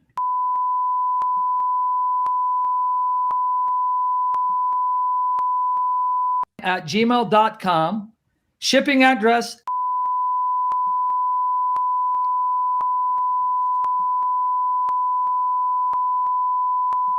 Okay, there you go. Slander me. Here's his email. Here's his information. Can you do anything about this guy who just went to PayPal and lied? I just gave you his information. That's Sam doxing a Who's the Christian. doxer? That's Sam doxing someone. That was a completely, totally private individual. And how did Sam get the information? The guy made a PayPal donation and then canceled it, saying that Sam was a fraud. Why did he say that Sam was a fraud? Sam met him in person, persuaded him to make a donation, and then Sam abused him on his next live when he didn't remember who the guy was. So he canceled the donation, saying that Sam was a fraud. That's kind of like what was going on with the David Wood stuff. You know, they take one thing that seems like, okay, so he's accusing you of doxing for revealing this information that was out there publicly on an Instagram or Facebook account. So therefore, it gives justification. We just showed Sam doxing someone To do this. Hold on. Oh, not that. Hold on. This here. Please. So it gives justification. Dude, guys, you hear this? These guys are nuts, man. Sam, you dox people, therefore they say that gives them justification to dox you. Except none of this is doxing. Where's the doxing here? Where? There's nothing here. Dude, Cleve, you're garbage, man. You're a garbage human being. To do this. Yes, I would like his information. So you're going to use it publicly. Yes. What information? And he just said you're going to use it publicly. You got information to use publicly? That's what you're doing? The info would be useful, and I do know what Sam is capable of. So, well, he doxed me, so why wouldn't it? Why can't I dox him? And it's a continued escalation. How did you interpret my message as meaning that? Yeah. How did you interpret it? Saying that information would be useful. Yeah, and then in the other message you even say, I even know her name. I'm not sharing that. I'm not a doxer like you guys. And they're interpreting this. Yep, this is Thaddeus threatening to dox. You guys suck so bad, man. escalation, continued escalation. The same thing that David Wood was trying to do when he said, well, you know, Jay was saying like this one thing, and I feel like the source maybe wasn't as credible. So that justifies me going and finding gay journalists to say that the Orthodox Gay journalists who ran your Discord server for the OrthoBro, ran the OrthoBro Discord server and wrote for your website. That gay journalist, notice he eventually leaves and they say, he's gay. And then when he reports why he left and how screwed up they are, and they say, he's gay. Okay, so OrthoBros like gay Discord servers. I mean, gay Discord server mods. Okay. church is subverted by Vladimir Putin, and they're just like some kind of psyop to try to trick people. This justifies me lying. The ends. I'm not lying. Dude, I'm not lying. I say, okay, let me break this down for the four. I'm not aware of an OrthoBro who can who will say what you've claimed or something like that and do so accurately without misrepresenting it. It doesn't look good for anyone outside your little group. The highest ranking official in the Russian Orthodox Church was a KGB spy in the 1970s, as was Putin. He is now a multi-billionaire, and his job as a KGB spy was to infiltrate the churches to paint a rosy picture of the Soviet communist treatment of Christians. So he's in there duping people, right? Then the Soviet Union collapses. Putin, who's KGB, he takes over eventually. And then Patriarch Kirill becomes the patriarch. He's the highest ranking official, multi-billionaire. And you look at their plan, and they want to completely discombobulate and cause division. And they want the Orthodox churches on their side. They become super enraged when other Orthodox churches are not on their side, and they want to completely discombobulate Catholics and Protestants to weaken them. How would that work exactly? And then that's what they want. And then you've got the OrthoBros who come along. Hey, let's make it Orthodox versus everyone, Catholics and Protestants. And we're just going to go after everybody. And then he keeps complaining about the source. That was one of their mods, one of their mods of their Discord server. And he's saying one of the things that bothered him was they kept, Jay Dyer and everything kept pushing people to ROKOR. Russian Orthodox Church outside Russia. So he's pushing everything in the Russian direction, the Russian church. That's who everyone needs to ultimately be led by. And so it's just a situation where I go, well, that looks a little suspicious, but I wouldn't bring it up. It looks suspicious, but I wouldn't bring that up. But if you guys say that your methodology is, if it just looks some way, you just blast it out there. You just blast it out and start accusing someone. Okay, I want you guys to know what that's like. And what I think you're going to do is start whining like babies whenever anyone does to you what you do to other people. This isn't me saying, I'm justified in approaching things like that. I am justified in showing you what it's like when you do it to other people. So, if you don't, what do you, and dude, Cleve, if you don't think it's justified, right? If you guys say, here's our standard, and you say, okay, that's the standard I'll hold you to, so you know what it's like. If you don't think that's justified, what do you mean? You mean we get to do anything we want, and no one gets to treat us the same. Okay, then you're a giant freaking hypocrite by definition. We get to act one way, no one else gets to act that way towards us. We get to act one way towards everyone else. No one else can act like that towards us. You're a giant hypocrite. You just confessed it, dude. This is sick, man. Justify the means for these guys. The ends justify the means, right? So Sam got those messages through someone's deception, probably in deception that he that he instructed someone to do, but nonetheless, through deception, through malicious actions, but the ends that Thaddeus was exposed justify the means, right, Sam? Mm-hmm. We went up to meet Uthman ibn Farouk in San Diego. It's all recorded. We went up there, Anthony Rogers, myself, and David Wood. And by the way, it was during this time where God was already tugging my heart to start leaving Protestantism. It was during this time I already knew I'm leaving Protestantism. I knew it. I couldn't be a Protestant. And they would notice things, some of them that I would have this, like something like this with me on my car. One Calvinist saw it. That was my car. He doesn't know what's going on. And he'd see me reach out to it and kiss it. He still doesn't know what's going on. What's up with this dude, bro? Anyway, we went to San Diego. As we got there, Uthman knew we were coming. Why? Because that Saturday we showed up, he wasn't there. So let me give you a little back. And by the way, David recorded it. He's got it on film. If he wants to release it, he can prove I'm lying. But anyway, you're going to hear me on the camera say, this guy is trying to play the hero, dole out me to his fan base. So I saw what he's trying to do because I know their tactics. They started engaging, and I saw that when Anthony wanted to speak, Uthman would talk over him. When Anthony would try to respond, David chimed in. You'll see it. He does it.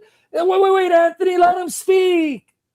Right. And then Uthman played David against Anthony Rogers and said, see, Anthony, yeah. Even David says, I got angry at David. I walked away. But there, one of my buddies is recording me, and I have the footage. I'm debating the Muslims, and I'm slaughtering them. Fast forward, David keeps going back to the park by himself. And he keeps letting Uthman steamroll him, talk over him, embarrass him. I got on the phone with David. I don't know if it was a voice text or text messages.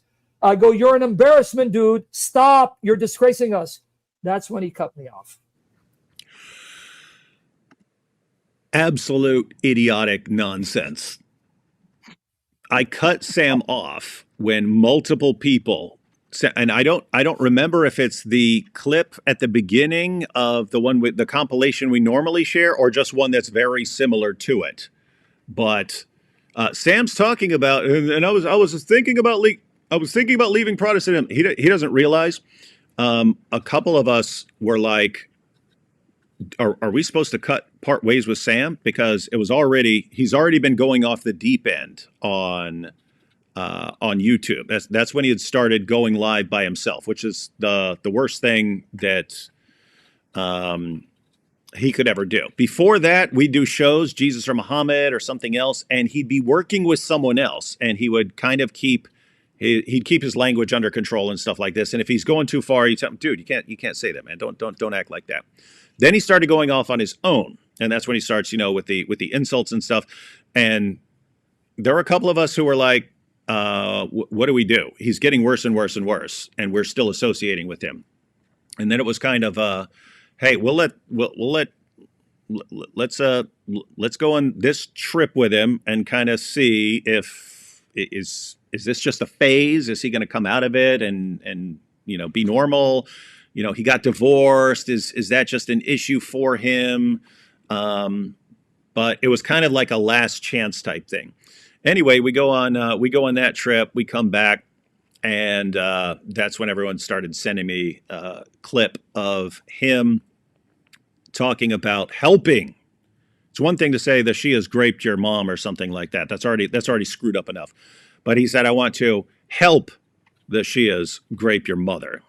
And it's just like, with me, it was, how in the name of common sense can I criticize Muhammad Hijab for going after people's wives or this or that? How can I do that? And then pretend and then work with this guy and act like this is okay. I can't do it anymore, man. I can't. Working with this guy requires you to be a complete hypocrite, and I'm not going to be a hypocrite for him. I can't do it. So it's not, Sam said something. Sam has always said mean things. Sam has always attacked everyone around him. He always does it. And it's okay, it's Sam. All right, it's Sam. Sam's gonna blast you.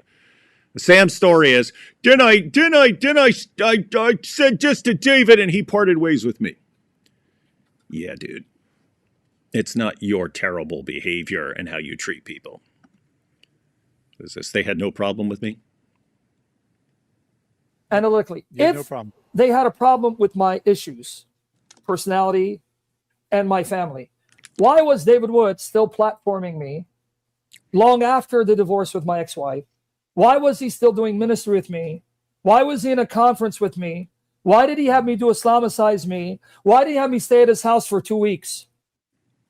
Thaddeus, haven't I explained that like 9 trillion times? Uh-huh. Yeah, he knows the answer. Guys, I've always known Sam has problems. Bad problems. Always known that. Really screwed up. Likes to abuse people. Likes to insult people. So, narcissist. So, lots of people wouldn't be cool with working with someone like that. I'm like, well, okay, well, I'm used to dysfunction, so I can actually put up with it. Maybe that's part of the reason I'm here. This guy has some amazing abilities. It would probably be bad if everyone just separated from him and he's just off by himself. Who knows what he's going to do. So it's probably better off if, in spite of his terrible behavior, he has some Christians around him, and maybe over time he can change. And I come from a background where, guess what? Some people change dramatically at some point. So that's what I was always hoping. So it was always, I'm not just going to completely cut things. And there were times when I was like, I'm not working with you anymore. And then later on, I would, when he claimed to have changed for the better. Never turned out to actually have changed for the better. Until it's just, okay, I've been trying to work with this guy for years, and he keeps getting worse every year. And every time he claims that he's changed, 2 weeks later, you find out he's even worse than he ever was before. And so what am I doing? I'm not going to spend the rest of my life as this guy gets worse and worse and worse and his behavior gets more and more terrible. I'm not going to spend the rest of my life hoping that somehow he improves in the future. No, this is too terrible. I'm separating. And then well, why were they fine with my behavior? We were never fine with your behavior, Sam. We just thought maybe you might change, and we didn't want to abandon you because we were still hoping that you might change. And you did change. You just kept getting worse. And then it was, we're not interested. I've explained that over and over and over again. Sam, whenever he's talking to someone, well, if they really think my behavior is bad now, why were they fine with it in the past? We're never fine with it. That's why I called you out on that. And Sam, I got the receipts. I was about to say, do you want me to go through the old messages of me constantly over and over again telling you, rebuking you for some behavior and then encouraging you and telling you, do you realize what you could accomplish if you could just stop acting like this? Do you realize the impact you could have on the world? You could go down as one of the greatest Bible teachers ever if you just stop treating people like this. Over and over again for 2 decades. And then he gets on here. Why were they fine with my behavior? You got serious problems, man. You know, he said you want to say What's that? He said something that was inaccurate before too, because I saw those videos, the videos where you were in, I think, California, and you were at the table, the Dawa table. Oh, I don't like those tables very much, but you were at the table, and he was talking about how Sheikh Uthman was basically, he successfully divided you and pitted you against each other. That was the argument that he was making. And I was like, that's interesting. I didn't see that personally. I did feel that Sheikh Uthman was being a bit manipulative, and I don't think he was actually engaging the points. He was more like, I'm interested in kind of having conflict instead of actually engaging these arguments.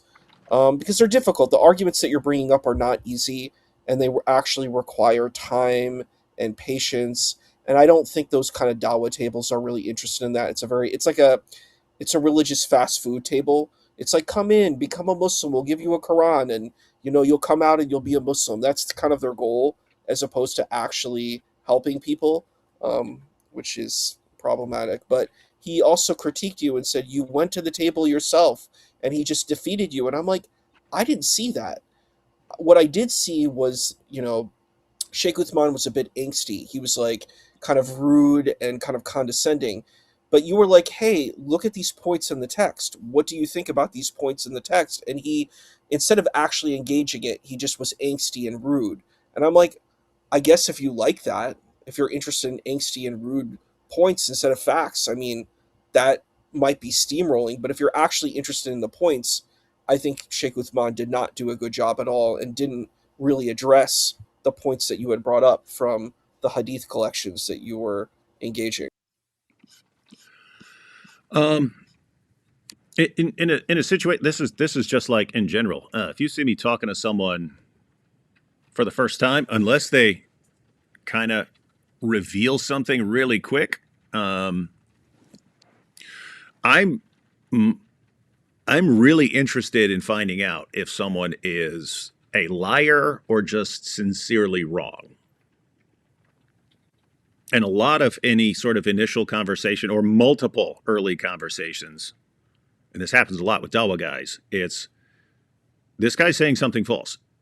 Is he lying deliberately, or is he just wrong and he's saying something that's false, but he's pursuing the truth, but he just happens to be wrong.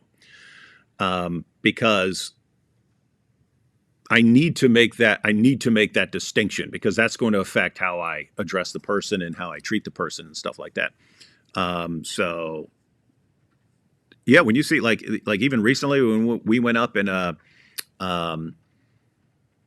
when we went up to Ohio, and we went to, what was it, Columbus State or something like that, you can see early on I'm mainly completely listening. By the end, I'm making fun of them. Why? Because I caught them where I'm like, you know it. I know you're a liar now, so now I can treat you like a liar. Someone like Sheikh Uthman. Now we all know now. Right then, I didn't know anything about him. So there are points where I'm like, he's wrong about this. Is he lying? Is he lying, or does he really believe what he's saying? And the better you are, the better and more deceptive you are, and the more manipulative you are, the harder it is to spot. It takes a while. You can take. Now I'm pretty good at spotting. I will eventually spot if you're a deliberate liar and stuff like that. But like, the more of it could be a narcissist, it could be some psychopath or something like that. But the better they are at lying and scamming and stuff like that, the harder they are to read, because the more authentic they sound, even if they're lying and stuff like that. But anyway, you can see that all over the place. If you see me walk up to a Dawa booth or something like that, I'm going to be calm. I'm going to be nice. I'm going to be polite for a long time, until I know exactly whether you're a deliberate liar or not, and then my treatment, my reactions will change. And so Sheikh Uthman, I could not tell in that first. And now guess what? I know he's wrong about certain things. I could not tell if he was deliberately lying or if he was sincere but just wrong. Later on, yeah, and now we all know. But in my mind, I'm always thinking long term. If you're going to score cheap points by making things up or something like that, go for it. Go for it. It's going to catch up with you later on. And if you become a hero because of some TikTok clip or something like that, if you're the new Dawa girl, or you're the new this or that, and you get away with some things and score some cheap points and become popular, it's just going to blow up in your face later. It doesn't last. And the more popular you get, if you're a deceiver, if you're a narcissist, or if you're a liar, and you get popular with that, it's a matter of time. You're a ticking time bomb for your own ideology. And just look at this. Look at the disasters that people like Muhammad Hijab have caused. Look at the disasters that Sheikh Uthman is causing. This is what happens. This is what happens when you get lying narcissists as your champions because of the cheap dawa points they scored. And so I'm totally fine. I'm totally fine if I head to a Dawa booth and I'm nice and polite, and this guy's getting TikTok clips. If you get famous off something like that and you're lying, it might be 2 years, it might be 5 years, but you're going to do damage. You're going to end up damaging your own position. All right, now we have jihad. Here we go. Yeah, you want to say that, oh, we're supporting jihad. Why? Because Jay Dyer said bingo to a tweet. The escalation's got to stop at some point. So, guys, if you're watching this, David Wood and co., if you stop, guess what happens? It stops. Exactly. You continue to escalate. It will continue to escalate. So Cleve, I can't tell if you're stupid or if you're a liar right now. I'm guessing stupid. I'm going to give you the benefit of the doubt and conclude stupid. I ignored Sam for years, and he kept coming after me. I kept ignoring him, even after he's coming after me. Then he starts going after everyone around me, and I started responding. Mhm. So if I just stopped, what, Sam would be fine now? And not only that, this was just yesterday. It's stupid. This was just yesterday. And after this live stream, Sam spent 4 or 5 hours attacking people on X. Then he's gone live today attacking people. He's been on X all day attacking people. Now, keep in mind, his daughters are visiting him. He only gets to see them once a year or so. And he's spending the entire day attacking us. Because exactly, if they drop it, I'll drop it too. Well, no one said anything between the time you were live and this live stream. So what do you mean, Sam? You spent your entire day not with your daughters, but attacking people on X. GodLogic, IP, myself, David, people who said calm down in your comments. You called their mothers whores. Like, you were attacking everyone. Everyone. Yeah, and I just went over to Sam's X page. His pinned comment is, I want to leave all the receipts here for all to see since the child rapist at 17, a.k.a. David Woodstein's spirit foul. He can't even spell. Horse dogs like Fagadius, J69, blah, blah, blah. So that's his pinned comment. His next post is, once a spiritual bitch, always a spiritual bitch. And then it's a picture of Thaddeus there. And then it's they apparently made peace with Jay Dyer and they're praising each other. So he has a thing about him assembling with the OrthoBros, their alliance. So now it's Sam Shamoun and Jay Dyer working together to attack us, GodLogic, everyone. Let's see. The next post is, damn, Gina, this Fagadius, that's you, is stupider than his sociopathic child molesting cult leader, Grapist Wood. And so that's about us. And let's see. Then, as I said, I will only post stuff that will be earth-shattering. With that said, I want to thank Fagadius for exposing GodLogic's grift. All right. And then we have him buddying up to Jay Dyer because they have a common enemy, us. And and then it's it's GodLogic saying the grift is strong with this one. And before that, it's, with that said, I've done everything needed to expose this child molesting cult leader David Wood and his demonic dogs like Fagadius, blah, blah, blah. Mm-hmm. Before that, it's, this vile, adulterous pig's lust for Israel is greater than his love for Jesus and what he teaches about marriage, and his cult-leading child molester David Act 17 is... What planet do these guys live on? Yeah, Sam's just going to drop it, right? And I looked at and before, and by the way, before that, it's Avery and stuff. But I mean, think about this. They're saying, David, if you weren't just attacking him, he wouldn't be attacking you. Is GodLogic attacking him? Because he doesn't stop attacking GodLogic now. Mm-hmm. Also, yeah, where was the big JC from? Where was the big JC from? Wasn't he from Judea, Israel? Wasn't he from that area? Like, it's so wild that, like, and I think it's so funny that why wouldn't Christians care about that place? That's a place of, like, I went to the Garden Tomb. I've been to a lot of the Church of the Holy Sepulchre and, like, my time there. There's a lot of holy places there that are important to Christians. Why wouldn't they care about that land? It's such a weird thing to say you wouldn't care about it. It's bizarre. You know, Galilee, all of that. So. Anyway, these guys. Yeah, so I just wanted to add, you talked about his Twitter post, but I looked at his YouTube, streamed 5 hours ago for 3 hours. The grift is strong with this one. Now, the title, as often is the case, has nothing to do with the thumbnail, or probably anything to do with what Sam talked about, because he constantly just puts up random titles. But the grift is strong with this one. Go to the dark side. You must not. Join me, Avery. So you're right. You're the dark side. He's trying to prevent Avery, and Avery's, the grip is strong with this one.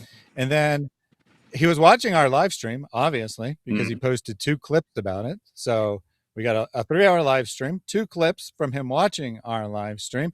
And apparently those clips upset him so much that he's live again. Thaddeus exposes GodLogic and Wood. He totally dropped it. Yeah. And so notice you got Cleave to Antiquity and Alex here, and they're actually convincing all their just completely idiotic viewers. Yeah, David's the problem. Sam really wants peace and wants to get along with everybody. And if they just stopped, well, Sam would stop. Even though David didn't say a word for years and Sam kept attacking. And they're the same. Well, and by the way, the other thing is, like, dude, Cleve, you're just a complete liar. Oh, it's just one word. Bingo. That wasn't it. You guys kept doing it. You kept defending it. You're going onto Muslim pages saying that Avery's a grifter while the Muslims are screenshotting it and cheering you on. You became their heroes. Why are you acting like, oh, it's just bingo? Dude, can't take you seriously, man, at all. I have not seen any reason to take this guy slightly seriously. What the heck is this guy, man? And just one more thing on his little current contact. He has 426 watching, which is substantially more than normal. He usually has like 340 or 350.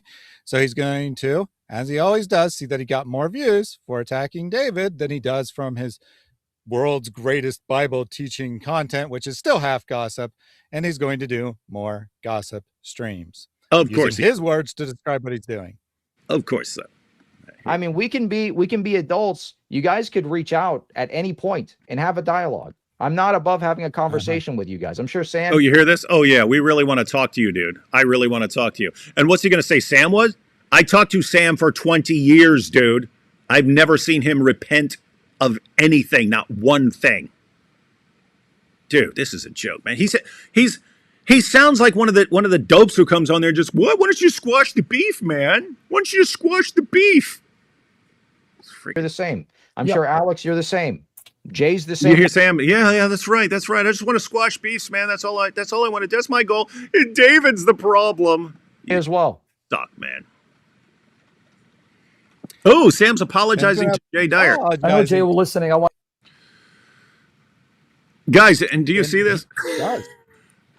Sam prophesied. Sam prophesied that his marriage is going to break apart because he's such a narcissist. But when he needed the support of the OrthoBros, suddenly, I apologize to Jay Dyer, man. I apologize. Let's see. Apologize to him because, again, words are taken out of context. Out of Because context. people are saying that I said. And I do want to address it because I've always loved Jay. He's got me upset on certain things. And I'll tell you one of the things he got me upset on. And I know that's his perspective. When he likened, and I know you guys, I'm not, when he likened the Coptic Orthodox martyrs saying, well, there are no more martyrs than Hamas martyrs, that did upset me. I don't know what happened. I'm on a live stream. He goes, I want you to join my stream right now, you and William. I want to debate you guys right now. I go, hold on, buddy. I'm on a live stream. I know what's going on. I swear I didn't know what's going on. Something about whatever. And then it went downhill from there. Now, sadly, Jay happened, and I know I'm going to get clipped on this. Jay was right. I didn't see it, but Albrecht, because I don't work with him anymore. All right. Nonetheless. Wait, Sam worked with someone and then doesn't get along with him anymore? Mm-hmm. That's weird. Shocking, I know. I got upset at Jay, but I never wished God. Again, it's on record, man. Guys, stop. I got it recorded. I never wished God destroy his marriage. That's not what I said. I said, if Jay is paranoid about these conspiracy theories, then he's going to be a hard person to live with because he's going to be paranoid. And did you include the receipt here, Thaddeus? Okay, you include the receipt. You hear this? I didn't wish it. Now, to be fair, he does say, I don't wish this on you. He's just prophesying that it's going to happen. He's a prophet. He doesn't want this to happen. He's just a prophet receiving the message from God that this is what's going to happen to him. Lead to destruction of the marriage. But I want to apologize to Jay, even though I called him Gay Fryer and Gay Dryer, and he called me Scam Shamoun. And Jay, I'll always be your Scam Shamoun. Okay, so I just want to apologize to that man. I'm going to apologize because he's useful to me, and the whole OrthoBro community are the only guys I can get defending me right now. Thought you're hilarious. I love your personality, brother. And hopefully, when we first did a stream, I was 30 pounds lighter. Next time when we're together, I'll be 30 pounds lighter again. So now they're going to be together. It's going to be awesome. Getting buff, Jay. Don't hate. So I just wanted to set the record straight. Well, there you go. This is a show of reconciliations. There you have it. The OrthoBros and Sam Shamoun squashing the beef so that they can go around attacking every Christian apologist who's wrecking Dawa as the Dawa guys cheer them on and praise them. Good times, good times. Sam wants to reconcile with Jay. The OrthoBros want to reconcile with Sam. So so I might have accidentally put the receipt in the wrong. It might be after this part. I'm not sure, but I definitely put the receipt in there. I might have put it in the wrong place, or this might be related. But either way, that was super weird because on the one hand, he is definitely like humiliating himself, like basically begging Jay Dyer for forgiveness. But at the same time, he's like using language to avoid most accountability. Mm-hmm. It was really weird stuff. It did sound like an apology to me. It sounded like begging. Mm-hmm.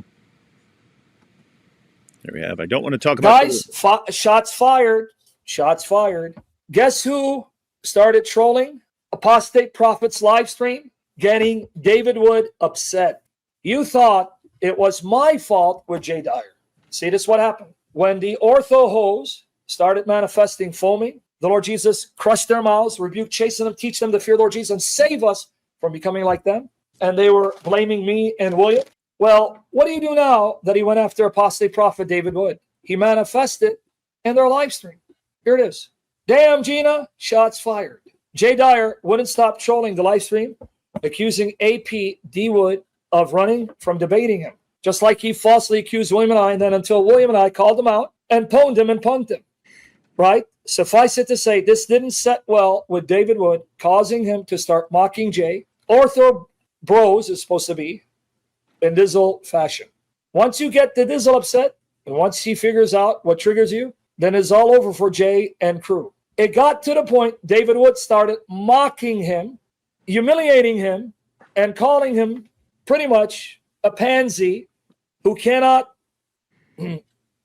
handle the heat and cannot endure it, but manifest when someone gives him a taste of his own medicine. That means David Wood doesn't like Jay Dyer or the ortho host. It's on, folks. It's on. Go check the comment section. And then David Wood challenged Jay Dyer, come on Monday with Andrew Wilson, because they're livid over this issue of Israel. It's on. So now you guys gonna blame me? I'm the problem. You see what happens in my case? I will call out these dogs, these trolls, these demons, and I will call out these arrogant cultists, and then I'll get condemned and blamed for being a troublemaker who can't get along with anyone. And then glory to you, Father. Glory to you, Lord Jesus Christ. Glory to you, Holy Spirit. At the end, I end up vindicated. So that sounds like the same story. Yeah, that was receipt one, but we got receipt two is what you were thinking of. Yeah, but but I mean, think of the guys. Everyone catch that? When is that? Last year. So that's last year when at that particular time, Sam was more mad at Jay Dyer than he was at me or AP. And so when we start responding to Jay Dyer, he starts cheering for us. Yeah, that's right. You see, Jay Dyer's being exposed, and he's calling them ortho-hose. Well, fast forward to this year when he's more mad at us, and then, hey, OrthoBros, yeah, Jay Dyer, yeah, let's all get along, man. Yeah, it's all just big misunderstanding. This guy has no actual concept of real loyalty. It's just everyone is a tool, a weapon in whatever battle he is fighting. And, 6 months from now, he may be mad at someone else and stuff like that. And then anyone he's attacking right now, he'll try and enlist them for help and so on. It is absolutely pathetic. So notice he's calling them ortho-hose. It's just last year, guys. Calling him ortho-hose. Calls Jay Dyer a gay liar and stuff like that. But here's the other receipt. So he said he was just saying because of you're consumed by paranoia. Yeah, if conspiracies are eventually going to bother, your wife, and then that could lead to a problem. That's all he was saying, guys. That's all he was saying. Let's see. I'm going to prophesy. I want you to clip this. He's claiming to prophesy right now. Okay. You ready for the prophecy? Jay, gay liar. Here's what's going to happen. You're not going to last in your marriage. Your marriage is going to end. Listen, I'm not wishing it on you. God knows. I don't wish this on anyone. But because you're a sick demon, you're full of Satan, you're a scum. Notice the reasons, not just you're a little too much on the conspiracies. You're a sick demon. You're this. You're that. Hang on. You're not going to last in your marriage. Your marriage is going to end. Listen, I'm not wishing it on you. God knows. I don't wish this on anyone. But because you're a sick demon, you're full of Satan, you're a scum, narcissist. You gaslight. Only God knows what you do to your wife. Gaslight. Only God knows. But he'll expose it. God exposes everything, like you did with Muhammad Hijab. You're not going to last in your marriage, and you're going to self-destruct. You're not going to last. Clip it and come back and say to me, Sam, see? Guys, clip it. See if I'm wrong. I've seen people like him. I had to live with someone like him. Gaslighting, narcissist, will prick you so he can get a reaction and then make fun of you. Watch. You will not last in your marriage, and she's going to be the tool that God uses to expose you. Remember my words. She's going to expose you for who you are by the power of Jesus Christ. Remember my words. She's going to expose you by the power of the Lord Jesus Christ. And he said this a prophecy. And right now, just a little. No, I was just saying, if he goes too hard on the conspiracies, that's gonna, loves to rewrite history. Oh gosh. All right, we got a little bit more. Take a couple super chats. Where did I stop?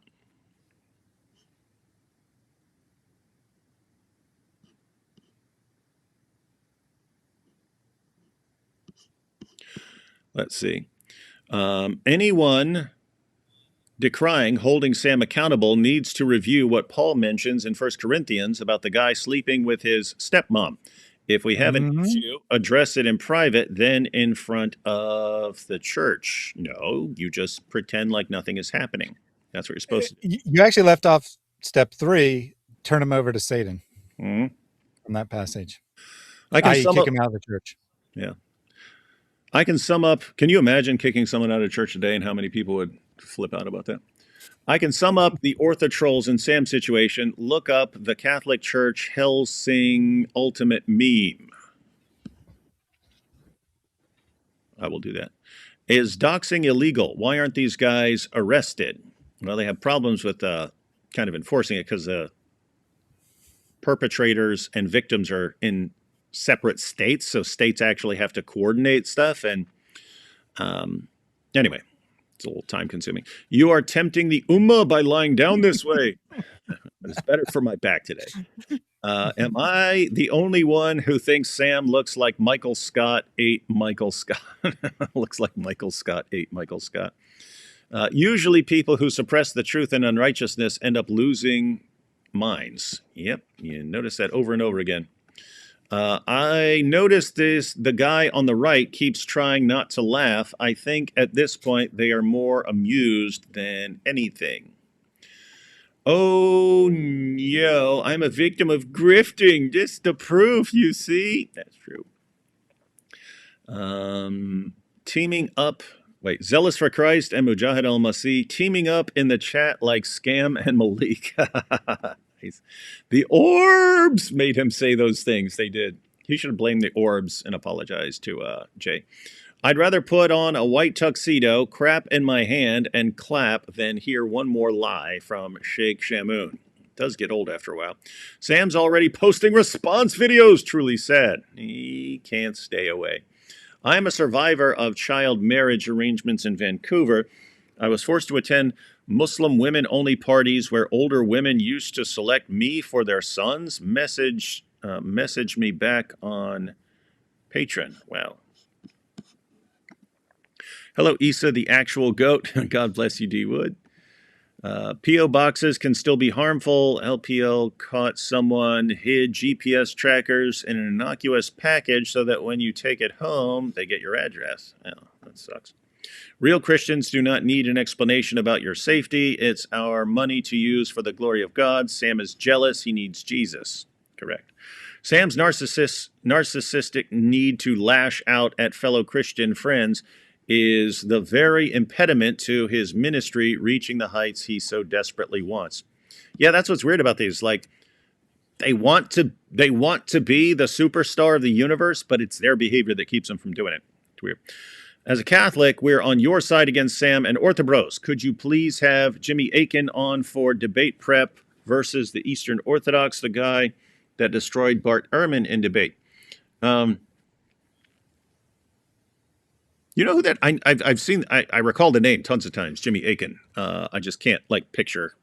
Yeah, he's a prominent Catholic apologist. Interesting. Discord mod, gay. You repeat yourself. Oh yeah, Discord mod and gay. They're synonyms. At least the OrthoBro ones. IP is up to 273,000 by our choice. Cry about it, Sam. I know. Yes. Why are you enraged that Christians are generous and want to have people's back? Mm-hmm. I commend you and Thaddeus for being the Sam filter. Love you. Aussie Abe says, I look forward to meeting back up here in a month after Sam doxes and rails on Cleve as the Zoots railed on Momo. Yeah, it is going to 0% chance this one lasts, guys. OBs, OrthoBros freaking around. OrthoBros finding out. Oh, yeah. Yeah, they're real tough when they're messing around, and then they find out and become sniveling crybabies. If people are bothered, I mean, just think about this. David, why can't we all just get along? Dude, you're sitting there completely lying about everything and helping a guy lie about everything. Why can't we get along? Because you're terrible. You're a terrible person. That's why. If people are bothered by this GoFundMe, they should pray the litany of humility with reverence, do a novena, and log off the internet. Yeah, there's something wrong with you if you get mad when a Christian's family is threatened and Christians say, you know what, we're going to help you get a new house. If that enrages you, you kind of suck. Call the big gun winger to do an expose on Sam. Oh, to expose Sam, yeah. Reminder that Sam's second Facebook page is in a relationship with his original page. Oh, yeah, I forgot about that. D. Wood, can you link Issa's YouTube? He's awesome. Oh, I wouldn't normally, but now he's finally started posting some sort of valuable content, apparently. So, we'll see this. Don't see how your wife's beliefs are Sam's business. Yeah, they're not.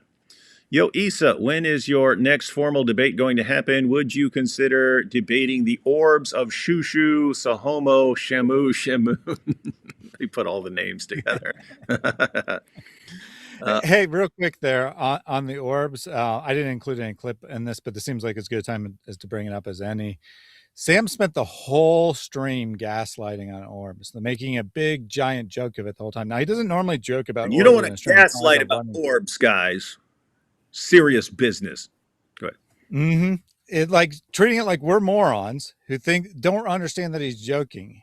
He eventually dropped it. To be clear, he doesn't teach orbs today. He eventually dropped it.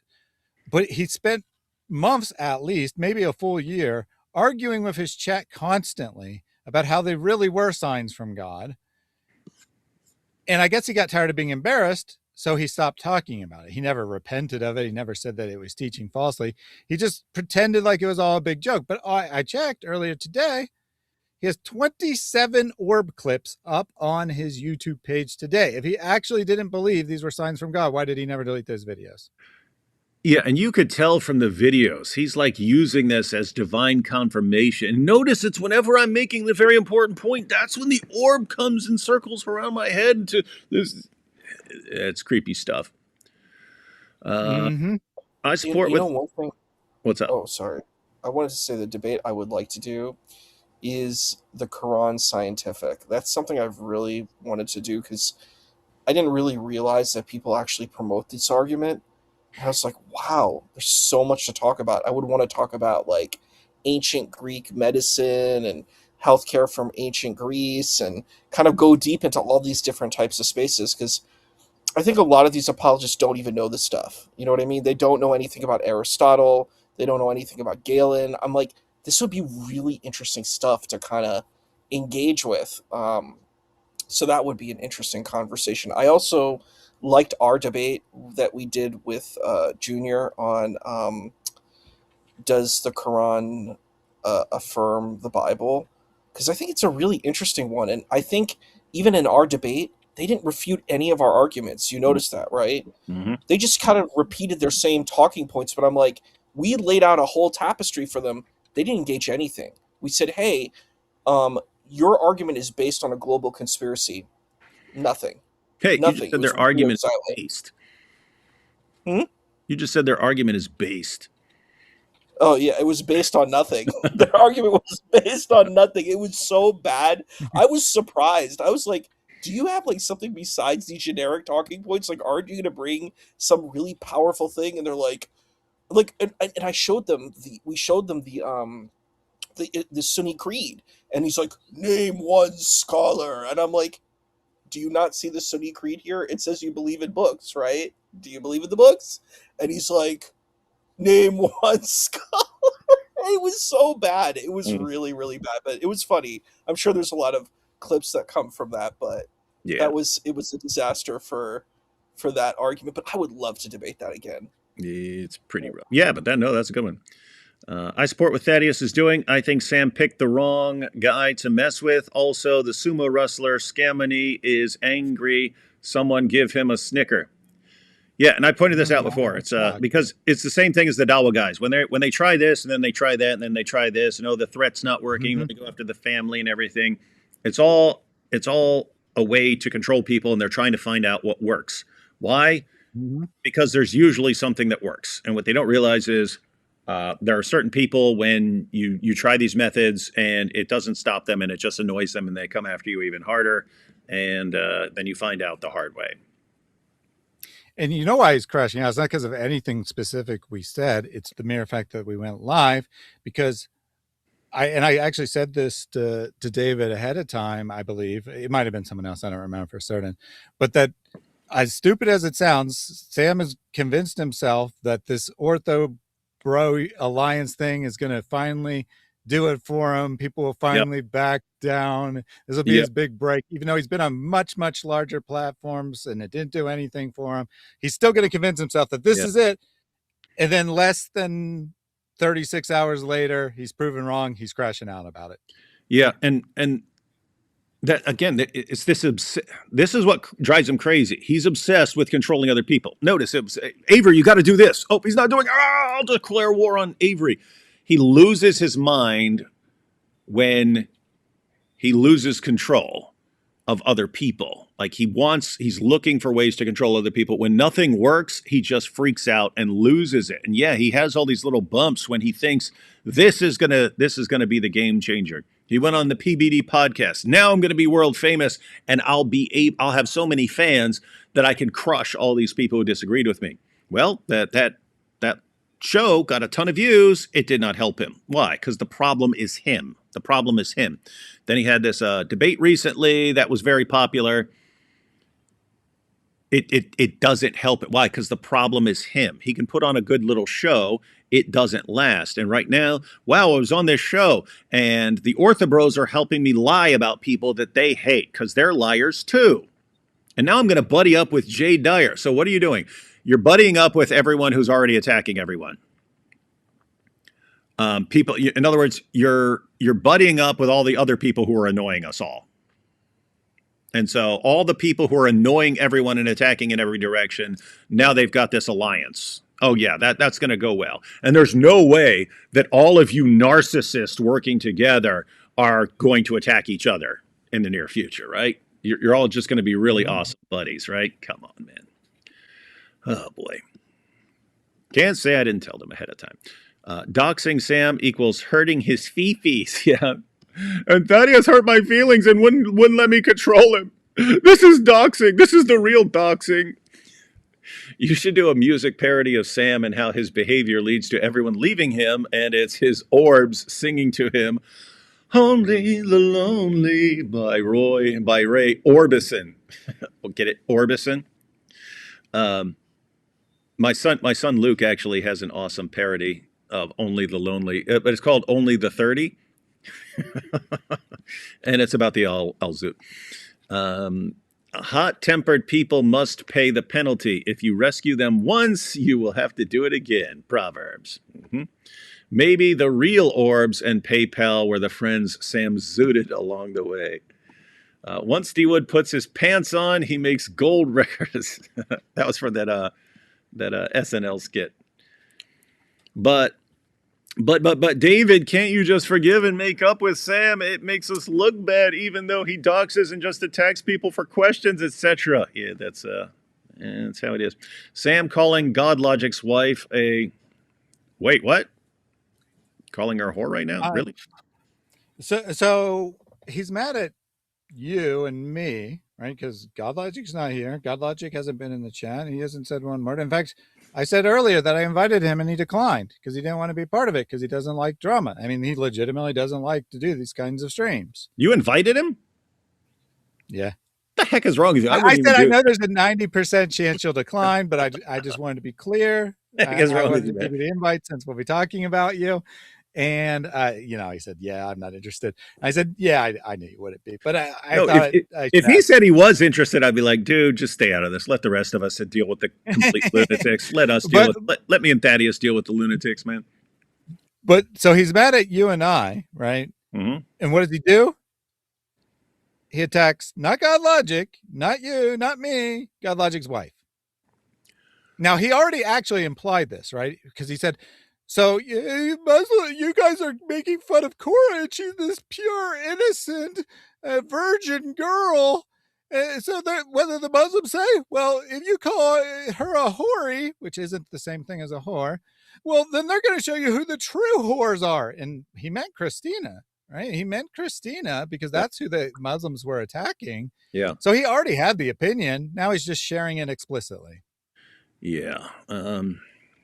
Guys, if Sam praises you, beware. He is eventually going to attack you and everyone around you. Sam, a week later. Cleave to antiquity and Alex are grifters, along with gay liar. That is going to be Sam pretty soon. Yo, he's mass deleting comments that disagree right now. He's deleting all that. Ooh, shock.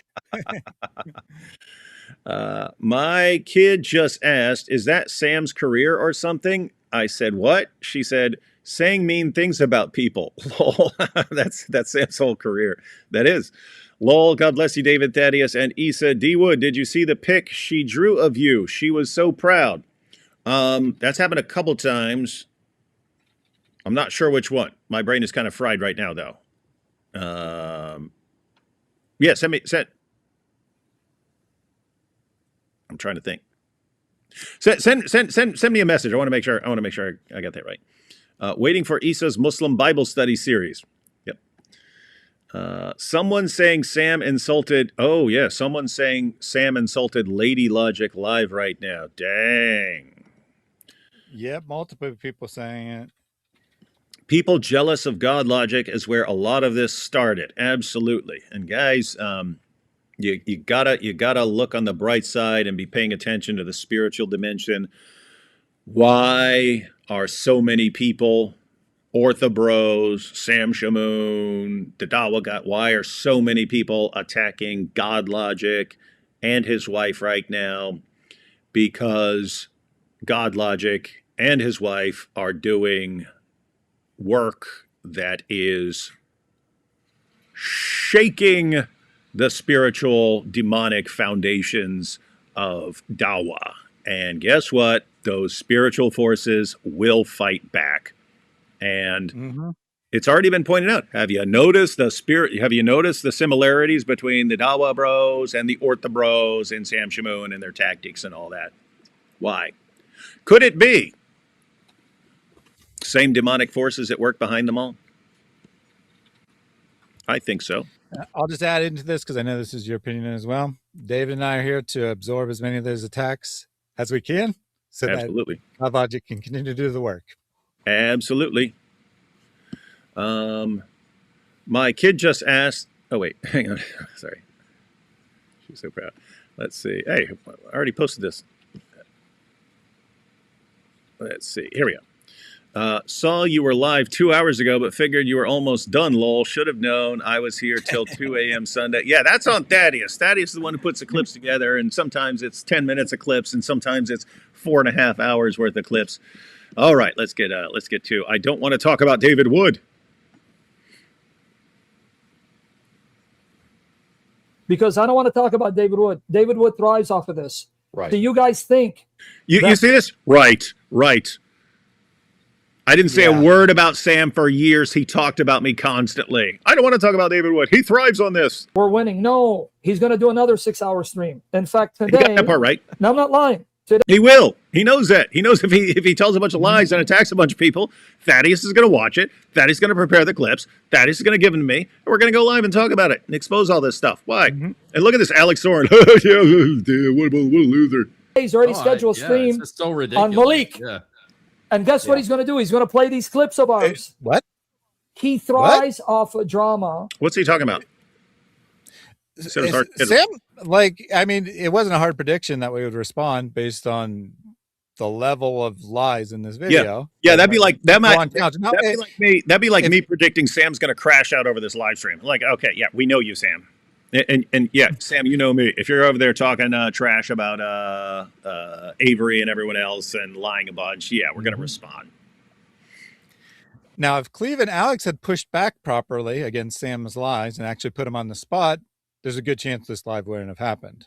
Yeah. Especially given the timing, right? Yeah. And how difficult the timing was. But Sam is claiming that you've already scheduled to do a live about Malik today, meaning yesterday, and that you're going to play the clips from this stream in that live. We had no plan to go live today. We got a conference to go to. I was going to get ready today. And certainly didn't have yesterday already scheduled to talk about Malik when we didn't do anything yesterday. Well, to be fair, Sam is a compulsive liar, so. Because it keeps him relevant. I don't want to feed his ego. I want him to. Keeps him relevant. Dude, I was more relevant when I was just blasting away at Islam. You guys won't let me do that. Be forgotten. Let God deal with him. I got better things to do, man. Really? What? What? Guys, check his posts, his live streams. That dude can't go 5 seconds without talking about me. I got better things to do. There's a verse for all of us that we need to take to heart. Honestly, it's 2 verses, Titus 3:10-11.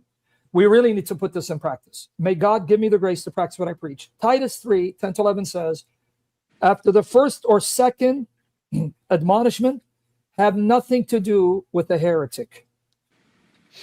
How many times? Twice. Well, Sam, how come you have thousands of posts about me then? Not 2, dude. All right, now we have JP Uncut here. Wood cries about Dyer, but then backs JP, who had Jake the Muslim metaphysician on his stream. Yes, this is what he was saying. So, David Wood. I've had Jake the Muslim metaphysician on my stream. He's complaining about Jay Dyer for saying bingo on a tweet of, who was it? Was it Orthodox Muslim? It was, Labiano. Yes, exactly. So he says bingo when that guy calls GodLogic a grift. He's there, dude. Still can't take you seriously when you're acting like that's all that. What if that was all that happened? And then OrthoBros have been like, oh yeah. We told him, maybe he didn't know what he's talking about. Yeah, we told him that's inappropriate. Not what happened. You guys defended it. You kept doing it. You kept going on the pages of the Dawa guys and calling GodLogic a grifter. They're screenshotting and saying, see, even Christians agree that this guy's a fraud. And you're still going after him in this stream. Why? Because you are useful idiots to the Dawa guys who learned how to control Sam Shamoun and you guys to do their work for them. And you're too stupid to realize it. Don't act like it's just bingo. And every freaking time you say that, it's like, what? I can't take you seriously, man. But then he literally has JP Uncut on his show, his buddy with him. Yeah, no. This is also interesting. By the way, I think there are lots of Christians. There are lots of Christians who would say, well, even though they said that it's okay to pal around, to join forces with the Dawa guys to attack someone, that still doesn't mean it was okay for JP Uncut to have Jake the Muslim Metaphysician on there. Whereas, so I'm only speaking for myself here. When they say, and by the way, notice I gave them every opportunity in the universe. I had Andrew Wilson on there. Is it okay to side with the Dawa guys to attack Christians and stuff? He defended it. He defended it. Yes, it is sometimes. Sometimes. So he agreed. He defended it. I gave them every opportunity. If it was just Jay screwing up one time, you would have never heard a word of it. You wouldn't have heard any of this. Like we wouldn't be doing this right now. That's not what happened. Mm-hmm. And Cleve, you're a freaking liar when you keep pretending that it is. But yeah. So my view is, wait, if you guys all defended this, yes, it's totally appropriate to side with Dawa guys to attack whoever you're trying to attack. And then JP has Jake them, and I don't even know what the show's about or what they did on there. But if he were to have Jake the Muslim Metaphysician on there after that and say, "Hey Jake, aren't the OrthoBros dumb or something?" And Jake says yes, and they're, "Oh my goodness, this would be yet another example of what hypocrites you guys are." It's fine for us to work with the Dawa guys to attack someone we're mad at, but if someone does it to us, oh my goodness, it's the end of the world. How could you, giant bunch of hypocrites?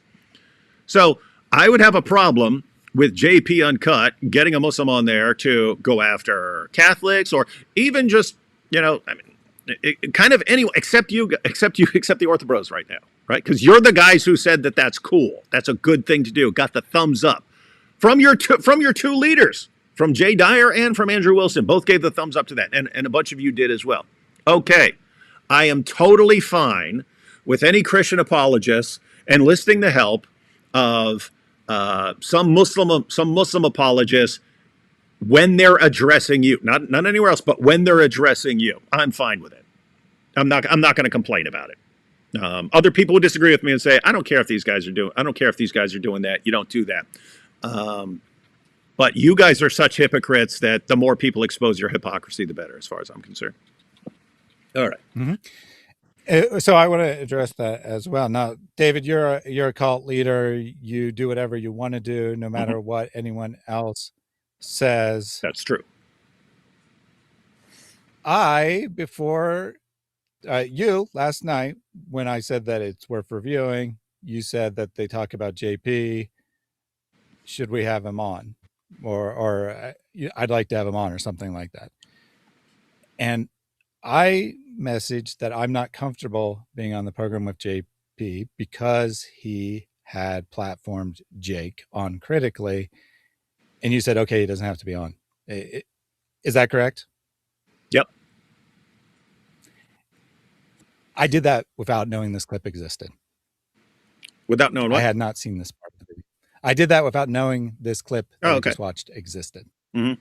I had not seen that yet. This is towards the end of the stream. I had not gotten that far in the stream when I made that message to you. I hadn't seen it.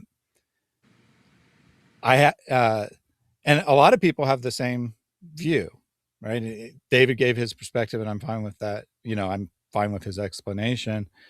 To me, what JP did was wrong, not because he platformed Jake, but specifically because he platformed him in an uncritical fashion just to get at OrthoBros. I didn't think it was appropriate. A couple other people didn't think it was appropriate. And he was called out about that. So what do you mean we're all just grifters or don't care about anything, right?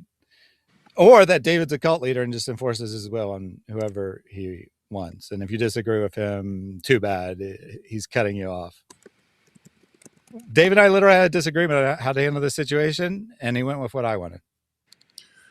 Yeah. So yeah, guys. So I was gonna have JP on to respond, and Thaddeus was like, "Yeah, I'm not cool with what he did." And I said, "Well, if you're not cool with what he did, then we won't have him on." Instead of saying, "How dare you, Thaddeus? I will expose and humiliate you for disagreeing with me. You're done." Mm-hmm. All right. So David is a secret Jew. Well, that's cool. It's not secret. My DNA tests say 2.7%. 2.7% chosen. 100% dope.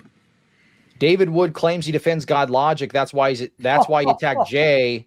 Yehuda Yisrael has multiple videos that attack GodLogic and Ash Mays, yet David Wood does not defend GodLogic when it's the rabbinics attacking. He can. Did you hear this hypocrisy? Who?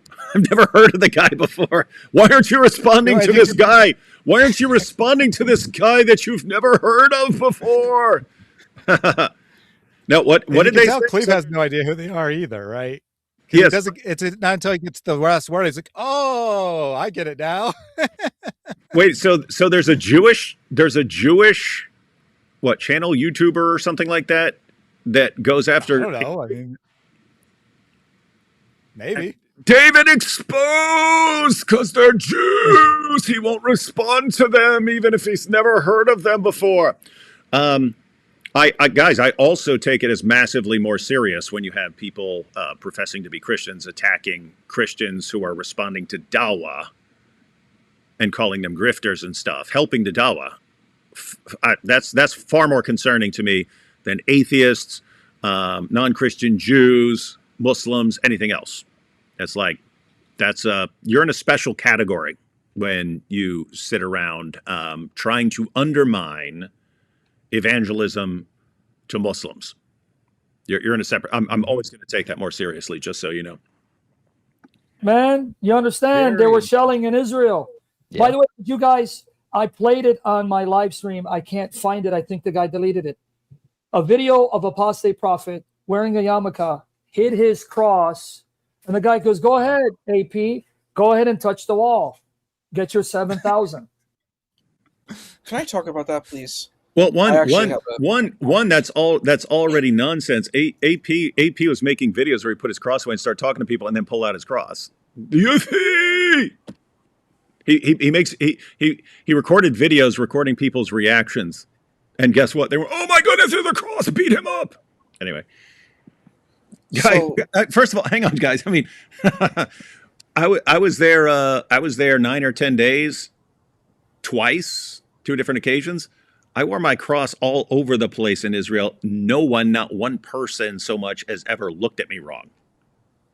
Sam thinks that if you show a cross in Israel, everyone starts spitting at you. Anyway, go ahead, Issa.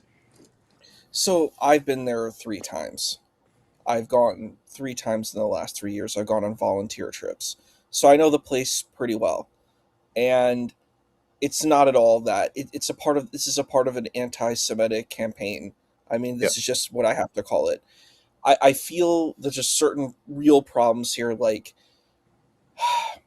there's this false equivalency where people are like, people who support Israel are supposed to hate Palestinians or Palestine. That's false as well. There are many progressive liberal Zionists who support a normalization with Palestinians in Palestine. Most Jews actually took that position before October 7th for a 2-state solution. So this is just a nonsense position that, Jews just don't want to connect with Palestinians. And I think there's a lot of Palestinians who want the same. There's a lot of stress and duress now, and people should pray for Palestinians and for Israelis both. I find that to be really kind of a gross thing where people are like, I want to just support Palestine, but I don't care about Israel. I find that to be really problematic. But we see in these comments, it's this attack where it's like, we need to attack Jews. Anything affiliation, it's the same weird anti-Semitic narrative that I see a lot in, unfortunately, these Dawa spaces where it's just, you didn't Islamicize me, and you actually did it very well. I was actually shocked how well you portrayed the Salafi narrative, where it's like, everything's about Jews. Sam did exactly that kind of same role that was done in Islamicize Me, where it's like, the Jews did it. Every single problem is the Jews. And I'm like, Jews are human beings like you, okay? There's not any different. I'm Jewish myself. Like, that's my background. Yeah, you're biased. Yeah, I yes, I do have a bias, but just normal human beings. And I actually wanted to comment on that other post from the Yeshua guy, or not, what was his name? The white Hebrew Israelite. Mm-hmm. I was like, do you think, I'm going to comment for you, even though you didn't comment. I'm like, Of course you don't agree with anybody who oppresses. A person can call themselves a Christian. That's the whole point of this stream. People call themselves Christians. That doesn't mean they're Christ-like. Isn't that's the whole premise of why you're doing this? You're doing this because you're calling out people who call themselves Christian but are not Christ-like. That is the pivotal point of why you do this work that you're doing on the stream. It's not even just about Sam Shamoun. It's about that kind of narrative. That's a part of the ministry that you're doing. You're engaging this kind of threat that's domestic, where you have these people say, I'm Christian, but I'm going to say these vile, horrible things, and I'm representing Jesus, I'm representing Christianity, and look at all of this stuff that I'm doing. It's vile and horrible. And you're like, no, this is not Christian. This does not have to do with us. And we're going to separate from this type of thing. That's at least my understanding. I could be wrong, but forgive me if I'm wrong for that. But that's what I'm understanding from what I'm hearing. And I just think, yeah. Oh no, I'm just gonna say, me and Israel. It's not, oh, I'm defending everything they do. I don't. It's Israel and Jews are in this special category where what I see is anything any Jew does, you blame all of them for it. Anything any Jew has ever said, it doesn't matter if it's 1,500 years ago, you can say this is what Jews believe and stuff.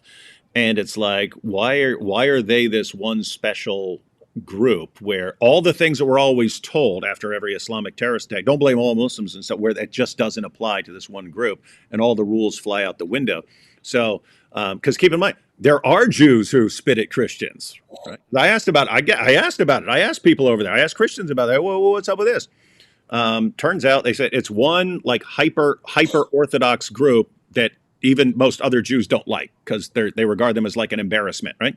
Well, what you see over here on X is they'll take clips of this happening and they'll say, this is just what Jews do. This is what Jews do. This is what Jews do. And it becomes so ingrained into them that Sam, the Groypers, they think a Christian can't walk down the street there without a bunch of people spitting at them. And it's like, why would a Christian take part in misrepresenting a group like that? If you want to, that's what I think. I'm not defending the spitting. Call that out. You guys are evil scumbag. Quit doing that. I have no problem with that. Just stop blaming all Jews. That's one thing. So one, don't take anything any Jew has ever said and then say the Jews believe this.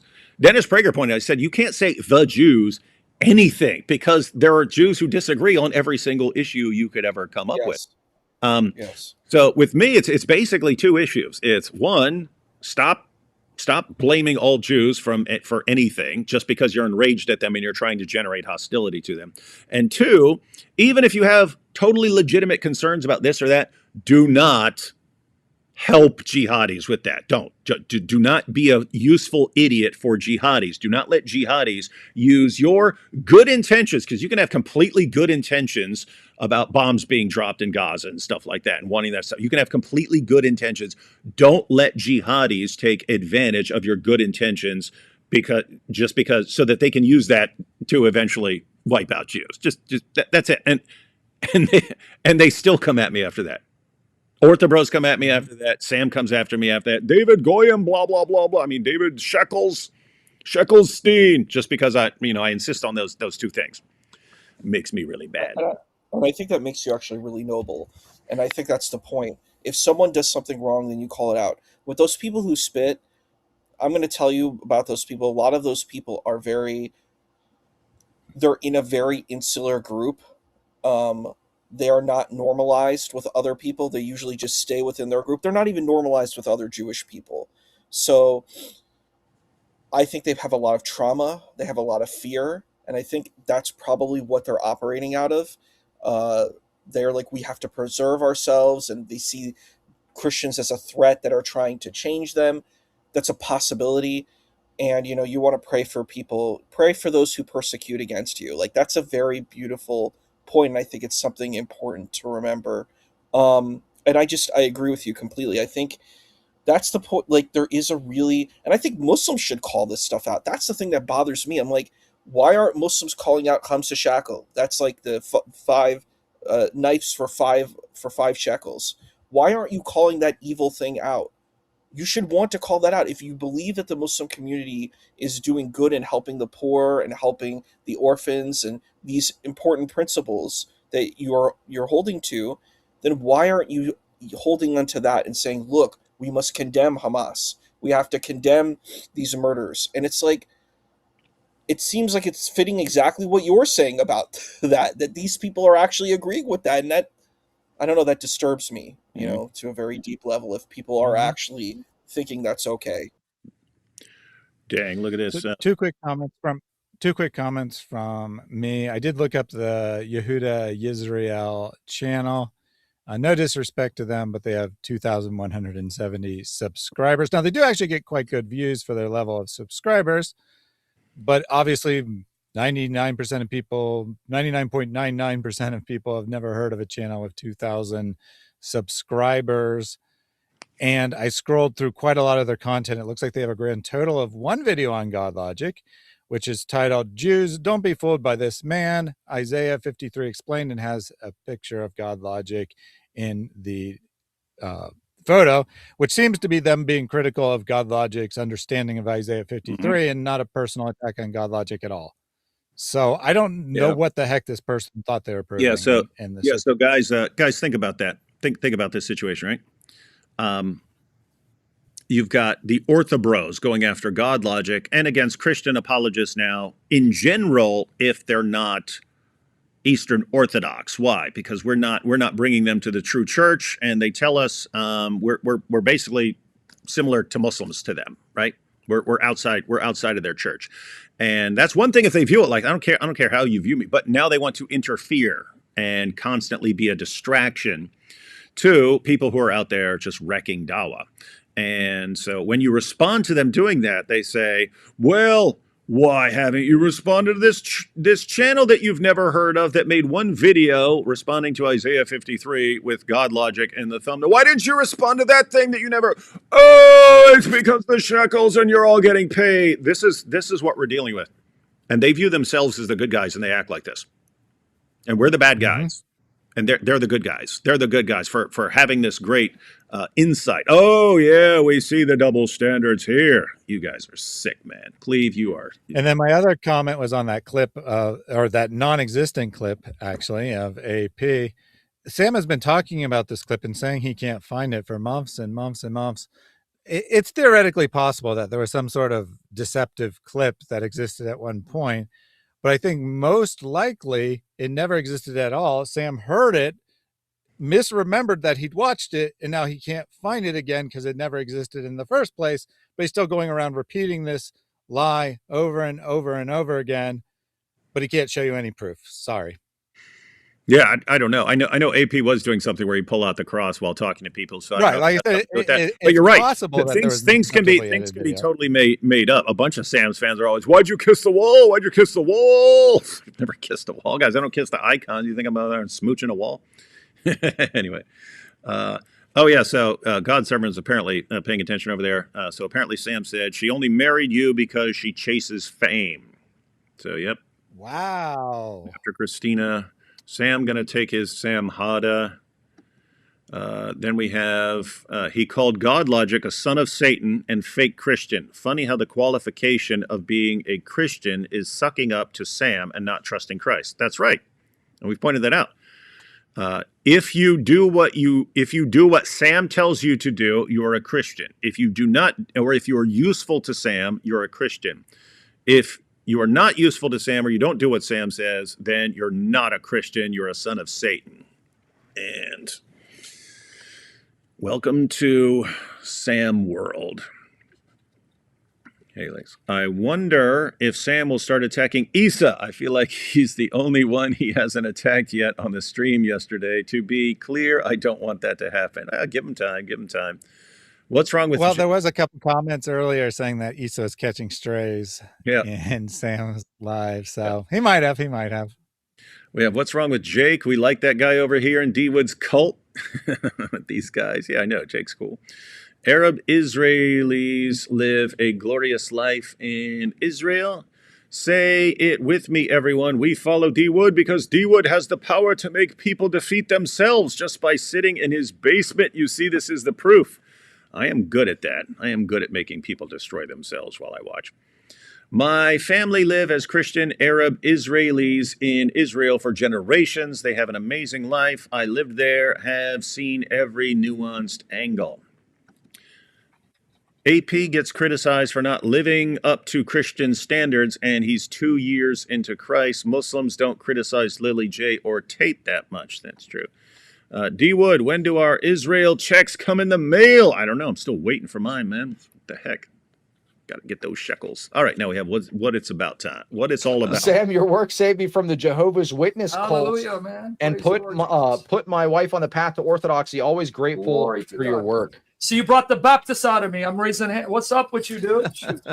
That's what it's about. Now you see, Alex and Ben, it's about them not losing faith in the triune God and Christ being God in the flesh. See, that's what's about for me. First of all, is that remotely what anyone thinks that it's about for Sam? And also, interesting misspeak there, or he wasn't paying attention. They said, you took me out of Jehovah's Witnesses. It's all about keeping people in the triune faith. Okay. So this is David Wood. Oh, now we're talking this about is pure Cleve here. This doesn't even come from Sam at all. This is pure Cleve making up nonsense about David. All right, here we go. being disqualified for ministry. Now, I don't know what necessarily would disqualify you more from doing anything regarding theology than admitting that you have an attraction to minors, right? And then we're just supposed I have no attraction to minors. to trust that this attraction has somehow gone away. So my question would be for this whole group, all right, IP, apostate prophet, all of these individuals, why are you knowingly doing conferences with this gentleman where I'm sure there's going to be children around, and you didn't say anything about it? You mean to tell me these guys had no idea that this is what he did? I don't know. I kind of like find that hard to believe. No one had any idea until I confessed it live, which I didn't need to do. I confessed it live. No one had any clue. Why would you think they know something where they had no clue? Anyway. Regardless if the guy Absolutely. has said that he's repented. So I repent. It was a bad thing that I did. You think the attraction goes away? You're a fool. You're a complete fool. Absolutely to spot challenge on, that. brother. In fact, Is that you, Isa? I want to challenge what he just said. I'm like, this person's supposed to be a Christian. I'm like, do you not know what the gospel says? It says that you have a chance at second chances, that you need to be reborn. That is what the text says. That is what the message is. It's not this hyper. I actually critique United States for this too. There's this hyper puritanical culture where it's like, if you do one wrong thing, your whole life is ruined. You have no chance at second chances. I'm like, that's not what the gospel teaches. It doesn't teach that you're finished if you did bad things. What it says is that you have a chance for redemption in Christ. That's what the gospel teaches. So I don't understand what this man is saying. I'm like, maybe he just was born in this community, in this culture, but he doesn't really understand the message of the teaching. But at least to me, I could be wrong, that's the primary element of the teaching, is reformation, is restoration, is transformation. It's not just, like when you do one wrong thing, you're finished and you're going to burn in hell. That's another theology. And that's okay if you want to have that theology. I think this is a problem when you're trying to ascribe a false theology to what the teaching actually is. So, yeah. Yeah, it makes me want to go to these guys' church. And this is just utter stupidity. I'm sorry, but this is just utter stupidity. So he's saying because an 18-year-old was attracted to a 15-year-old that he's a pedophile. That is perfectly normal for an 18-year-old to be attracted to a 15-year-old, Especially or an unusually mature 13-year-old, right? Especially that's a normal. Especially a stripper who's wearing nothing but her panties, shaking it for the entire room. Yeah. Yeah, I mean that's normal. Does this moron think that most 15-year-olds are attracted to 15-year-olds? That they're pedophiles for the rest of their life because they were Yeah, you're attracted stuck. to a And 15-year-old when they're 15? even when you get way older, then it doesn't. You never change.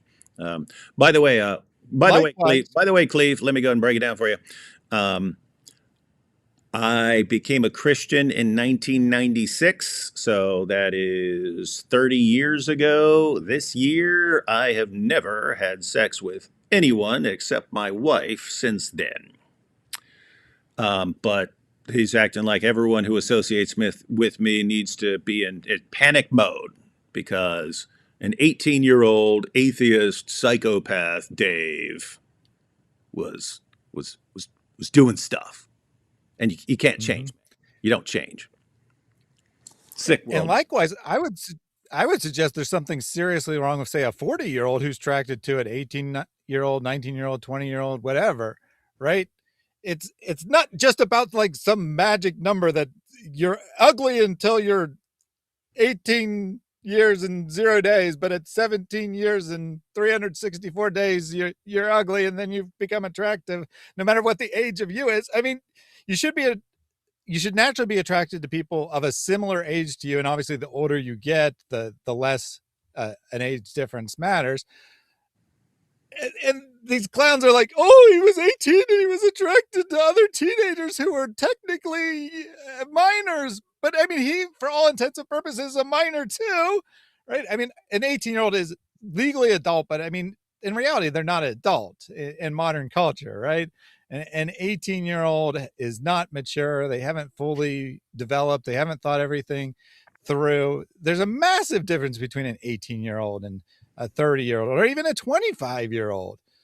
And That's so right. to suggest that because when you were 18, you were attracted to younger teenagers, that you're a pedophile is insane. It's insane. Oh, This is and the dumbest thing I've ever heard. yeah, and one thing we always have to point out, guess what, guy? No one here is defending it. We all agree it's wrong and immoral and you don't do it. What I don't understand is, I mean, I understand it. I understand what they're doing, right? But the Christians who say, well, you did this when you're 18 and therefore you need to crawl into a corner for the rest of your life and just sit there or go hide in a cave or something like that. There's nothing nothing you can do after that. And here's just And here, I just here's want to, hang on. I just wanted to point out a reality here. If I were an orthobro, these orthobros would have no freaking problem with it. If I were buddies with Sam would have no problem with it. They'll use anything anyway. yeah. So, and I just want to be clear that my anger here isn't at them saying about this at David. It's undermining actual child abuse by acting like there's no difference in this situation, right? They're undermining actual victims of abuse by acting like people who are involved in very immoral acts that we all condemn, but aren't abusive, are the exact same thing, right? And in my opinion, I know opinions disagree on this, but in my opinion, using the same word for forcible rape and statutory rape does a great disservice to both categories, actually, because they're very different things. Little side note: it's not even. I know it isn't statutory rape. Yeah, this was Virginia, and it's called carnal knowledge of a girl under 18 or something like that. That's what it's called. Doesn't have the same ring to it, but yeah. So that's the situation. So yeah, guys, no one defending anything here. We would defend the idea that you're not forever bound by things you do when you're 18, and we normally grant. You know what it reminds me? It reminds me of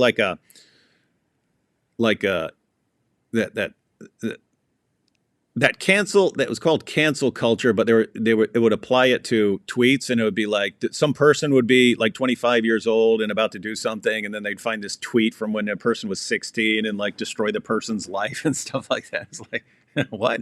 You're gonna hold a tweet of a 15-year-old against him forever? But it's the same mentality. It's whatever you did at any age. And notice it's parallel to other things like this idea. Whatever you did at any time, you are forever that exact same person with the same values and nature and everything else. But notice the parallel with this Jew did it, therefore all Jews. It's this weird situation where there is no variation or change or diversity or anything. I don't know. Weird stuff.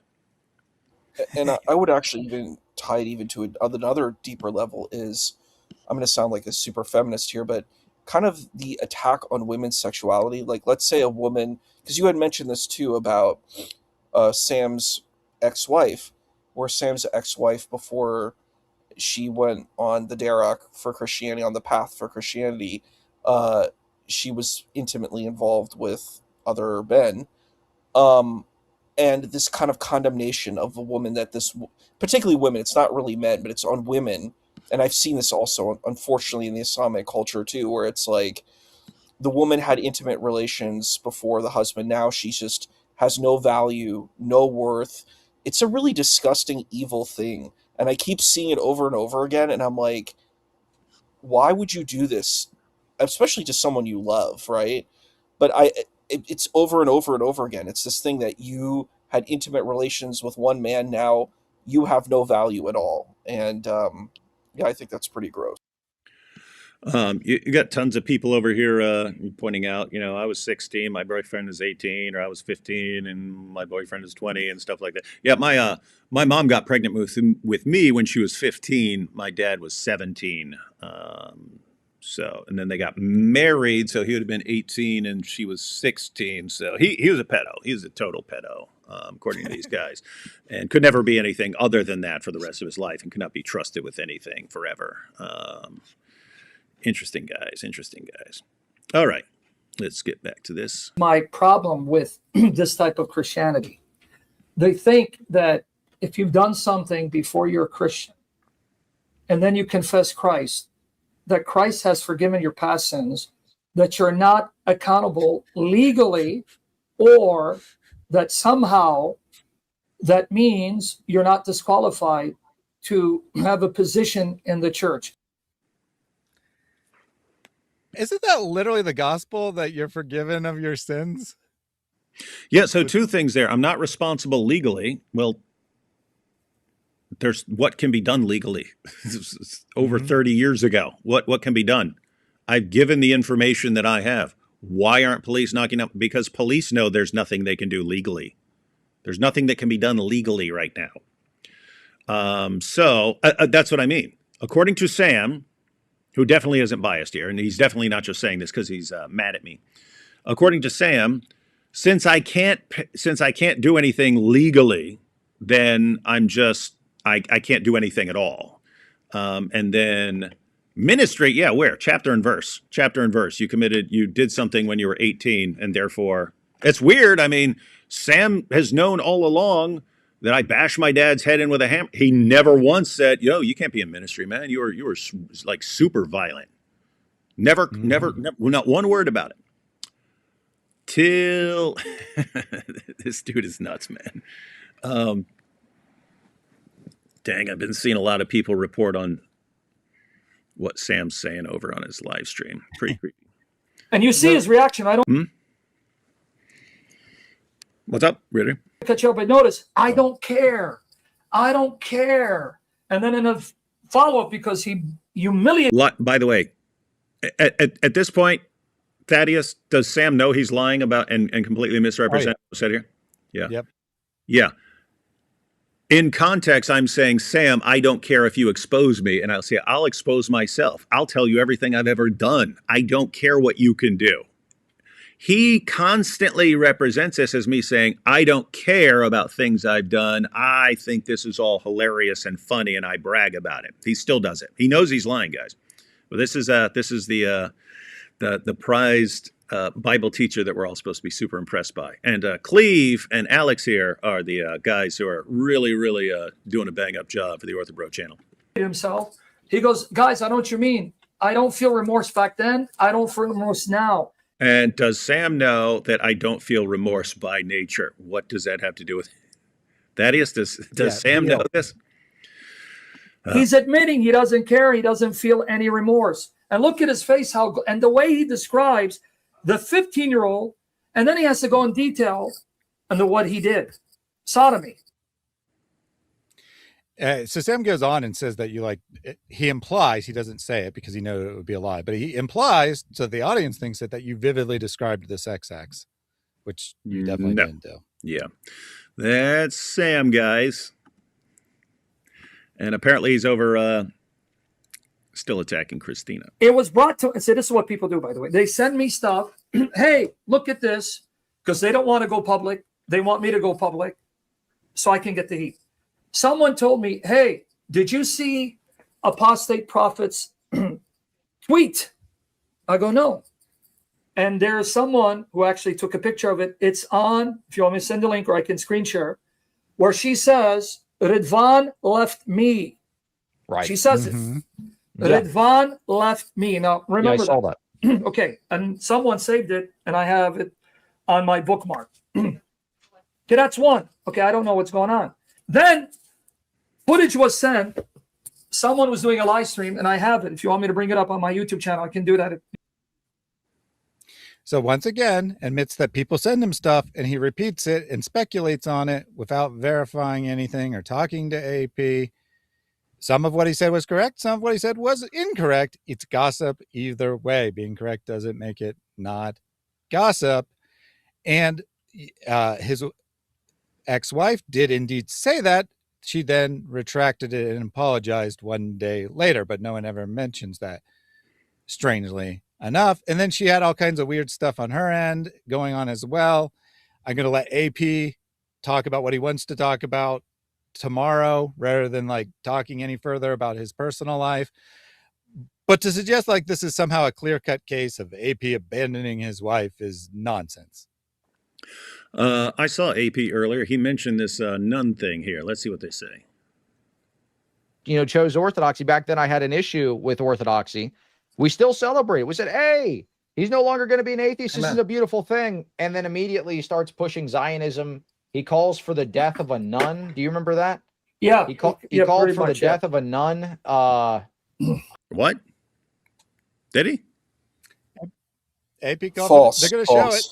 So we can evaluate directly, but they're just saying that he called for the death of a nun. He literally told people to kill her. Yeah. Now I remember is he was enraged that because she was just I didn't even watch the interview, but she was saying things that according to AP are just completely false, and he was thinking he believed she was a liar, and he called her a mustache whore, and then later apologized for it. And I think was called out. I think was called out by his priest or something like that. It's like you can't don't talk like that. That's my recollection, but he can explain it when he. I have that actually right here. Yeah, if you share my screen, because the video, yeah, there it goes, right there. This is an Orthodox nun living in Palestine, by the way. He AI generated made her look like a demon, and says, I don't care if she hides her evil filth behind the title of nun or a priest. She can die with the Hamas terrorists for all I care. This is a Orthodox catechumen saying this about a nun. Oh, that is, yeah.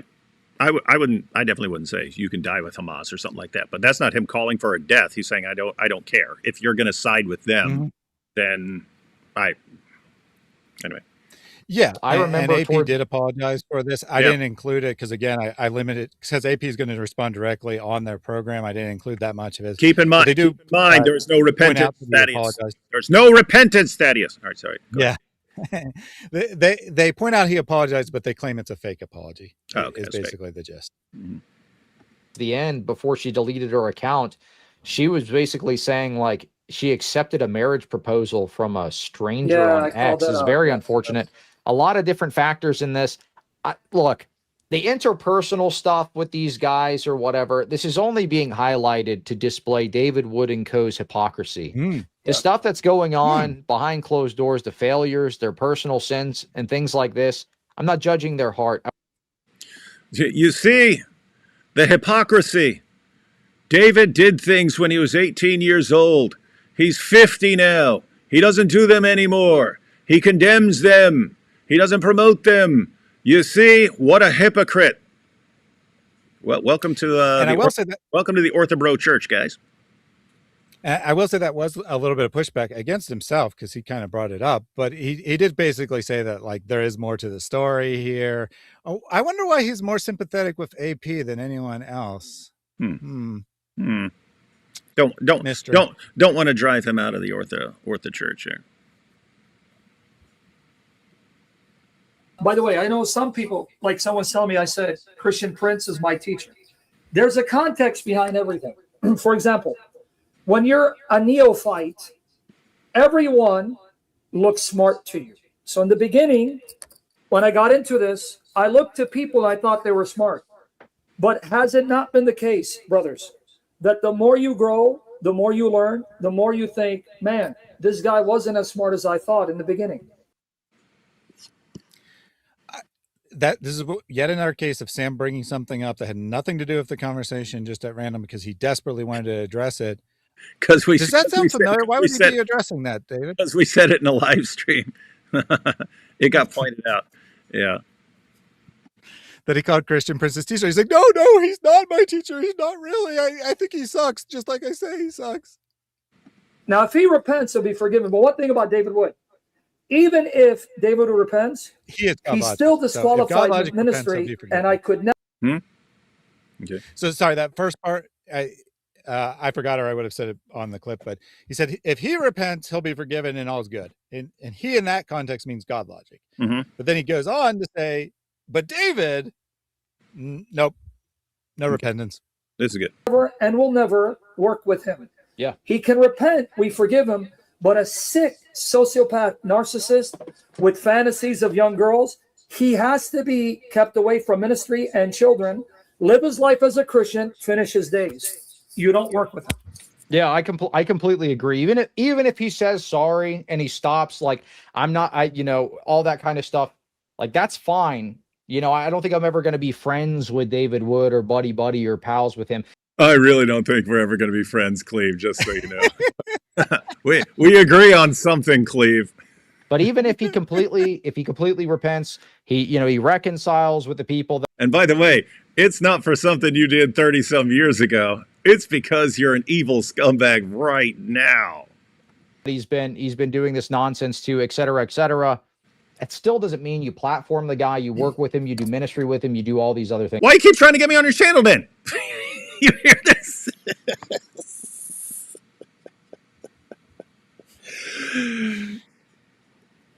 Come on, Dave. Yeah, Cleve wants you on. Come on, Cleve wants you on, man. Come on, David. Unblock Cleve because he wants you on. Yeah, what? Guess what? I don't ever want to platform him anyway. Hey, Thaddeus, do you want to come on? I'm not really into the Orthodox fight. And he's like, yeah, it'll be good. You can ask questions. I'm like, yeah, I'll consider it. And he's like, and you can fight David. What? Me? I thought he didn't want to platform me. I'm too evil. Dude, it's like Sam. I did end up doing it, but I suspect he probably only asked me on because he was hoping that would cause you to come on. Yeah. That is interesting, isn't it?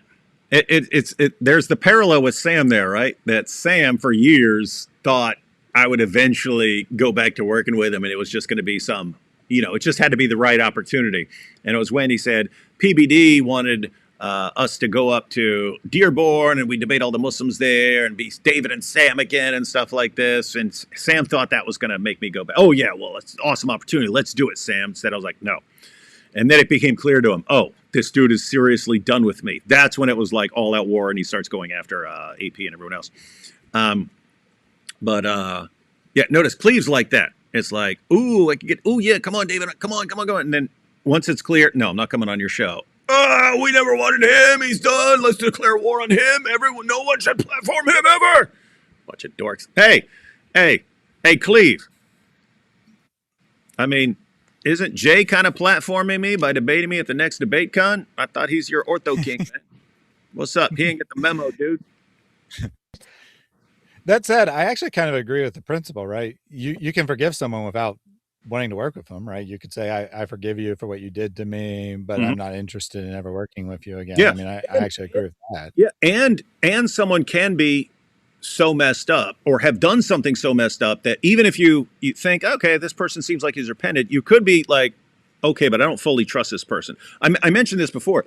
There was a dude that this was at St. Bride's Correctional Center, and he seemed creepy, and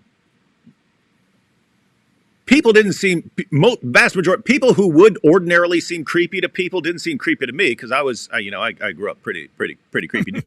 This dude, I just see him on the rec yard and stuff like this, and I talk to him a little bit and stuff like this. Like, there's something really freaking creepy about this dude, right? Something really creepy.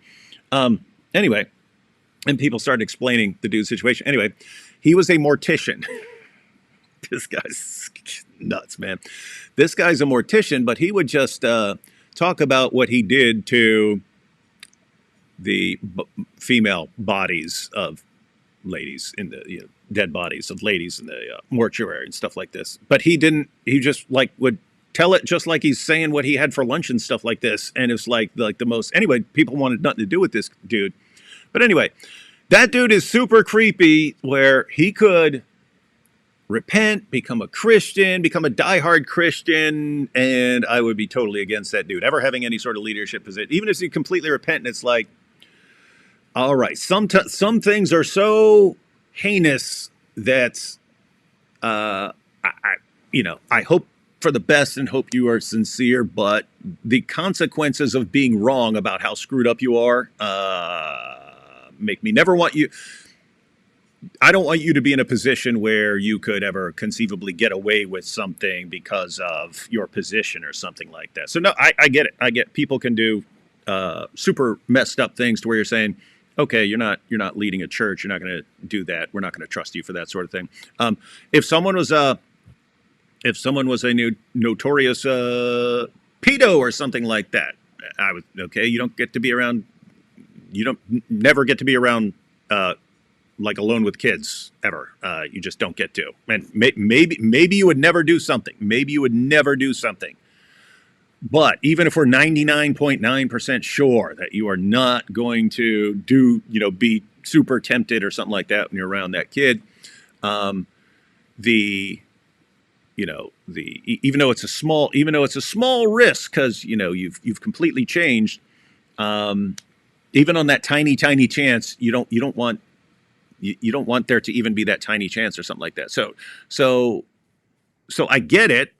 But I mean, what are these guys objecting to? Like, David attacked his dad, or David did this with a 15-year-old when he was 18, and therefore what? He can't make YouTube videos? What do they even mean, stepping down from ministry? I'm a YouTuber, guys. Can't do that anymore, and can't be platformed anymore, even though I'm debating their king in October. This is weird stuff. Let's see this proof, though. There you so go this is on the the live funny stream right now. Oh, and little side note, guys.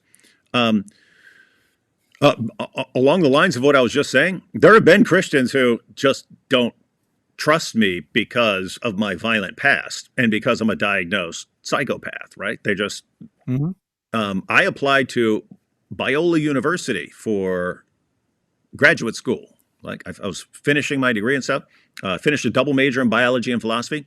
And I applied there, and they, there's a question, you ever been convicted of a crime? If so, please explain. Well, I explained it to them.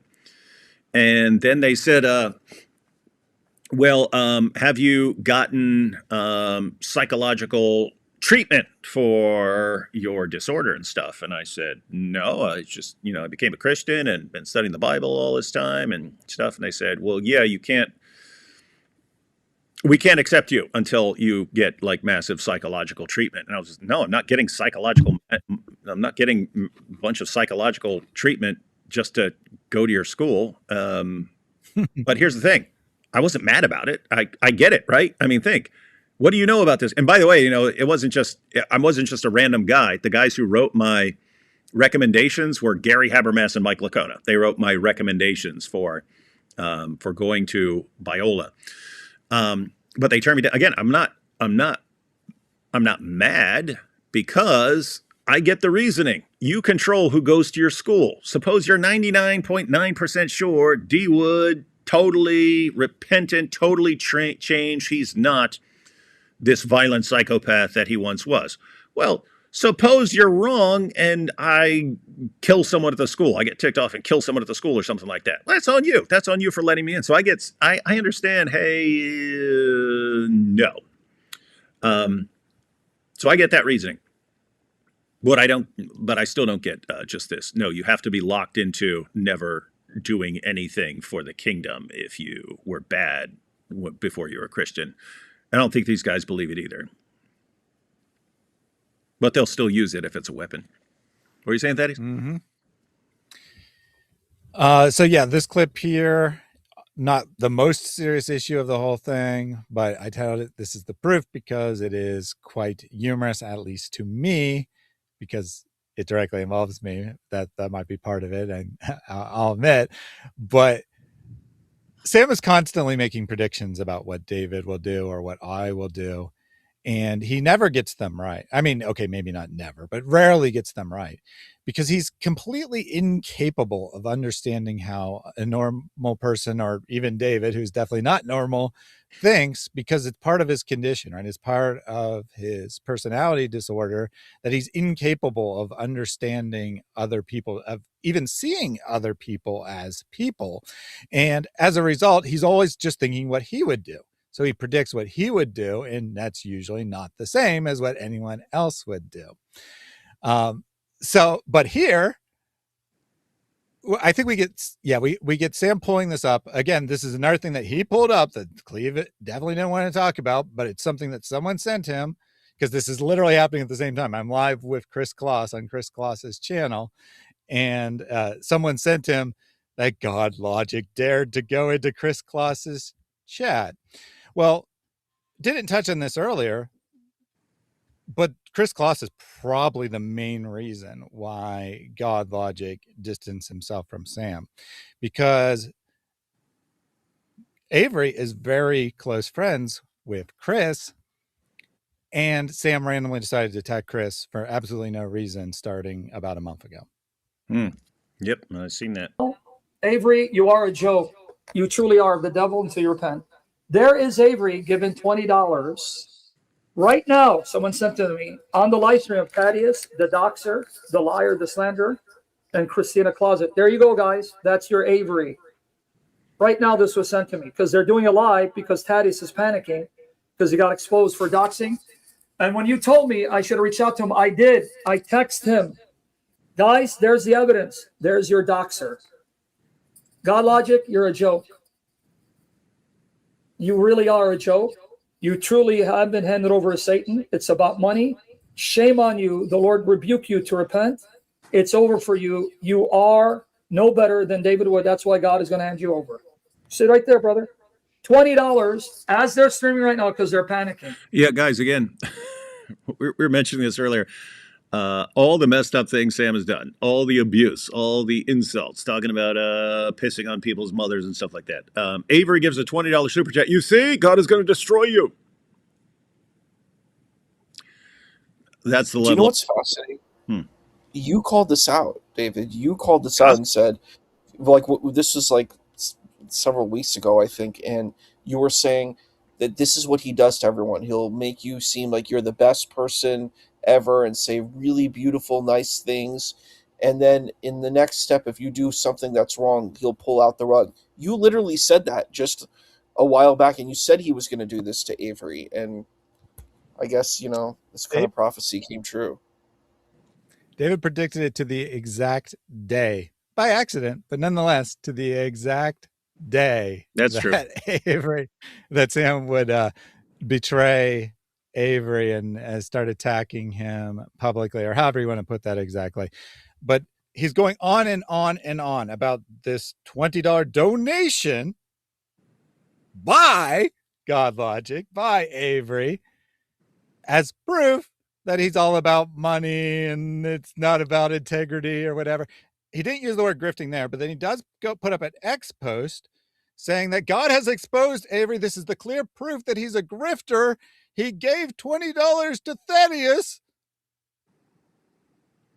he didn't give me anything. This is Chris Claus's live stream. And how would giving anyone money be grifting? But I'm panicking. It's my live stream. I invited Chris on.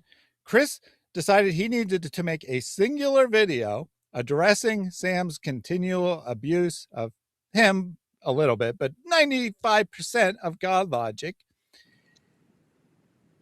And I saw that he was doing that, and I said, I'd love to come on to that program. And he said, I'd love to have you on. It had literally nothing to do with me. This was scheduled because of Chris's desires, and all the clips that we played were related to what Chris wanted to talk about. But GodLogic comes in and gives his friend a $20 donation, and Sam flips out.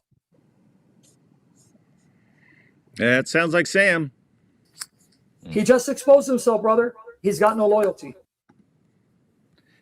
Then we got the receipt. No matter GodLogic, everybody, Sam's going to use this as proof that you're a grifter because you donated money to a stream that I was on.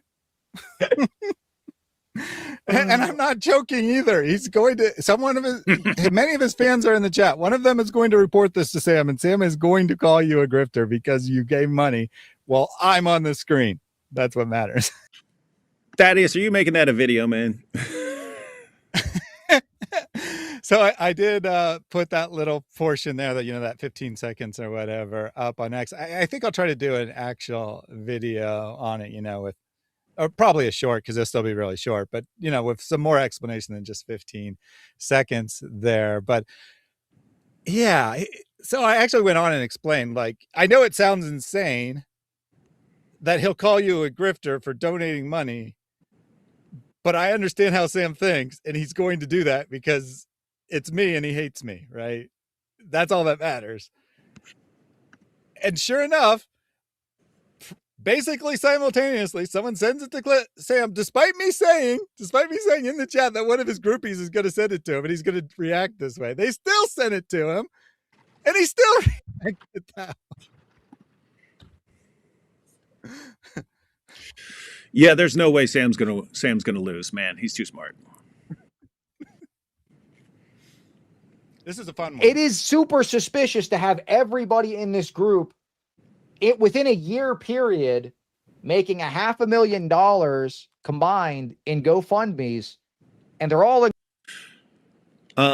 It is super suspicious that when the Dawa Bros go in full panic mode, then they start doxing and threatening everyone, and multiple people decide they need to up their security or move. This doesn't make sense. It's an organized scheme, right, everyone? encouraging everybody that enters into their group to start up a nonprofit and to file as a nonprofit. This is very interesting. I would be curious. We go into those GoFundMe's and see who the top donations are and who they're from. If this isn't some kind of money laundering scheme or something along these lines, who knows? I'd be interested to dig into that a little deeper, but it's just a mess. Wait, so hang on. So IP has a bunch of drug money or something like that, and he needs to launder it. So he starts a GoFundMe to dude. This dude watched Breaking Bad. He got that from Breaking Bad, man. He got that from Breaking Bad. Walter White was making meth and needed to launder the money, and so after his son started up a charity thing to raise money for his dad who had cancer, then they start funneling the meth money through that to wash it. And so now Cleave to Antiquity thinks that Inspiring Philosophy had some dirty money. It's from some illegal purposes. And so his brilliant plan was he'd get Malik to dox him. He'd get Malik to dox him and his family. And that would allow him to start a GoFundMe, and then he could have this money using some fake accounts put into the GoFundMe, and then it's all nice, clean money. Guys, these are the OrthoBros. These are the OrthoBros. Yeah, that's a good point, man. Wow. Yeah, we do need to. And what's he suggesting? He's suggesting looking into it. Looking into it. What you're not going to find is a bunch of Christians donating to someone to help him move. It's actually, and Yeah, I would also there are say, literally thousands and thousands of donations on that GoFundMe, and to launder money through a publicly traceable, prominent website that all kinds of eyes will be on would be a very bizarre behavior. But I'm far more concerned than the stupidity of this suggestion, of the seriousness of this suggestion. Money laundering is one of the most serious crimes to the government. Why? Why does it carry such severe penalties? Because money laundering, by definition, means you're committing other crimes that are involving huge amounts of money, but it's often very hard to prove those crimes. But the money is easily traceable. So there's a very severe penalty for money laundering, so much so that it is a federal crime. It's not a state crime. Most crimes are state crimes. It's a federal crime to launder money with very severe penalties. And he's just throwing this out here with zero evidence other than the fact that there's a large amount of money involved and more than one person had a fundraiser in recent history. Yeah. Now, as a professional, go ahead. No, go ahead. As a professional data analyst, I understand data much better than most people.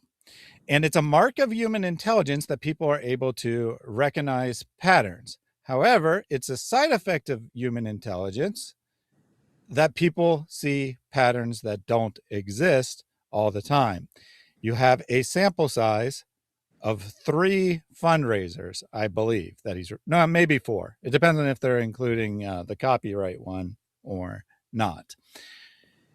And that is an unusually large number of large fundraisers from a small group of people who have been on YouTube in many cases for 10 plus years and have never done a large fundraiser or only done one before or whatever.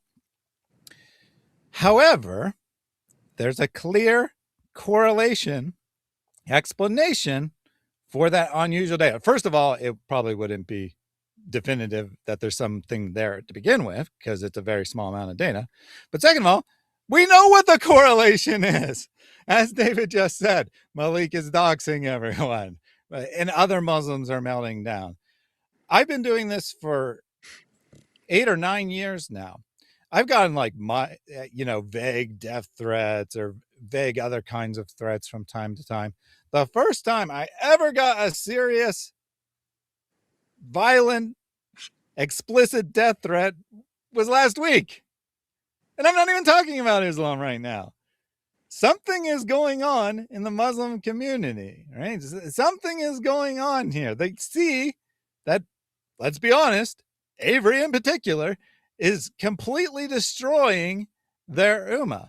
Plus, that combined with the fact that they have fallen so much to the, tough guy, beat each other up attitude that will make someone popular at the expense of the community, that they now have the worst people ever representing the face of Islam, and they're constantly fighting with each other. So you have their community in complete and total disarray for its own reasons. You have GodLogic, Fearless Truth. Look, I'm shouting out someone who's not a Protestant, right? Fearless Truth. Other people upcoming, doing amazing work, destroying Islam, and they're in panic mode. And these geniuses think, oh, this is clear evidence that there's like massive drug trafficking or, other illegal goods going on here. Yeah, we need to investigate this. Cleave to antiquity, guys. Super genius. And it's crazy, Thaddeus, what I wanted to mention a second ago.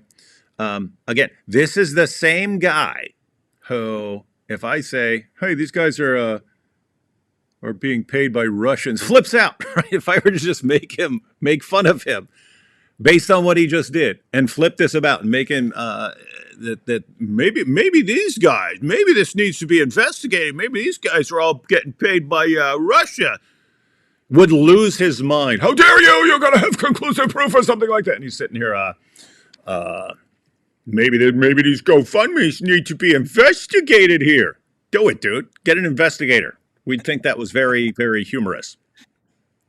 But you know what? I but just realized. I'm sure this is a coincidence.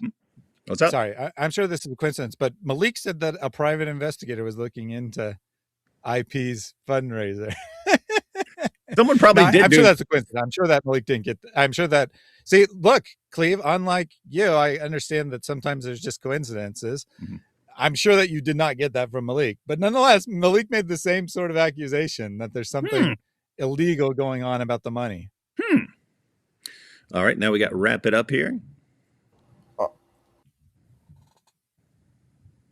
Let's wrap it up with this. As we said earlier in the show, GodLogic, David Wood, these guys, Thaddeus, so on and so forth, AP. Look, this doesn't have to continue to escalate. This doesn't have to be some kind of endless cycle. This doesn't have to. All you guys have to do is just stop. Just stop. Mm-hmm. We just filled an entire live stream with endless lies and baseless accusations against everyone and calling you all grifters and stuff, but, you know, it doesn't have to continue this way. Dude, look on the screen. You guys are the ones who start everything. You are the ones who start everything. We respond to it when you make up a bunch of stuff or you do horrible things.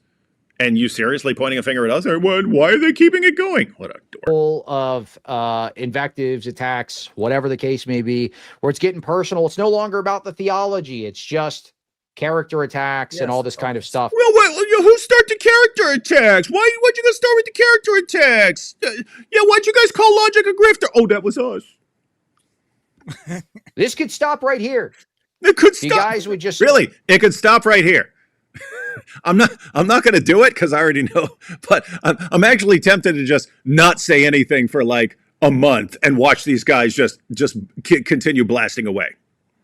Bunch of dorks. Stop all dogpiling on just Sam. Stop it. We want peace. Stop all dogpiling on the Orthodox. Dogpiling Sam. So what he calls everyone. Hey, Cleve, why is everyone dogpiling Sam? Look at him smiling too. Someone's defending me. Why is anyone dogpiling Sam? Because he has attacked everyone. And so everyone has a problem with him. And then you go, oh, let's have him on. Now, look, we love it. We love a little back and forth. Oh, you're going to get some back and forth, bud. We love a little back and forth. It's got to be substantive. Like this character attack, it's just so annoying. Like, yes, can we just talk about yeah. Cleve would never character attack somebody. Issues, please. It's a waste of time. Let's get into theology, guys. Theology. So, don't go around calling people grifters. No, that's a grifter theology. You are such a lying hypocrite, man. I didn't notice this when I was preparing the clip, but it just struck me there, right? So Alex Soren there is saying like, yeah, it's got to be substantive arguments. And Sam's there going, woo, woo, woo, woo, woo, woo, woo, woo, woo, woo, I look good to the camera. Woo. Like he's literally doing that as he's saying, we need to have substantive conversations on theology. Oh boy. Ready for another religion? I think like I said, people want me to speed up my conclusions. I'm not speeding up. If it takes me 2 years, 3 years, 4 years, God knows my heart. Just because someone presents an argument sounds good, I have to hear the other side. I don't know what people don't get. As I said, it took me over 10 years before I finally gave up on Protestantism. I'm going to say something I rarely say. That was smart by Sam. He just gave himself 2 to 4 years to grift the Orthodox community by pretending he's going to convert. He absolutely did it. Guys, did you catch what he just did? Hey, guys, it takes me a while. And here's the thing, guys. That sounds like something that I point out that, I'm open to being wrong. If you've got a case, convince me. But with Sam, come on, he has nothing but contempt for these guys and their church and their leaders. But he knows useful idiots when he sees them, right? And hey, here's kind of the last group that I can grift, right? Because I'm declaring war on GodLogic and all the other apologists. So Protestants not going to work out. Catholics generally don't have a problem with these guys, so that's not going to work. Even lots of Orthodox people would be cheering for GodLogic to wreck Islam and preach the gospel. The only people out there who are just going to go along with are the OrthoBros, and therefore, But I know the OrthoBros. They're like, one true church, and Sam's not one true church, so they're going to object. And so, guys, it just takes me a little while. It takes me a couple years to really get my mind around something, to really change from one position to the next. I do it. Takes me a little while. So keep helping me attack Avery. Keep helping me attack Avery and David and AP and Thaddeus and everybody. Just keep helping me right now. Keep helping me.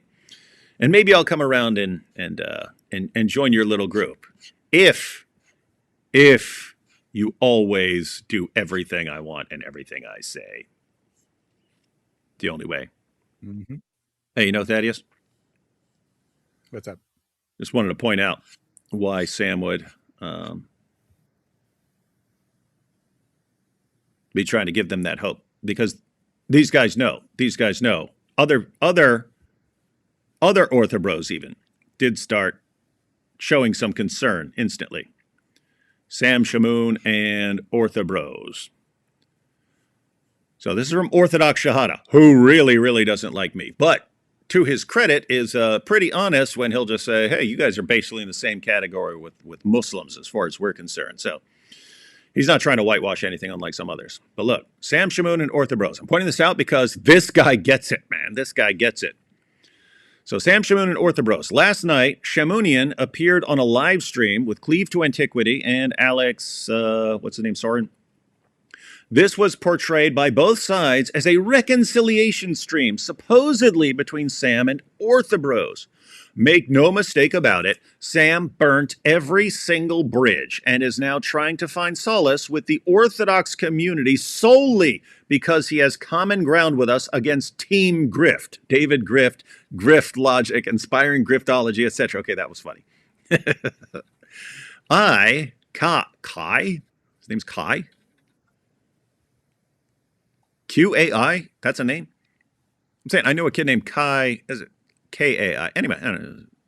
I, Kai, have engaged Sam over the course of several years, attempted to teach him orthodoxy, have had numerous private conversations, and I will tell you firsthand, Sam is using the I'm studying and I'm a neophyte excuses endlessly as cover to push ecumenism and his demonic apostolic Christianity BS.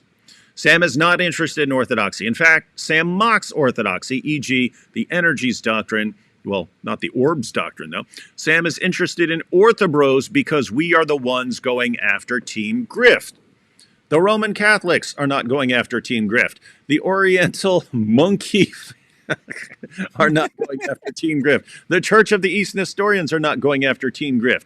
It is the Orthodox who are going after Team Grift. His interactions with people are not based upon gospel truth. Sam is mentally unhinged and a vindictive person ready to turn on anyone in a heartbeat should they dare to say anything against him. And in the next heartbeat, be that person's best friend because they are attacking Team Grift. Do not lose sight of the fact that Sam teaches and promotes heresy. Calling out Sam, blah, blah, blah, blah, blah, blah, blah, blah, blah, blah, blah, blah, blah, blah, blah, blah, blah. He needs reconciliation with Christ first and foremost, and I guess that only comes through becoming an OrthoBro. And Cleave to Antiquity said, I appreciate your input, Kai. I agree. The Apostolic Church's doctrine is completely wrong, and it's not something we pretend doesn't exist or worse, blah, blah, blah. I've told Sam Next, I'd like to have a friendly discussion about Orthodox theology. Yes, Sam will be very interested in it. See how people responded. I always take a hope for the best, prepare for the worst approach. It's good to know that people are being sober about this. Very well said. Thank you for your perspective. Nice to get along. I wish Sam would join Holy Orthodoxy. Trust me, no you don't. Be careful what you wish for. I think he does have some mental issues, and sadly, Kai is probably right about this move. I think the attack on his marriage was uncalled for. Attack on his marriage, uncalled for. I don't believe his excuse for why he said it. Oh, talking about Jay Dyer. Yeah, Jay Dyer. Hey, look at this. Here we go. Look at this. This guy gets it. Finally, somebody in the Orthodox online world said all the quiet parts out loud. Sam is using us to attack his ex-friend and all of David's friends. The guy unironically teams up with Muslims to attack them and has burned every single bridge he's ever had in the online Christian world. Even Albrecht has severed ties with this cash cow. That's how bad he's gotten. And to the people who think him saying broad compliments while revisiting his falling out with Jay is evidence of his change of heart, this is a pattern of behavior. He did the same over-the-top praising of Kai after they ended their first beef, and look how that went. He'll turn on us in a month and blaspheme the divine energies or some other facet saint of our faith. Okay, so there are some OrthoBros, or this may be Orthodox. I don't know if it's OrthoBro or Orthodox. There are some very smart and wise people there. They're just not the people who are calling the shots for them. Oh. Pretty crazy. Take these last super chats, man. Been going forever. D. Wood and Reasoned Answers. How do you keep calling Sam his own God? How can he be God if he clearly ate food? A lot of it, in fact. Someone worked around into that. D. Wood, did you ever watch My Name is Earl? It's a sitcom set in a West Virginia trailer park. I did see some episodes. I didn't know it was in a West Virginia trailer park. That was West Virginia? I did see some episodes of that. It was funny. There was something when he went to prison. I was watching. I forget. I don't even remember what it was. I remember he was in prison for something, and I was like, these guys actually have some people writing who know about prison, because this was spot on. Lots of movies and stuff they make about prison. And you're just like, that's like someone's imagination about what prison is like. Whereas other people, sometimes they get it right, and it's like, okay, I think this guy knows something here. Wood is still attracted to teens because of what he did at 18. So Cleve is still against the Orthodox because he was once against the Orthodox. You see? You OrthoBros, keep an eye on him. He's about to turn on y'all. On a serious note, thanks D. Wood and Thad for standing your ground with confidence in Christ that you are in the right. Sam reminds me of my mother, the way he spins everything you guys say. And seeing the way you handle it has given me a lot of encouragement to be able to stand my ground in the truth. God bless you guys. That's cool. People complain about David's ministry as if he was running a church. All he does is make videos, stream, debate, and talk in public places. Not allowed to do that, guys. Totally by no EO is a former criminal. Eye roll. Yeah, none of these guys.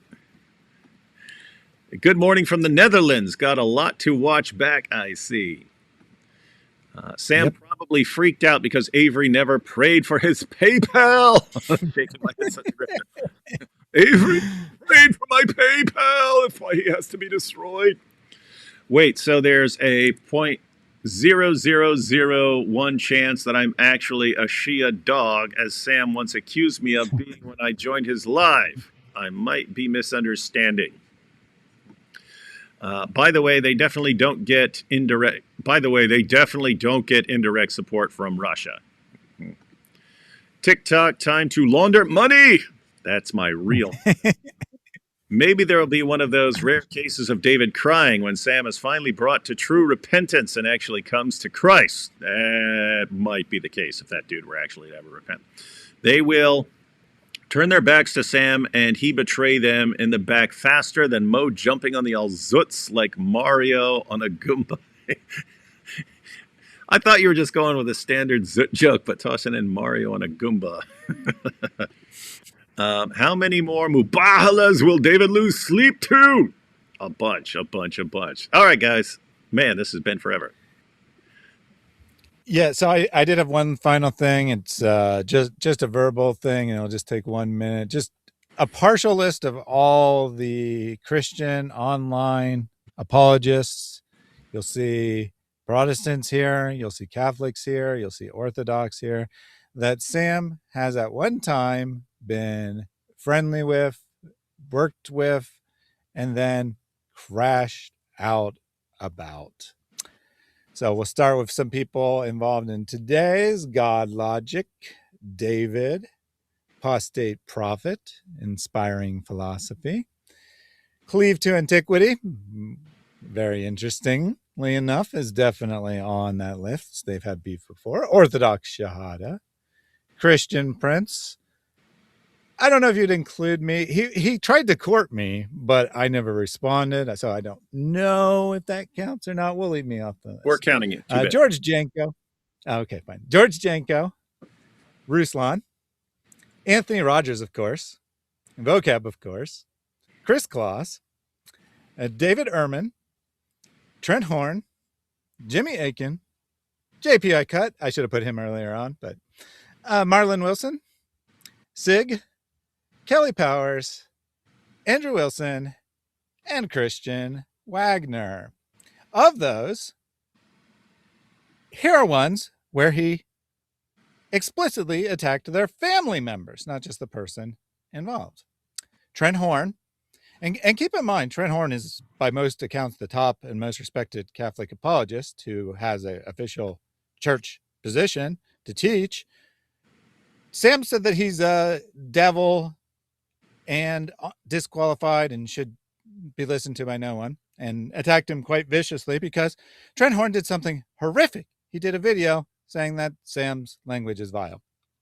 Anyways, Jay Dyer, George Janko, Andrew Wilson, of course David, of course me, and most recently, Chris Kloss, which is probably what cost him his relationship with GodLogic. Well, I guess we got to add GodLogic to the list because I made this beforehand, but apparently he's going after Christina today, so we got to add GodLogic to the family members that Sam has attacked. But guys, if we just squash the beef, there won't be a problem. Just squash the beef and just let Sam continue abusing and destroying everyone around him, and Cleave to Antiquity says the beef will be squashed. We'll all be good to go. It is just weird. Like, someone will be like, say the most insanely idiotic things, like completely delusional and how out of touch with reality they are, and then wonder why you don't take them seriously. Weird stuff. Cleave to Antiquity. It's my first like live stream watching them. Asa, any final thoughts before we close out, man? Hey, he froze. How are you? Wow, that was a lot. There was a lot there. There was one comment that I actually had about the money situation, and I'm like, didn't a lot of these early churches like garner a lot of money? Like, are you going to hold them accountable? Like, these spaces that they did take a lot of money, why are you okay with critiquing people for getting money now, but you don't hold your own spaces accountable? Like, a lot of these places are extremely wealthy, and you could say some of it comes from colonialism and stuff like that. That is what happened, and you should just own it. And instead you're like, well, let me attack Protestants. Like, that was something Jay Dyer did in his debate with, what was his name, Waleed and Jake. And he was like, you attacked Protestantism. It's so great. And I'm like, you need to have accountability for your own kind of tradition too. Do you have like high-level hierarchical spaces and, things that people might view as not Christian, like where you're hyper exclusivist? You're like, you have to do all this stuff in order to become Christian, like that could be stuff that people could critique. And I think you need to be honest and own that. And you could say, look, are we really doing what Jesus said, or are we doing our own thing and kind of making our own club where it's only special people join the club? And I'm like, then how do you can't critique anything from the Jewish community then. Like, you can't say, oh, the Jewish people are hyper exclusivist when you're hyper exclusivist too. Like, there's a lot of stuff where I'm just like, one thing for me is I care about accountability. Just own what you do. Own what the stuff that you do and grow from that. But don't just like make these claims, attack people, and then you do what you're attacking people of. Like, that's hypocrisy, and it's really bad. I think the thing with Sam Shamoun, the whole situation that I see personally, and what I think you are doing here, like I said before, is that you're calling out stuff that you think is problematic within the community. You're like, people who say these really foul words and are representing Jesus, this is a problem. People who are really abusive, that's a problem. People who are attacking family, that's a problem. And this is not Christ-like. So, and I think in your ministry, that's your goal, is that you're trying to promote Jesus. And if you're promoting Jesus, you're going to promote his qualities. And people who are misrepresenting him, I get it. You're just like, no, this is not what we're doing here. So that's what I see. Yep. Sounds about right. And yeah, on that whole raising money and grifting thing, the real leader of the OrthoBros is Patriarch Kirill, who's amassed between $4 and $8 billion. That's not a grift. But yeah, so I guess but everyone, you know what Cleve was really doing there with Sam? So because it's the same mindset as Sam and others. It's this escalate in order to intimidate.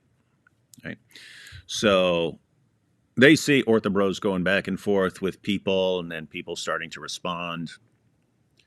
And so what do? You get Sam Shamoun on there, attack everyone, start going, yes, maybe we'll investigate these GoFundMes. Yes, this guy should never be in ministry. Yes, yes. But guys, just don't respond and everything will die down. Yeah, that was a warning. And it's the same thing as like going after someone's wife or anything. It's let me try to scare you so that you will back down and won't respond anymore. And we talked about this already. There are people that works on. There are people where that has the opposite effect. So guys, we have an apologetics conference in Cleveland this week. Hope to see some of you there. Cleveland, Seek and Share Truth conference in Cleveland starts on Thursday, goes all the way through Sunday. Lots of presentations, bunch of debates, should be awesome. So we have to focus on that this week. But when we get back, gonna have to have some discussions about the OrthoBros, just so y'all know. Last two super chats here. You got to remix the Zoot chokes to keep them fresh. You are correct. I get that. And then we have Issa. You can't have any final thoughts until you debate who the one true church is. How dare you? How you still on your belly, you psycho. Just kidding. God bless you. That was good.